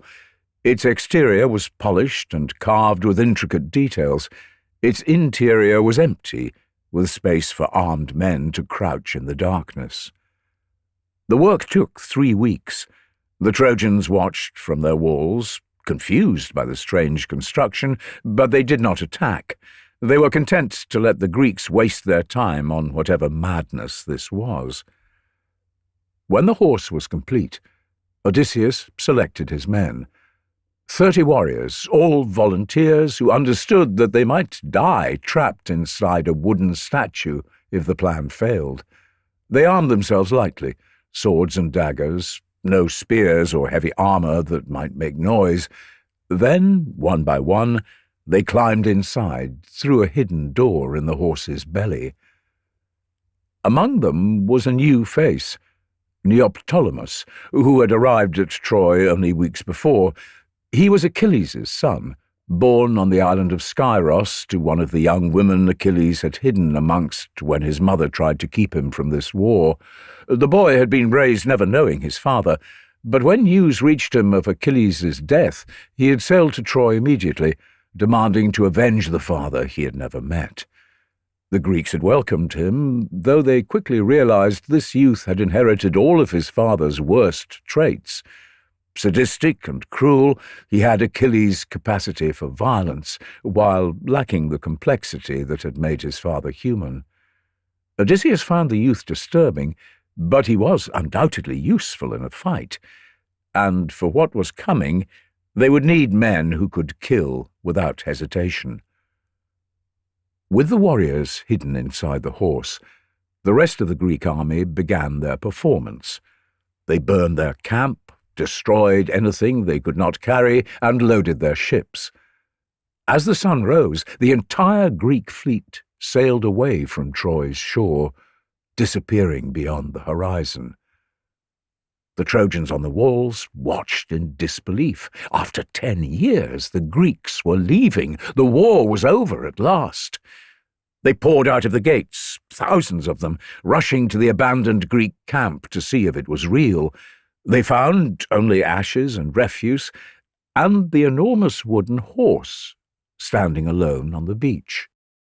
People gathered around it, staring up at the massive structure. It was beautiful, a masterpiece to match any of the structures within Troy itself, but while all agreed it was magnificent, none could agree on what to do with it. "We should burn it," said Laocoon, a priest of Poseidon. He was an old man, cautious and suspicious. "This is Greek work. Nothing they leave behind can be trusted. I fear the Greeks, even when they bear gifts." "But it is only wood," a younger man protested. "What harm could it do?" "Unknown harm," Laocoon said. "That is precisely what makes it dangerous. We cannot know what lies inside it. We cannot know why they built it. The safest thing is to destroy it now." But the crowd was against him. The horse was magnificent. It would be sacrilege to destroy such a thing. They should bring it inside the city and place it in a temple as a monument to their victory. Whilst they argued, soldiers found someone hiding near the Greek camp. A young man, Greek by his clothing, who claimed to have been left behind when his comrades sailed. They dragged him before King Priam in chains. The young man's name was Sinon, and he had a story to tell. "Please," Sinon begged, tears streaming down his face, "do not kill me. I am not your enemy. I was left here to die by my own people." "Why?" Priam asked. "The horse," Sinon said, gesturing toward where it stood outside the gates. "It is an offering to Athena. The Greeks built it to appease her so she would bless their passage home. The prophet Calchas said it had to be huge, too large to fit through your gates. That way you couldn't take it into your city and claim Athena's protection for yourselves." Priam leaned forward. "And what of you?" "I was chosen as a sacrifice," Sinon said, weaving his false tale effortlessly. "Odysseus hated me. He convinced the others that the gods required a blood offering before they could leave. They were going to kill me on the beach, but I escaped and hid. When I came out, they were gone." He looked up at Priam with desperate eyes. "I speak the truth, my lord. That horse is sacred to Athena. If you bring it inside your walls, her protection would shift from Greece to Troy. That is why they made it so large, to keep you from claiming that blessing." The Trojans whispered among themselves, many thinking the story made sense. If they brought the horse inside, they would gain divine protection for years to come. Laocoon stepped forward again. "This is a lie, a trick. Everything about this reeks of deception." He grabbed a spear from a nearby guard and hurled it at the horse. The weapon struck the wooden side with a hollow thud, and from inside came a faint sound. Perhaps just the echo of the impact, or perhaps something else. "You see," Laocoon shouted, "it is hollow. There could be anything inside." But before he could say more, something terrible happened. 2 enormous serpents emerged from the sea and began slithering up the beach with horrifying speed. The crowd scattered, screaming, but the serpents were not interested in them. They went straight for Laocoon and his 2 sons. The priest tried to run, but the serpents were too fast. They wrapped around all 3, crushing and squeezing, their coils tightening until bones cracked. Laocoon's screams were cut short as he and his sons died in agony, strangled by the divine serpents. Then, as quickly as they had come, the serpents slithered away, disappearing into the temple of Athena on the far side of the beach. The message was unmistakable. Laocoon had tried to destroy Athena's offering, and the goddess had punished him for it. The crowd's mood shifted immediately. Laocoon had been wrong. The horse was sacred. They had to bring it inside without delay, or more divine wrath might follow. Only one voice still spoke against it. Cassandra, daughter of Priam, pushed through the crowd. "No!" she screamed. "Father, do not bring it inside! I see fire! I see death! The horse is filled with warriors! They will destroy us all! Please, you must believe me!" But no one did. They never did. Apollo's curse had seen to that. Her family looked at her with pity and embarrassment. Poor Cassandra, they thought, mad as always, seeing doom where there was only hope. "Take her inside," Priam said quietly to his servants. "Make sure she does not hurt herself." They dragged her away, still screaming and crying as the horrific visions of Troy's future filled her head. As her screams faded into the distance, the Trojans began the work of bringing the horse inside. It was too large for the gates, so they partially dismantled a section of the wall, creating a gap wide enough to pull the massive statue through.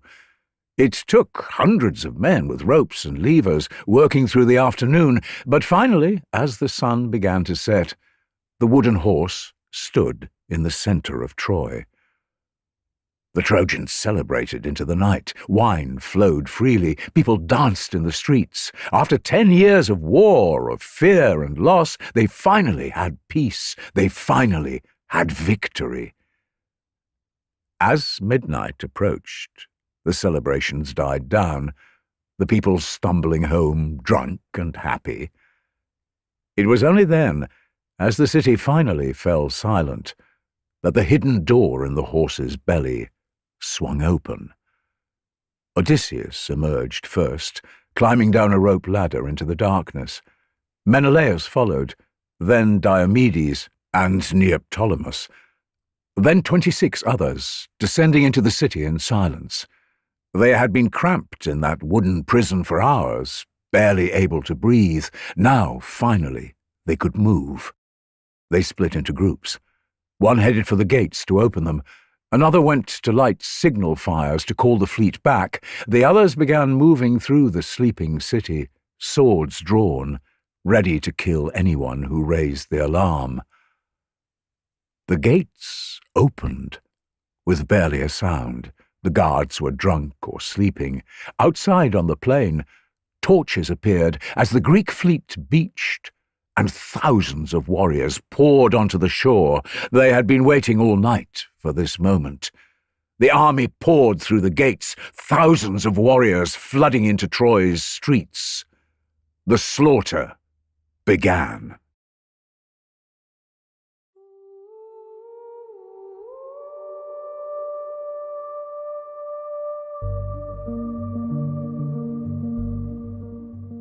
Part 20. The Sack of Troy. The Trojans woke to screams and the smell of smoke. By the time they understood what was happening, it was too late. Greek soldiers were everywhere, breaking down doors, dragging people from their homes. Those who tried to fight were cut down. Those who tried to flee found every street blocked, every escape route sealed. Fire began to spread. The Greeks set houses alight as they moved through the city, and the flames caught quickly on the dry wooden buildings. Soon entire districts were burning, the smoke rising into the night sky like a beacon. Priam, woken by the chaos, tried to arm himself despite his age.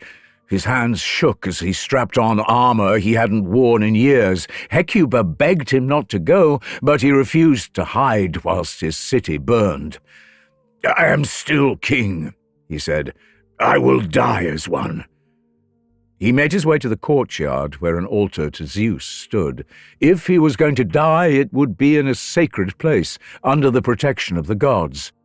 His remaining sons and a few loyal guards gathered around him, forming a final defense. They did not have to wait long. Neoptolemus came through the palace gates, drenched in blood. Achilles' son had been killing since the gates opened. Soldiers who fought back, civilians who didn't. The distinction meant nothing to him.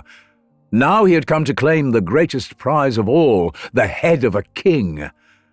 "Old man," Neoptolemus called out, "my father killed your son. Now I am going to kill you." One of Priam's sons, Polites, stepped forward to defend his king. Neoptolemus cut him down without even breaking stride. The young prince fell at his father's feet, bleeding out on the sacred ground.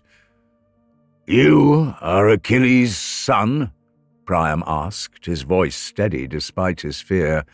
"I am," Neoptolemus replied. "Then you have your father's courage, but none of his honor." Priam straightened, standing tall despite his age.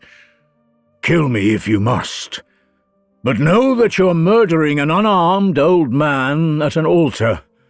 The gods will remember this." "The gods can watch," Neoptolemus said. He grabbed Priam by his grey hair and dragged him across the courtyard. The old king's guards tried to intervene, but Neoptolemus killed them all, barely slowing. He pulled Priam through his own son's blood across the stones and threw him down at the base of Zeus's altar. Then he drove his sword through the old king's chest. Priam died, staring up at the sky, at the gods who did nothing to save him. The king who had ruled Troy for decades, guiding it through both prosperity and hardship, died like a common soldier on the floor of his own palace. Hecuba, watching from the palace entrance, let out a wail and collapsed to the floor. She had lost her husband, her sons, and her city. Everything was gone. Elsewhere in Troy, Andromache was being dragged from Hector's house by Greek soldiers. She fought them, screaming, but they were too strong. They pulled her into the street where other Trojan women were being gathered, sorted like livestock to be divided among the victors as slaves. It was not long before Neoptolemus found her too.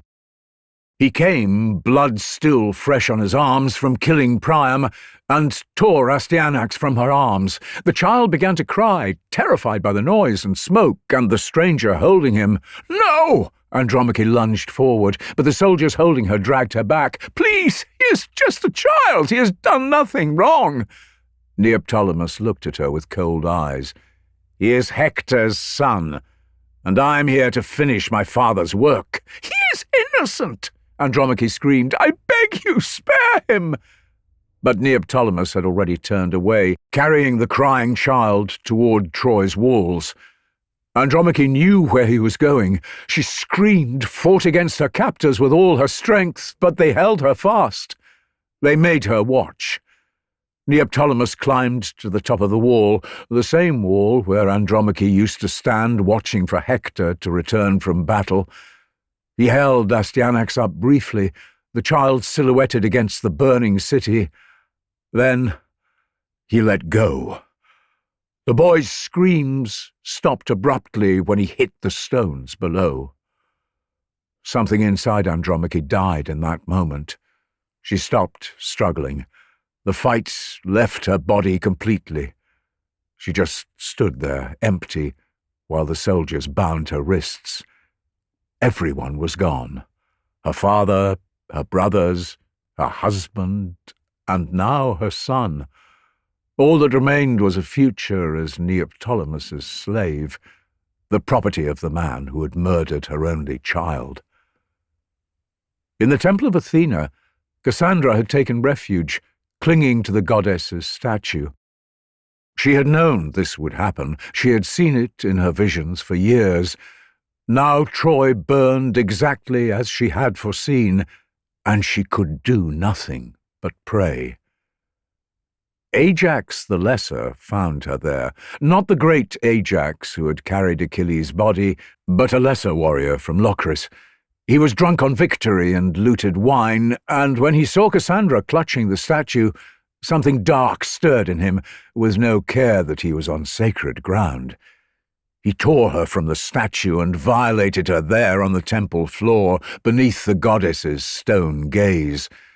It was sacrilege of the highest order, an act so profane that even the other Greeks would be horrified when they learned of it. But Ajax had made a fatal mistake. Athena had been watching from Olympus, and her fury was absolute. She marked not just Ajax, but the entire Greek fleet for punishment. They would all pay for what he had done. Throughout the city, the slaughter continued. Greek soldiers killed any man who could fight and enslaved the women and children. 10 years of pent-up rage was unleashed in a single night. But not everyone joined the violence. Menelaus moved through the burning streets with a single purpose: finding Helen.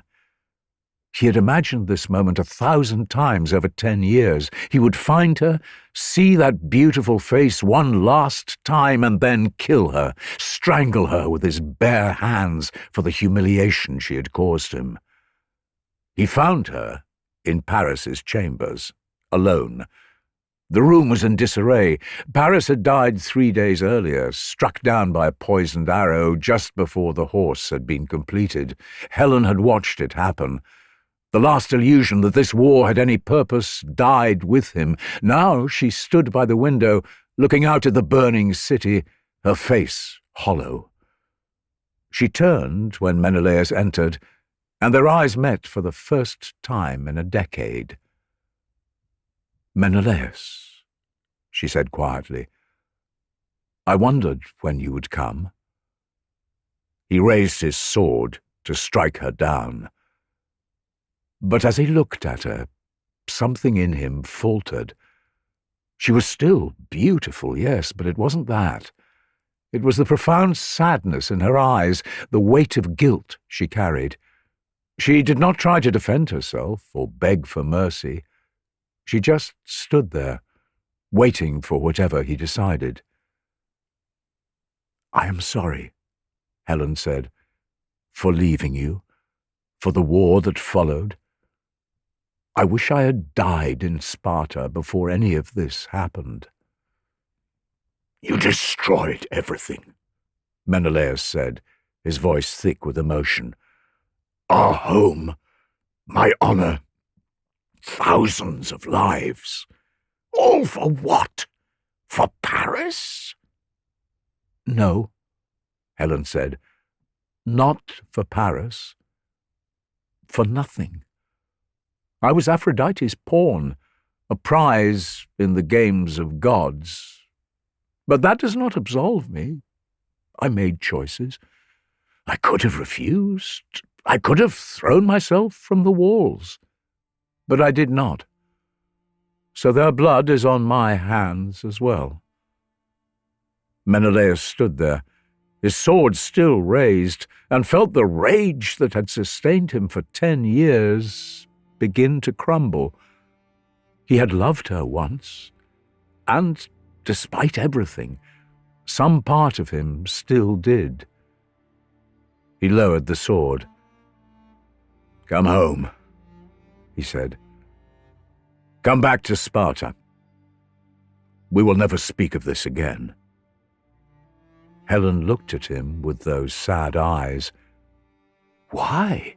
Why would you take me back after everything I have done?" Menelaus was silent for a moment. "Because I am weary of war and death and revenge. I want to go home, and I want you there." Helen nodded slowly. She would go with him, not out of love, that had died years ago, but because she had nowhere else to go. She was the cause of this war, hated by both sides. The only safety left to her was returning to the man she had betrayed. They left the burning city together, Menelaus's hand on her arm, both of them carrying scars that would never fully heal. By dawn, Troy was gone. The walls still stood, blackened by smoke, but everything within them was ash. Bodies lay in the streets. The great palace of Priam was a smoking shell. 10 years of war had ended in a single night of destruction. The Greeks gathered their plunder and their captives. Hecuba, once Troy's proud queen, was now property, led away in chains. Andromache became Neoptolemus's slave, a mother forced to serve her son's murderer. Cassandra was claimed by Agamemnon. She foresaw death for them both, a fate that she knew would arrive in a matter of weeks. But, as always, no one would believe her. The fleet prepared to depart. Warriors who had fought for 10 years finally turned their ships toward home. But the war's end was not the end of their stories. Far from it. The gods were furious. Athena's temple had been defiled, sacred oaths had been broken. What awaited these warriors on their journey home would be even more harrowing than anything they'd faced at Troy. Ajax the Lesser would face divine wrath for his crimes. Agamemnon would return to a wife who had spent a decade plotting revenge. And Odysseus, the most cunning of the Greeks, whose plan had finally won the war, well, if you've listened to our first episode, you already know just how long and brutal his journey home would be. But if you want to know what happened to the other survivors of Troy, how they lived, how they died, and how the gods punished those who'd gone too far, we have an exclusive bonus episode only for Deep Dive members, where we explore the terrible fates of everyone who sailed away from those burning ruins. For now, though, this is where the Trojan War ends. Troy, which had stood for generations, was now nothing but smoke and memory. The warriors who had fought there would become legends, their names sung by poets for thousands of years.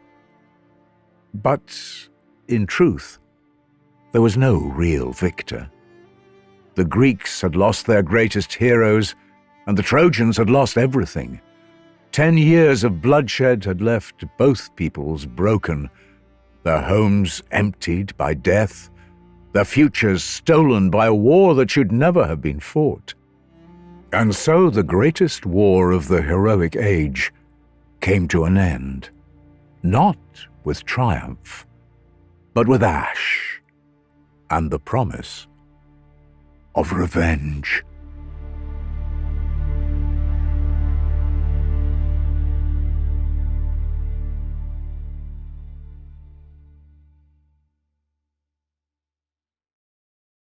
I've been David Rintoul for Deep Dive History. If you've enjoyed our retelling of the Trojan War and want to find out what happens to those who survived those cursed shores, we have a bonus episode just for you. From the fate of Paris to the tragic death of Cassandra, explore it all by joining our channel membership and watching our bonus episode, The Trojan War Aftermath. And while you're there, check out our entire catalogue of bonus content. Here we have exclusive stories, bonus episodes, and interviews with professors and industry experts. If you'd like to unlock our entire catalogue of exclusive content and support the channel, hit the join button and become a Deep Dive member. Or head over to Patreon and sign up there. But for now, thank you for watching and see you next time. Goodbye.